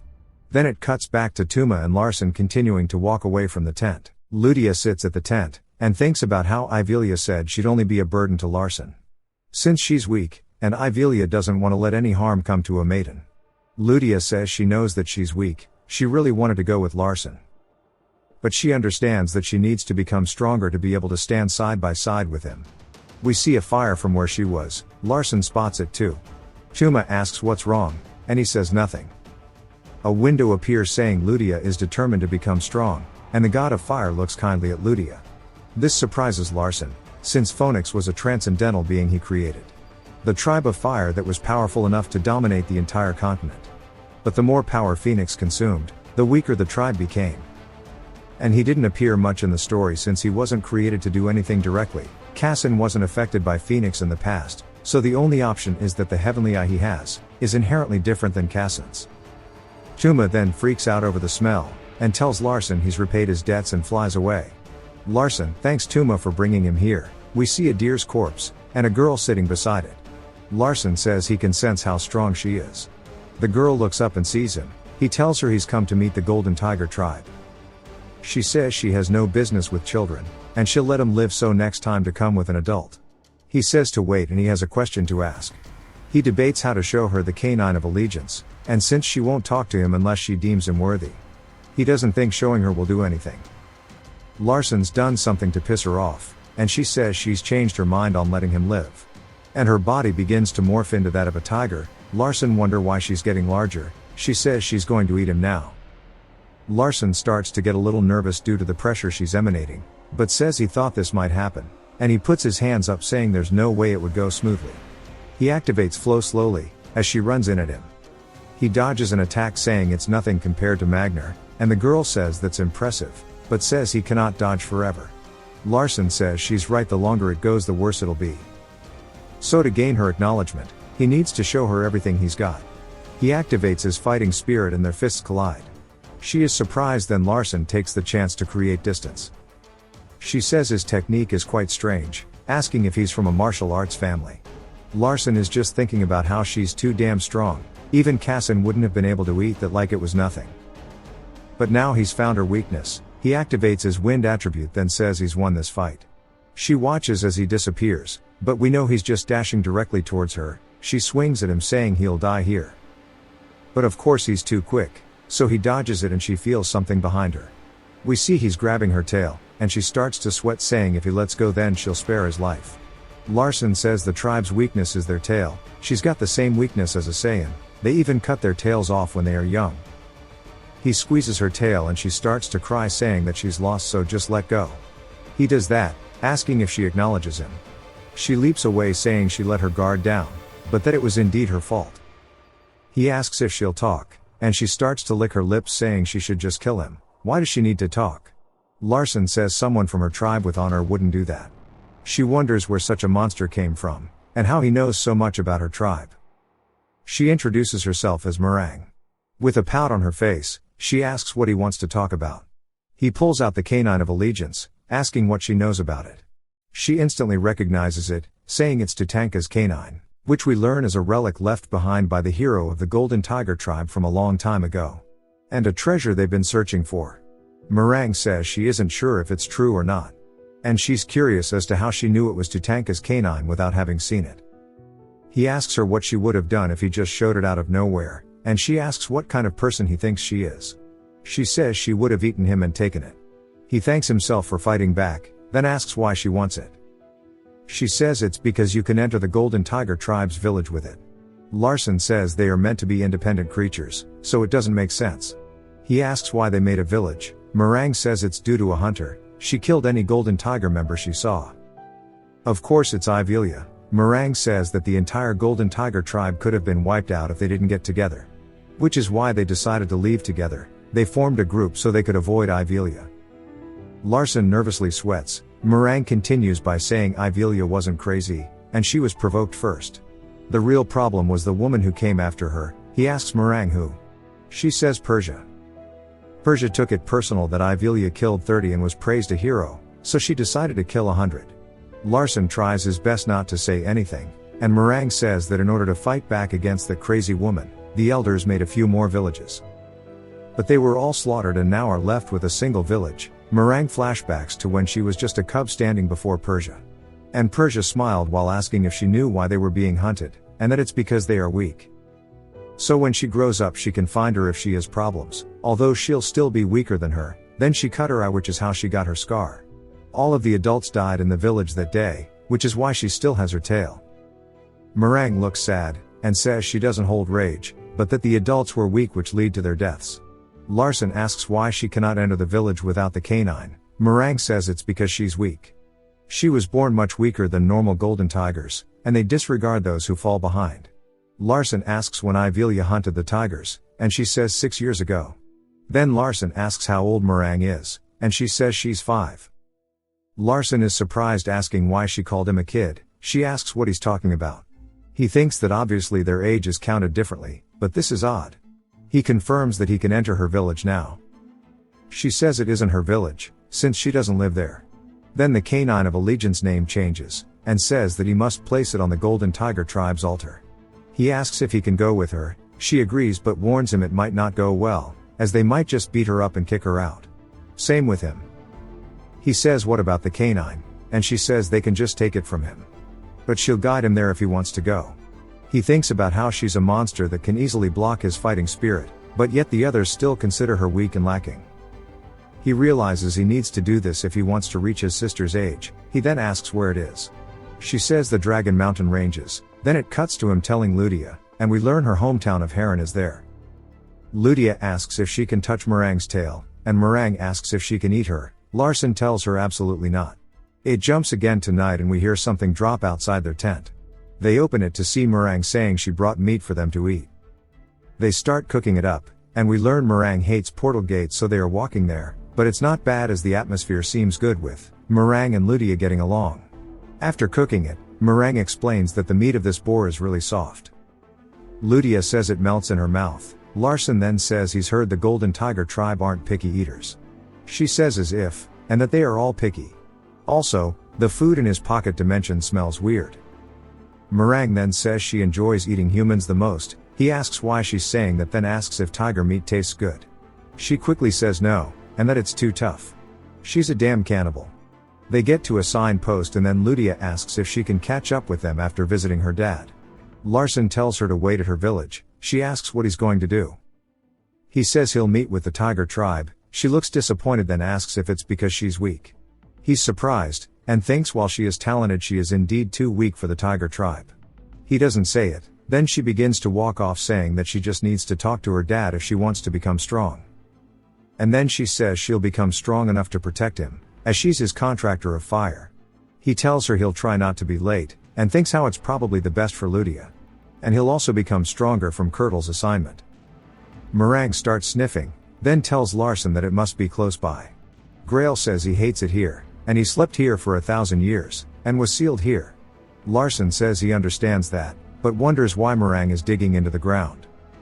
Grail says she probably doesn't know the trigger word to get into the village. He wonders why she looks so happy. Then a man appears behind them asking if they are a golden tiger. Larson turns around to see a tall man. Meringue is completely paralyzed in fear. Larson says he must be the real deal after seeing her reaction. We know she's been harassed by the other tribe members, and he wonders why she wanted to go to the village, even though she's so scared. The man says that Larson isn't part of the tribe, so how does he have Tatanka's canine? He says Kurtle told him to come. The man says he's never heard of that name before. Larson then introduces himself as Larson Maiden. Meringue is also smooth-brained and starts thinking about the last name. Larson says he's related to Ivelia and Persia Maiden, and he's sure to recognize those two names. The man is angry as hell, but Meringue is just shocked by this. Larson says it'll take time to get acknowledged by the entire tiger tribe, so he'll just get this started already. Meringue starts to also get mad, and calls Larson a bastard. Asking how dare he deceive her, she also says he'll eat her. The other tiger gets pissed at her for leading a maiden to their front door. She tries her best to explain that she had no idea about this, and begins to tear up telling Laren to explain to him. Larson says she just threatened to eat him, and she says she can do it after. The man bares his teeth, and begins to shake saying they will die fighting him. Larson tells him he came to prevent that, and to fix the mistake his sisters made. The man transforms asking if he's really meant to believe that, asking how he's meant to right their wrongs. Larson says he will offer Tatanka's canine to the altar, and he will inherit Tatanka and Kurtle's wills, so he can put an end to the maiden's meaningless murder. The man asks if he's truly meant to believe it. Larson says to let the altar judge him. The man says his hands will judge him before then. Larson says it surely isn't too late to judge if the canine is fake or not. Another man appears, and is missing his leg. Larson says his name is Elder Bakuya. The man asks how he knows his name.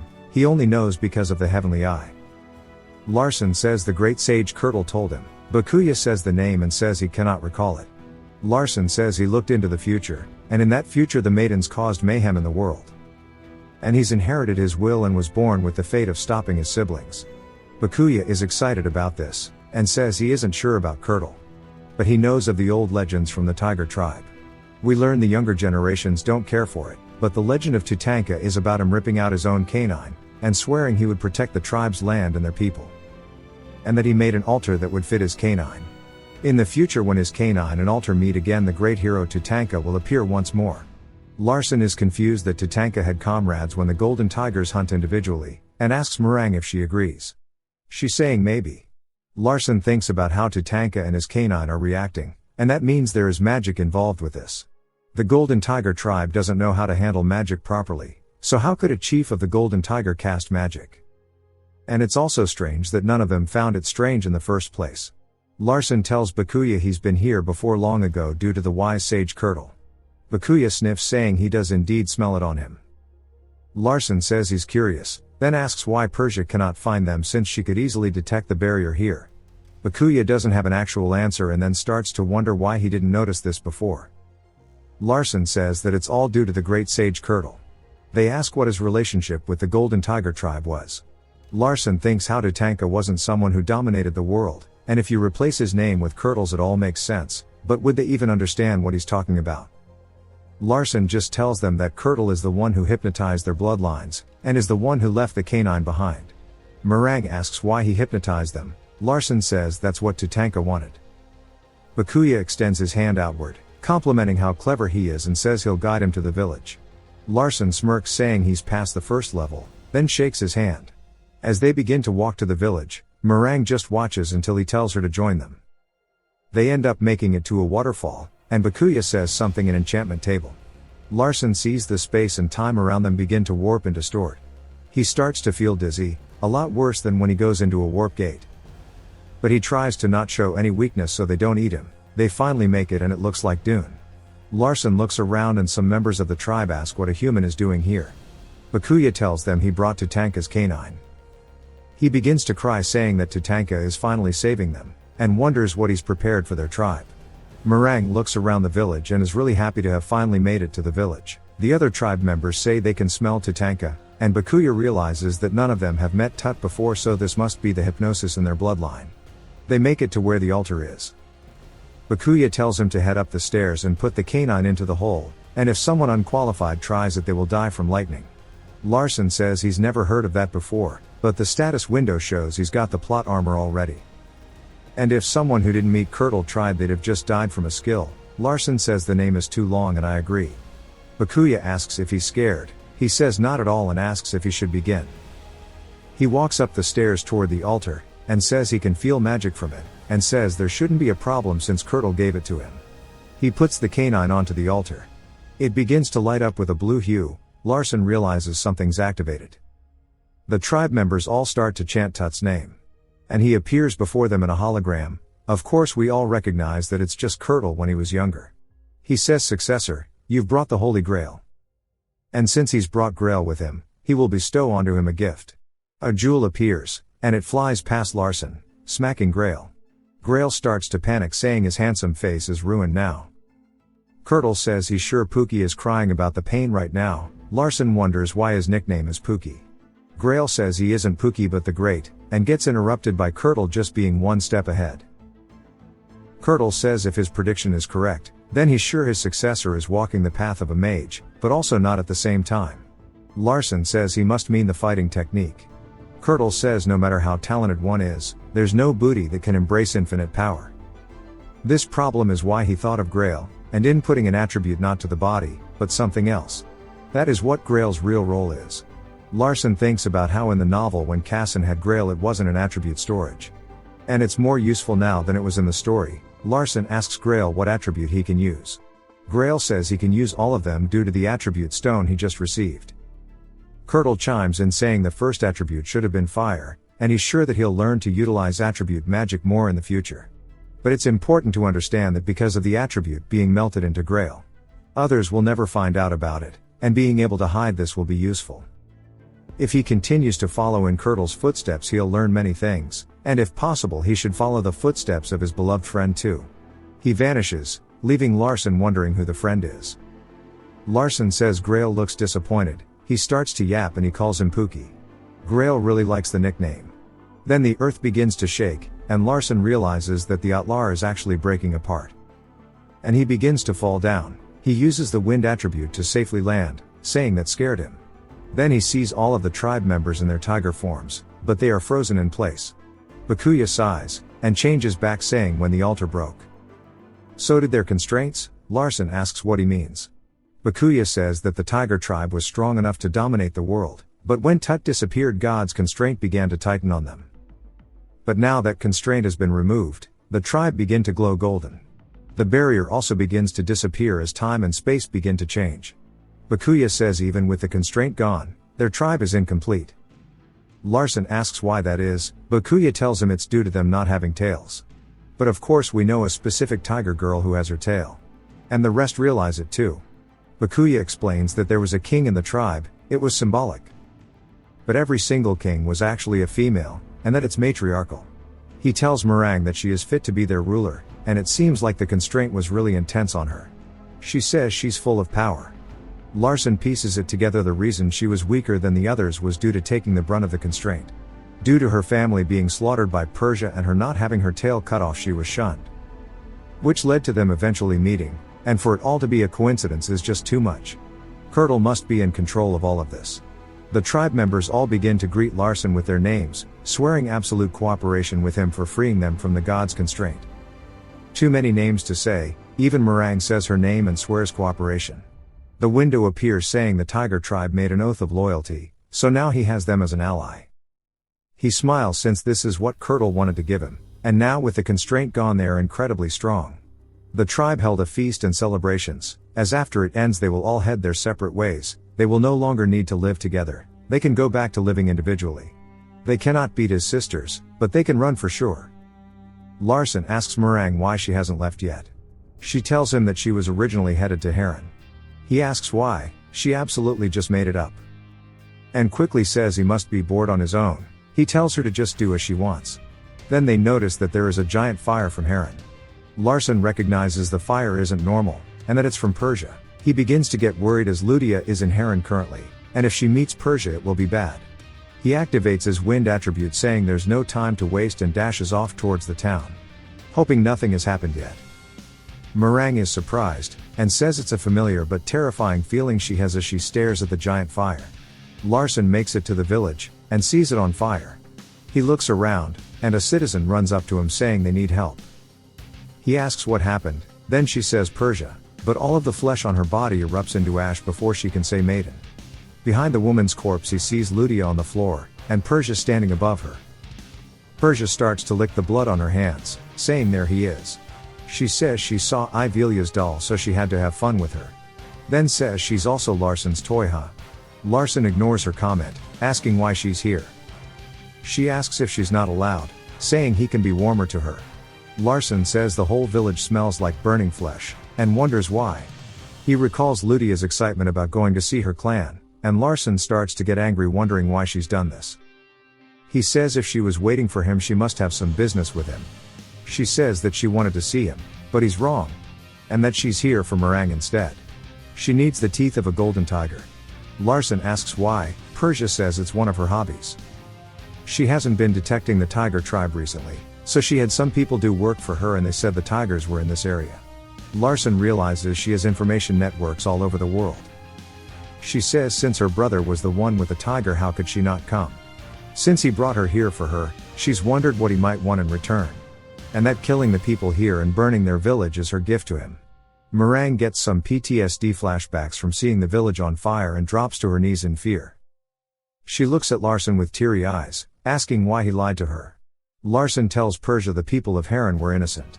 Persia says that people die regardless of being innocent or guilty. Larson says the tigers are also innocent. And he says that she isn't just a tiger person, but her name is Meringue. She is his friend who will accompany him on his journey, and he has no intentions of handing her over. Meringue is surprised by him saying this. But Persia is just annoyed, and says it's time that she sees how strong he's gotten since last time. She forms a magic circle in her fingers, then blows it at Larson. It quickly flies right by his head, creating a massive explosion behind Larson. He is a bit afraid of how powerful the attack is, saying this is the power of a sixth circle mage. Persia says surely he knows she missed on purpose. She says she won't miss this time. She warns him if he doesn't move that he will die. She makes the circle again, telling him if he does end up moving though, that Meringue will die. She blows the magic again, and it begins to fly directly at Larson. As it gets closer he doesn't even blink. Just stares at it, then it disappears. He stares at her, and she says he knew she wouldn't harm him. He says it's because she wants to be patriarch, and he's immune to siblings during his pilgrimage. She begins to pout a little, saying this is boring. Larson smiles and goes to ask her something, and she says this will be fun, then launches her whip towards the unconscious Ludia, cutting her arm off, as it flies through the air. Persia smiles while Meringue is full of worry. Larson is shocked watching it fly, then instantly activates his blitz tactic, readying himself. Persia asks if it's a magic combat skill. She says his mana increased but it won't change anything. She asks why don't they play the game they used to. She says if he makes her take one step he wins, and if he wins she will let Meringue and Ludia go. He says she better keep that promise. He rushes in at her, and she says it's time to see how strong he's gotten. She waves her arms making a wall of fire appear. She says he'll be burned to ashes if he touches it. Larson grunts and she asks what he will do. He imbues his fist with mana, and makes it the fire attribute. Then punches the wall she created. He breaks through it and starts to get close. She says he took fire into his body, then asks how he did it in such a short time. She thinks about how he sure makes things fun, so it's time to step to the next level. He grabs onto Persia and starts to squeeze her with the intention of breaking her ribs. As he squeezes he realizes she is not budging at all. She says he must have missed her quite a bit, hugging her with so much passion. She acknowledges his flame resistance, saying a normal second circle would have died on the spot. She wonders if maybe it's his robe, wondering where he got it. She says it reminds her of Ivelia, which she hates. Then she raises her hand, lifting Larson into the air, and begins to activate flame magic. Larson starts to scream in pain as it's breaking his robe and chestplate. Grail says he's at his limit too, and his body feels as if it'll burst soon. Meringue sees this and begins to shake, wondering what she should do in this situation. She thinks back to her mother handing her a 4-leaf clover, saying it will bring her luck. And she's sure only good things will happen to her from now on. But right after that was when Persia attacked her village, killing her entire family. Her mother screams for her to run, but is beheaded by Persia's magic. Then she turned to Meringue and stared at her. Meringue begins to cry. Persia burns her clover and says the line she said before of look for her when she's stronger. Meringue is still locked up as Larson is being pressured by Persia's fire mana. She says this is what it feels like to be weak. Larson. The weak always lose to the strong, they always get things taken from them without being able to do anything. Just like Meringue right now. Larson angrily tells her that any time the weak did something, the world changed. Meringue hears these words and begins to tear up. Larson tells her the fear inside her is something she needs to overcome. She resolves herself, and grabs her robe, throwing it into the air. She begins to walk at Persia, realizing she needs to be the change. She transforms into a tiger, and then we see blood splatter and she's got her teeth sunk into Persia's arm, or rather she's ripped it off entirely as she dashed past Persia. Larson is freed from the magic, but is out of mana now, so his ultra instinct ends. And he's glad that Meringue bit Persia's arm. Persia looks at Meringue, and smiles, saying she remembers her now. And a significant change occurs in the storyline. Persia begins to laugh even with her arm being bitten off. Meringue and Larson are shocked as she just laughs away. Persia then sighs, saying she's gotten so weak, but smiles, saying not bad for a golden tiger. Larson feels fear as Persia says she's said it before. Then snaps her fingers, and a magic circle appears below Meringue. Then it hits her, causing her to scream. Persia says she warned her she'd still be weaker than her. Larson recognizes it as a fake fire, and it's her illusion magic. Persia says it was an illusion cast with the intention of killing, but she's still alive. Larson realizes they are in a bad spot since she one-shot Meringue. Persia says she has to admit that Meringue has the potential to be his toy, since she even cut her arm off. Then she tells Larson this is her gift, and she throws her arm at Larson. He looks at it, wondering how it is a gift. To a mage, their arms are the most important thing after their heart, since it allows them to cast spells. He asks why she's giving it to him, and she says because he brought her fun. He tells her to just put it back on. She laughs, saying that would ruin this special day. He realizes she's planning something. Then remembers that in the novel Ludia was called the Mage Slayer, but that she only had a single arm in the novel. So how was she able to become the Mage Slayer with one arm? There must be a penalty when using only one arm. Due to noticing the lack of probability, he unlocks the creator's privilege again. Time stops entirely as it has done before, as he's discovered a new plot hole. And as the author, he needs to correct this mistake.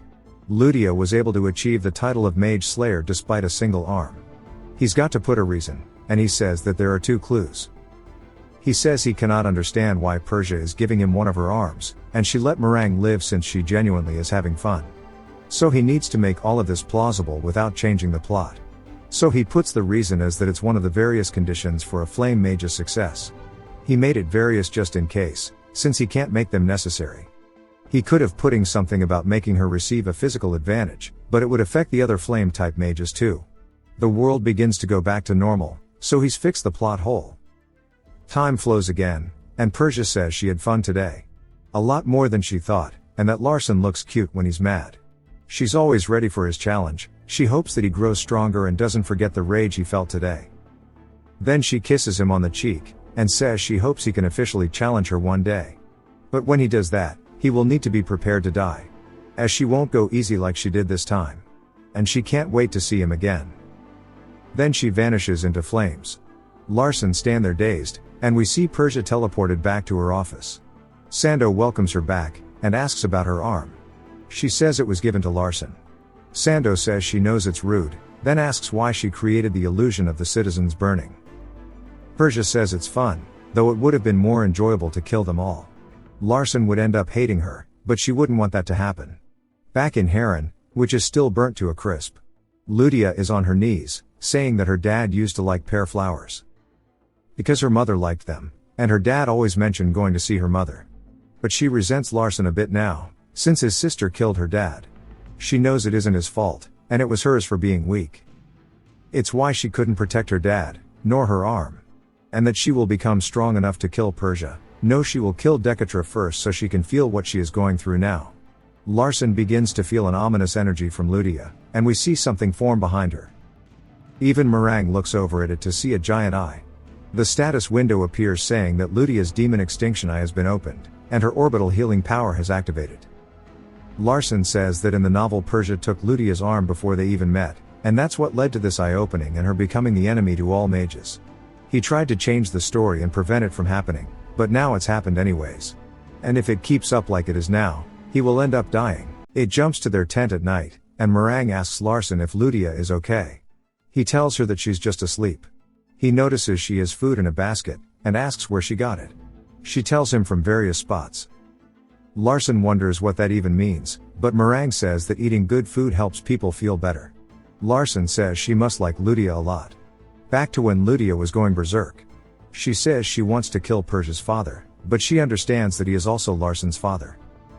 She starts to cry, saying she doesn't want to see Larson sad, so once she kills his father, to please kill her, asking if that's the right thing to do. Poor kid. Meringue asks Larson where they are going, and he tells her to the hunter's grave. She asks why, since that place reeks. He tells her he needs the capacity potion. She looks curious, asking what's that. He tells her it's a special potion that increases the amount of mana he can put into his circle. She says that she doesn't know shit about magic, but she's never even heard of something like that. He tells her it's because nobody has done it yet. She asks him what he means, and he thinks about how he came to a realization after seeing Persia toy with them all, that he'd be unable to hurt her. And he was shocked to find out that the force of restitution existed here. He has the privilege of manipulating probability. And in return the world has to try and maintain the status quo. Without him even being aware of this, they were waging war. So he needs to create change to overpower the orbital healing power, without harming the probability. Yeah, if anyone understood this, you should win the Nobel Prize. He doesn't have the time to hesitate if he wants to make that change, so he needs the potion to skyrocket past his current limits. Or else he will die at 17. It jumps to them at the hunter's grave, and Meringue gags, saying this place smells like a Discord mods room, asking if they don't smell anything, but her sense of smell is just goated. Larson says this is the hunter's grave he wrote about, but it's much creepier than he pictured. Ludia tells him that she is scared a ghost will pop out at any moment. He says a ghost will be more afraid of her. His heavenly eye activates while they walk. He sees a piece of firestone. And explains that how it's an abandoned graveyard that nobody even visits. The only special thing is that all of the rocks are firestones. A firestone is a mineral from ancient times to start fires. You smack rocks together to create sparks, just like flint stones. But with the development of flame and spiritual magic, the stone became obsolete. Meringue looks around, asking where the capacity potion is. Larson says they've got to find it. She is shocked that he doesn't know where it is, and Ludia is shivering. She asks if they can start a fire. He says no, and when she asks why, he explains that the gravestones would all explode. She clicks her tongue, and Larson goes on saying that when it hits midnight, but he gets interrupted by a loud vibrating sound. Meringue asks what it is, and Ludia points up, saying there's a tree walking at them. Meringue asks if she's dumb, but looks up and realizes that she is right, as a giant tree is waddling over to them. It's called an ENT, it speaks too, saying it seems like they've got some guests tonight. They are great at survival since they can rely on sunlight and rainwater. And they appear when it's midnight. Only when there isn't a fire there. The Ent asks why they don't make a fire, saying it's cold tonight, saying humans love fire. Larson says he hates fire, and was burned as a kid. Ludia does a double take. The Ent makes a cute smile and says fire is terrifying after all. Ludia asks if it's scared of fire, but Meringue gets her to quit yapping. The Ent starts to spread his roots, while saying Larson isn't a bad guy. He tells Larson that his ancestors guarded this place for a long time. Along with his mother and his grandmother, for 3,000 human years. He gets a notification saying its duty is that of a gatekeeper. And that he wants to find the hunter's rib. Larson smiles, saying that is the key. The Ent asks if he will bring the rib. Larson tells him sure, since it won't be that hard. Larson explains how nobody has come here yet in the story, but in the future Casson and his friends do to obtain the capacity potion. Larson asks where the rib is at. The Ent tells him that he'll guide him, but it smells too much like fire, so he can't dig it up. The Ent starts to walk away, and leads them to a sword in the ground, saying the rib is here. Meringue asks Larson if he wants help, but he tells her that it is fine. He has to do this himself or else the potion won't work well. We see him sigh after digging, as he's exposed the coffin. He opens it up, saying it's definitely not a human's corpse. So it must be a werewolf. He says it's very subtle, but the body is shining with flame mana. He rips the rib off, and hands it over to the Ent. The Ent takes it. He starts to smile, saying he's finally earned it and thanks Larson. His mouth begins to light up, as a blue light forms above the tree. Larson says it's shining. Ludia says it's pretty. Meringue sees a butterfly. She is clueless. Larson watches a flower sprout from the ground. The flower begins to bloom and open up. Larson realizes that it's the capacity potion, but there's something weird about it. It is way too simple. It cannot be this simple, something must be hidden around it. He grabs it out of the flower, asking if he just wrote it this poorly in the novel. He only recalls writing about them getting here, and Casson taking the initiative for the quest. But if the difficulty was this easy, all of the mages in the world would become stronger, ruining the economy and just overall power scaling. A window appears saying he's noticed a lack of probability. Larson says this makes more sense. Then asks the Ent, whose name is Sudra, I guess. Why was he given the potion? Sudra says because he found the rib for him. Larson asks why it's so significant to him. Sudra says it belongs to the hunter, but Larson wants a more specific explanation. Sudra says that his mother and grandmother searched for it desperately. Larson starts to think about it, while the girls wonder if something is wrong. Larson realizes something, and that is that Sudra never said to take the potion himself. So the potions will surely continue being produced, but with the caveat that all of them are fake. And there's a chance the potion doesn't perform its effects like he wrote about. He obtains a lacking probability fragment. Although Casson's party acquired the potion, he never wrote that the maximum capacity of the circle was raised. So there must be a hint somewhere here to resolve all of that. He looks around, and spots some text engraved on a coffin, which mentions to set fire to it to sacrifice a burnt offering. Which means he has to burn the offering for the ritual. However, if he were to do that, there's a possibility that ants from all over the graveyard will come and attack him. He decides to match the probabilities together, saying the reason the graveyard keeper is an ant is because of the people who burn their offering with magic instantly after seeing the text. Since ants hate fire, they just instantly smash the people responsible. The window pops back up, confirming his suspicions, as more text forms saying that the fire must be without magic, then the door shall open. He wonders if it was due to Kurtle's guidance, since he could see the phrases with the heavenly eye. He then decides to ask Sudra if he knows about the burnt offering. Sudra starts to answer, but gets caught up on the burnt portion, since he's scared of fire. He says that he remembers now, the family tradition is that he is here to offer 77 burnt offerings in the coffin containing the rib bone. Larson thinks it's weird that the ants would give the burnt offerings, since they are scared of the slight hint of fire mana. And the number 77 is peculiar too, any other number could be a coincidence. But the number 77 is important in this world, it is referring to Alberto's 77th book which he learned. The Magic Cultivation for Dummies book. He says it's often classified as pseudo-literature. But it has become the fundamental basis of all of his growth thus far. Sudra says his ancestors have been giving burnt offerings for a long time after receiving help. And so far they've offered 76 of them, and his mission here was to offer the final 77th sacrifice.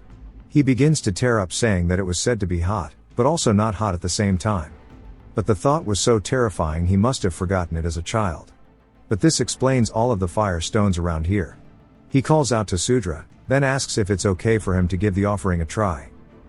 Ludia is confused on how he's going to set fire with just stones, and he says it makes sense that she'd be confused being a fire mage and all.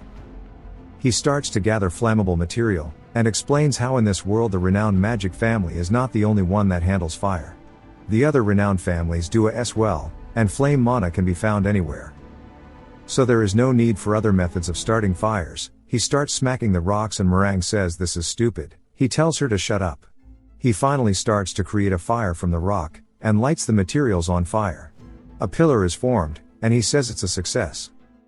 Meringue is surprised it worked, but Ludia just wonders why he made it complicated. Larson says now he just has to start the ritual by moving the ember and putting it inside the coffins. Sudra sees the fire and flinches, but says that it isn't actually hot. Larson says he was right, ants are vulnerable to fire magic, as even a small ember would severely damage them. But they are immune to fire that is made without fire mana. Sudra starts to smile, and thanks him, saying that, thanks to him he could accomplish the mission that his mother couldn't. A door begins to appear in the smoke from the fire. Larson says it's just as it mentioned, and it must be an artificial dungeon. He says there's probably something related to the capacity potion inside of it.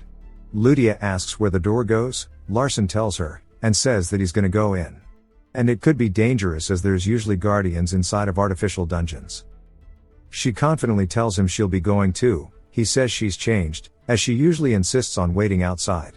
Meringue asks her why she's intent on going in, when she's still recovering. but tells her to hop on her back, and she'll only be doing this once. They all leap up into the air, and Larson says there's no telling what awaits. The door closes behind them, and a window appears saying he completed the offering, and due to this the golden door has been created. Larson lands inside of the darkness, and looks around for any form of light. And on cue a torch flickers on, showing a giant wall of text. Larson is surprised, saying he didn't expect this. Ludia and Meringue also look around wondering what it says.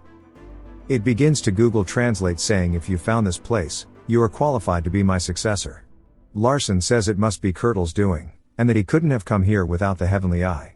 As that's the first requirement, the second is to possess an ability related to him in some way. And third, the successor must be a maiden. Larson is completely caught off guard. The text says, "My name is Alberto," and he is leaving behind the story of him and his friend Curdle. Larson says he thought they were the same person. Curdle always argued about magic being the way to go, whereas Alberto believed in combat techniques, and he didn't believe attributes were that important. They never stopped arguing, as they walked different paths from one another. There were no other reasons besides ego to fight, and they understood each other's values more than anyone. One day they met an orphan girl. Her name was Casa Maiden, and they took her in. Curdle taught her magic, while Alberto taught her combat skills. She learned really quickly, and they raised her like their own daughter. They took the two dads joke literally. She became an adult and they let her go on her own path. She became the head of a family. They don't know what happened to her during that time frame. But when they met her again, her heart was irreparably broken. Which was that learning both magic combat skills and attribute magic, they would collide in the heart. Casa knew it from early on, but didn't want to tell them out of fear. She ended up passing away at an early age. Both he and Curdle grieved for a long time, but they couldn't grieve forever. She may have left them, but she passed on 3 children. So they began preparations to repay the debt they owed to her. Their goal was to make sure they grew up healthy. They had to choose between attribute magic, or between magic combat techniques. In the end, Curdle was the one who stayed with her children. So Alberto left on a journey and settled down elsewhere. Decades after that, he discovered a new power that doesn't react to mana at all. And he decided to call it Fighting Spirit. He called the magic combat techniques using it martial arts. Larson realizes them not reacting to one another is what he put in the book. But for that one line to have so many consequences, he understands it all now. The reason why attribute magic was so developed and the maidens stopped using the magic combat techniques. Meringue asks Ludia if she can read any of the text. Her illiterate ass tries, but can't. But now Larson knows why Fighting Spirit was made. Alberto says he founded the Grandel family, but he still loves the maidens. So the person to succeed him needs to be a maiden. This is his last act consideration for Casa. He thinks Curdle had the same idea. In the end he found a way, and created something, which turned out to be Grail. You can put attribute abilities into the Grail, so that your heart would be dedicated to the magic combat technique, allowing you to use both of them. This is when Curdle and Alberto began arguing. Grandel was nothing but an obstacle to Curdle. They fought for 7 days and nights. They fought again and again, trying to get an outcome. As much as they loved each other, their rage was just as big. They finally stopped fighting, but couldn't be together anymore. It was clear their paths were different. He still loved Curdle as a friend. He doesn't know if he resents him or not. Larson thinks about their connection to the maidens, but says that something is off. If they had fought, Alberto's guide should be with the Grandels, not the maidens. So why is it in their library? He wonders what the reason is, and a window appears saying he's found a lack of probability. All of the text on the wall vanishes, as time stops for Larson. And instead lines appear on the wall. Larson says he has no choice but to write it out. But he thinks he understands it now. Both Curdle and Alberto loved each other as friends. And the two had an immense love for Casa too. A window appears, saying he's obtained probability, and it's been added to the creator's plot plan. Due to Larson being correct, Alberto's new guide begins to be created. Something spawns in behind Larson, and he looks over to see that it's magic utilization, mana cultivation for dummies. The next book in the magic basics. Inside of Larson's coat pocket we see a blue glow. As the magic capacity potion's force has went from 20% to 100%. This is what he needed in order to learn a new technique. The cave begins to collapse and he says they need to get out of here. A bright light appears in front of Larson, blinding him, and when he comes to, he is inside of a field. He sits up wondering where Alberto's guide went, and sees both it and the capacity potion in front of him. He says he was able to learn new things too. Lydia yawns, saying she had a weird dream, that Larson was spinning and got sucked into something. Meringue also seems disoriented as she can't even speak. Larson says he guesses their memories got erased, and turns to look at Sudra, and instead sees a tree behind them. Lydia asks if there's always been a tree here. Larson says that he was protecting this place for 1,000 years, for the sake of Alberto and Kurtle's love for Kesa. He touches the tree, telling Sudra he did great. And smiles, saying now he'll create a new power to continue Kesa's will. It cuts to Meringue saying he's been like that for 2 days.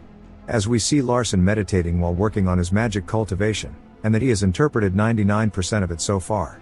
Meringue asks Lydia what she thinks he's doing, but she doesn't know either. He starts to stand up and a window appears saying that he's completely interpreted the book, and his understanding of fighting spirit and mana has drastically increased. Fighting spirit is a type of energy derived from mana. The fact they don't mix is not actually an absolute setting. As within his current state he can actually mix them together. He begins to exude a blue aura, and Lydia asks if he's okay. Saying that his body is on fire, and she goes to touch him but burns her hand so she pulls it away. Meringue asks what's going on. Larson ignores them since he needs to lock in, and focuses on the change within his body. He says to imagine he is observing the universe, don't get why, because he says to imagine the mana is the holy grail. And to send the separated energy to flow throughout his body. We see them forming together. Which ends up engraving the intermediate magic combat technique onto his heart. The blue aura shifts to a purple hue as he starts to go Super Saiyan. The magic combat technique splits into 2 forms, called Strengthen and Body. Larson is surprised by this, and recalls Magner saying that his will shall become an authority, and mana responds to that will. Causing 4 major transformations. Strengthen fortifies the body and spirit. Larson says it's the improved version of self-defense. And body is the improved version of proficient weight utilization. If he can obtain Alberto and Kurtle's arrangements he can become strong like Kesa, the first maidenhead. Lydia calls out to him, asking if he's okay. He says of course he is. She says it's weird, and that he feels different. He asks what she means, and she says that his atmosphere is a bit different now. He says Lydia noticed pretty fast, then tells both Lydia and Meringue that there's something important that he needs to tell the both of them. It cuts to Meringue walking, and she seems to be thinking about something. She flashbacks us to Larson saying that he will be going home. Meringue says she wondered why he was so serious, and asks why this matters to her. He says that living in his house might be tough for her, and she says that he's right since living confined doesn't suit her. He tells her that 2 years from now he'll be participating in the succession war. She goes to head out saying she doesn't need to hear all the yap. He says he'll ask for her help in the future, and she says whatever. She got sick and tired of following him around anyway. He goes to tell her to find him at the Maiden's outer west gate. She closes the door saying she's off, before letting him finish, and Lydia says she is probably mad that she got bodied in cards. Flashback ends, and Meringue says that she was getting bored anyways. Then dashes off the floor, grabbing a nearby rabbit, saying this was good timing. Poor rabbit is terrified. She then looks a bit sad, and throws the rabbit away. Saying this should be a good thing, then comments on how the stars seem unusually bright today. And she looks up at the moon, wondering how long she'll have to wait to be with them again. Back to Lydia and Larson, she says that she thought he had to go on a pilgrimage for 2 years. He says it doesn't have to be done outside, and she tries to say she doesn't want to go back. Since she doesn't want him to be mocked, which she can't stand. He tells her he just needs to make sure that he doesn't become a laughingstock. She asks how he will do that. Larson says soon a friend will come to give him a reason to return. We see a lot of corpses as the Knights of the Holy War have been mobbed, and a Minotaur is laughing saying this is fun. The Knights tell the Minotaur, who is named Helmet, to surrender. Helmet says he isn't a murderer, they are just simply weak. He can't help it when a slight tap is enough to kill them. He turns to see our horseback friend. The Knights tell the horseman to flee, saying he is a prison escapee. The horseman is a horsewoman. We hear a familiar voice saying to move. Helmet gets pissed and charges directly at her, and knocks the head off the poor innocent horse. The guards wince saying that is foul, asking why he is horsing around. The woman lands on a rooftop above Helmet. He asks her when she got up there, and goes to say he'll kill her. But she cuts him off, kicking him in the face. He gets pummeled into the floor, as she says he shouldn't be yelling loudly at night. Helmet begins to struggle breathing, as the woman says to be kinder from now on. The knights are surprised he just got bodied, as we see that it is Rosalind. She asks why Larson made her meet him here. It cuts to her saying hi, and he asks why she didn't knock. She says surely he knew it was her, and not to bother with formalities. He tells her that she's gotten taller, and she blushes. She asks why he insists on returning to the maiden family. He says the world is scarier than he imagined. Ludia munches while Rosalind inner monologues about how he thinks she's under him. She tells him that Uncle kept saying that he was far above her. Larson says that he is correct. Then Rosalind is shocked, asking why she can feel fighting spirit from him, asking if he can really use both fighting spirit and mana together. Larson smirks, saying that her talent sure is crazy. Even more so than even Magnar, and he's just using Larson to bait Rosalind to improve. Rosalind begins to release her aura, saying to follow her as she wants to have a match with him. But Larson asks why he should do that. She gets embarrassed, and he asks what she has to offer him, asking if she doesn't have anything prepared. She is caught off guard, saying it's an excellent opportunity to check each other's growth. He says that sounds like something Casson would say, and he's not interested. She asks if he won't fight her. He smirks, asking if she wants to, and she jumps, saying of course. He says that only if she makes a bet, if he wins, to guide him to the Grandel Library. It cuts to them having a WWE stare down. And we learn that if she wins he will grant her a wish. She seems interested, and starts to think about how to win, saying that this area is disadvantageous for a magician to confront someone, and he can't use fire magic here either. She says that she recalls him saying he wants to test his martial arts, and he smirks, saying yes. She asks which one he'll be doing specifically, and he says breakage. She stretches, saying alright, and to get ready. She instantly dashes forward. Larson says she came in hot. She goes for a kick, and he says that she seems incredibly light. He doesn't dodge, but instead blocks the kick. He says he can tell from the impact she's been training a lot. While he's complimenting her, she swipes his feet out and comes in with an axe kick. He says her combo is fluid as well, but says it's time to give it a try. He begins to use his strengthened form that he unlocked not too long ago. And we see Rosalind destroying the ground below where he just was. She can feel something is wrong. So she distances herself from him, wondering what that feeling was, and says her attack was supposed to reach the right side of his chin. She recalls Magnar saying if she manages to land a single hit on him, he will give her anything she wishes. While pigging out, she says she'll hold him to it. He laughs at her, and she makes an annoyed face, saying that he ain't shit. Back to the fight, she asks him why he didn't counterattack when he had the chance to just now. He says that it wasn't the best timing. She starts to get annoyed, saying that this is embarrassing. She kicks him, knocking him backward, saying it's time for the real fight to start.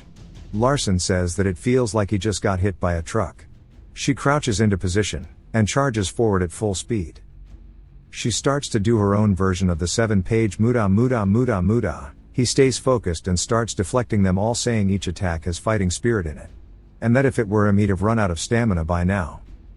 He says that he needs to end it before the damage accumulates. He grabs onto her and sweeps her feet, and twirls her through the air, putting her onto the floor. She looks up pissed. He tells her he wins, while putting his fist right in front of her face. We hear a man clapping, saying he indeed has won, and Rosalind turns, asking her dad why he is here. Larson realizes if it's her dad, it means he is Velatutor. Larson gives him the most formal greeting he can, and Velatutor says there's no reason for that. Rosalind barks at him, saying that she said she could handle herself. Larson says he's so glad he didn't hit her. Velatutor then asks why a maiden is so interested in their library. Larson says that this is because he still has more to learn about martial arts. Velatutor is intrigued, saying that Larson isn't nervous at all, nor is he lying. He says good, and that he will send an official invitation to the maiden family. Larson smiles, saying this is better than he planned. Velatutor also adds that he plans to show him up to the second class of the library. Rosalind says that she can't even go there yet. Velatutor says it would be good to have Larson by Rosalind's side, and tells Larson he'll be waiting for him. It cuts to some chickens munchin', as we are back to the maiden house. Specifically the Badger Annex building. We see Larson walking to the door, but is surprised when he feels something. He turns to see Senkin behind him. Senkin tells him after he greets his mother to come for the main building, since Decatra has called for him. Larson bows, saying he understands. Larson watches him just vanish like a phantom, saying spooky. But now that he's back to the maiden house and he can greet his mother, he's greeted by Hira, asking if he gave up on his pilgrimage. He says he isn't. He tells his mother he's home, and she says he must have gone through a lot. She tells him to rest before he leaves again, and asks Hira to bring her some tea she prepared for him. She quickly says yes and walks off. Larson is glad they are the same. And then starts to tell his mother about his journey, and she drinks her tea saying she knew he could do it. After a bit of talking, and a derpy-ass dog chases the chickens. He tells her it's time for him to go. IT cuts to him telling his father that he's here. Dekatra tells him to submit a report as he needs to be aware of the actions of a candidate to the family head. Dekatra says he's sure there's a lot to say about the change that has occurred in his body. Larson wonders if he has to tell him all of it, and Neil's saying since his mother is here, he must be on his side. So he decides to tell him, saying there exists fighting spirit in his body. So now he can use attribute magic and magic combat techniques. Although he's just a beginner, he can wield fighting spirit too, so he can grow using the same method as the first head of the family. Dekatra asks if anyone else knows about this. Larson tells him who knows about it. Dekatra says if he were in his shoes, he would kill the both of them. Larson says he gets that the dead can't speak, but they also can't help him either. Dekatra says that's true. Larson then tells him that he's been strong since birth so he'd never had to rely on others. But that he is different, he cannot stand by himself. As he cannot protect his mother solo. Dekatra says he will respect his choice, however to keep it a secret from his siblings. Even from Ivelia, Larson says he'll keep that in mind. Dekatra says that a dominant predator must show 7 parts of its strength, and hide 3 of its claws. However prey must show 3 parts of his strength, and hide 7 parts of his power. Yeah, no clue what this means, I am cooked. Larson says he'll keep it in mind, and he promises that he will rise to the position where he will do as shown. So he can show his true power without fear. Dekatra smiles. After we see a letter on the table, and Dektra is telling Senkin it's a letter from Velatutor. Senkin is surprised asking what it says. Dekatra tells him about it being an official invite. Senkin asks why he'd do that. Dekatra smiles saying that he evaluated Larson's potential to be high. Senkin realizes the deeper meaning saying it's an official statement saying that he is more outstanding than Rosalind. Dekatra seems happy, saying that Larson is finally starting to put a serious effort into the succession war. A window appears, saying that the Mage of the Heavens has partially alleviated suspicions regarding the lacking probability, but some of it has been secured. Larson says this confirmed that the Mage of the Heavens is Dekatra, and he believed the absurd story of hiding his abilities until he was 10 and then awakening. And he suspended his doubt about it, which shows that he knows he can influence the world. He didn't think probability could be secured in this way. Larson calls out to Hira, asking if she finished the preparations he's requested. She says yes, and together with Hampton she collected all of it around them. Again the classic mountain of diabetes has returned, and we see Evian saying she can't receive paid requests from successor candidates. Larson says that's not what this is, and to think of it as a gift. He's just controlling her with sweets at this point. Evian says last time she assisted him she was swayed by emotion. But it won't happen again. He says he's not here for that, asking if she can find a book for him. She asks which book it is, and he says he wants every book related to the sage Alberto, even if it mentions him too. She says it's a simple job, she can search all of the libraries and can even send some cooperation requests. She asks why he's looking for books related to Alberto. He asks if there's a reason he shouldn't. She says no, but asks if she can suggest a book for him. He asks which one, and she drops one into his hand using magic. She says it's not the greatest book, and we see it's the Beginner's Ice Magic, Tome of Nosrin. Larson says that this is a magic that Evian has mastered, and she says if he runs into anything he doesn't know, he can ask her any time, and she'll answer it as a librarian.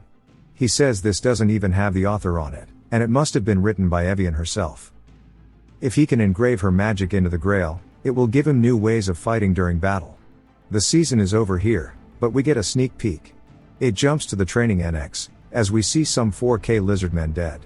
The guy in the annex, it's been a long time so I forgot his name, is praising Carlton for being accustomed to the droplet shield. We see Carlton with a giant shark made out of water above him. Carlton says that he's in his best condition so call him in. The man adjusts his glasses asking if he means who he thinks. Carlton grins saying to call Larson here, as it is time for him to teach him where he stands in the family. If you've watched till the end comment, Cheetos, to let me know. Subscribe for more videos like this, leave a like or a comment to help the channel out. Thanks for watching.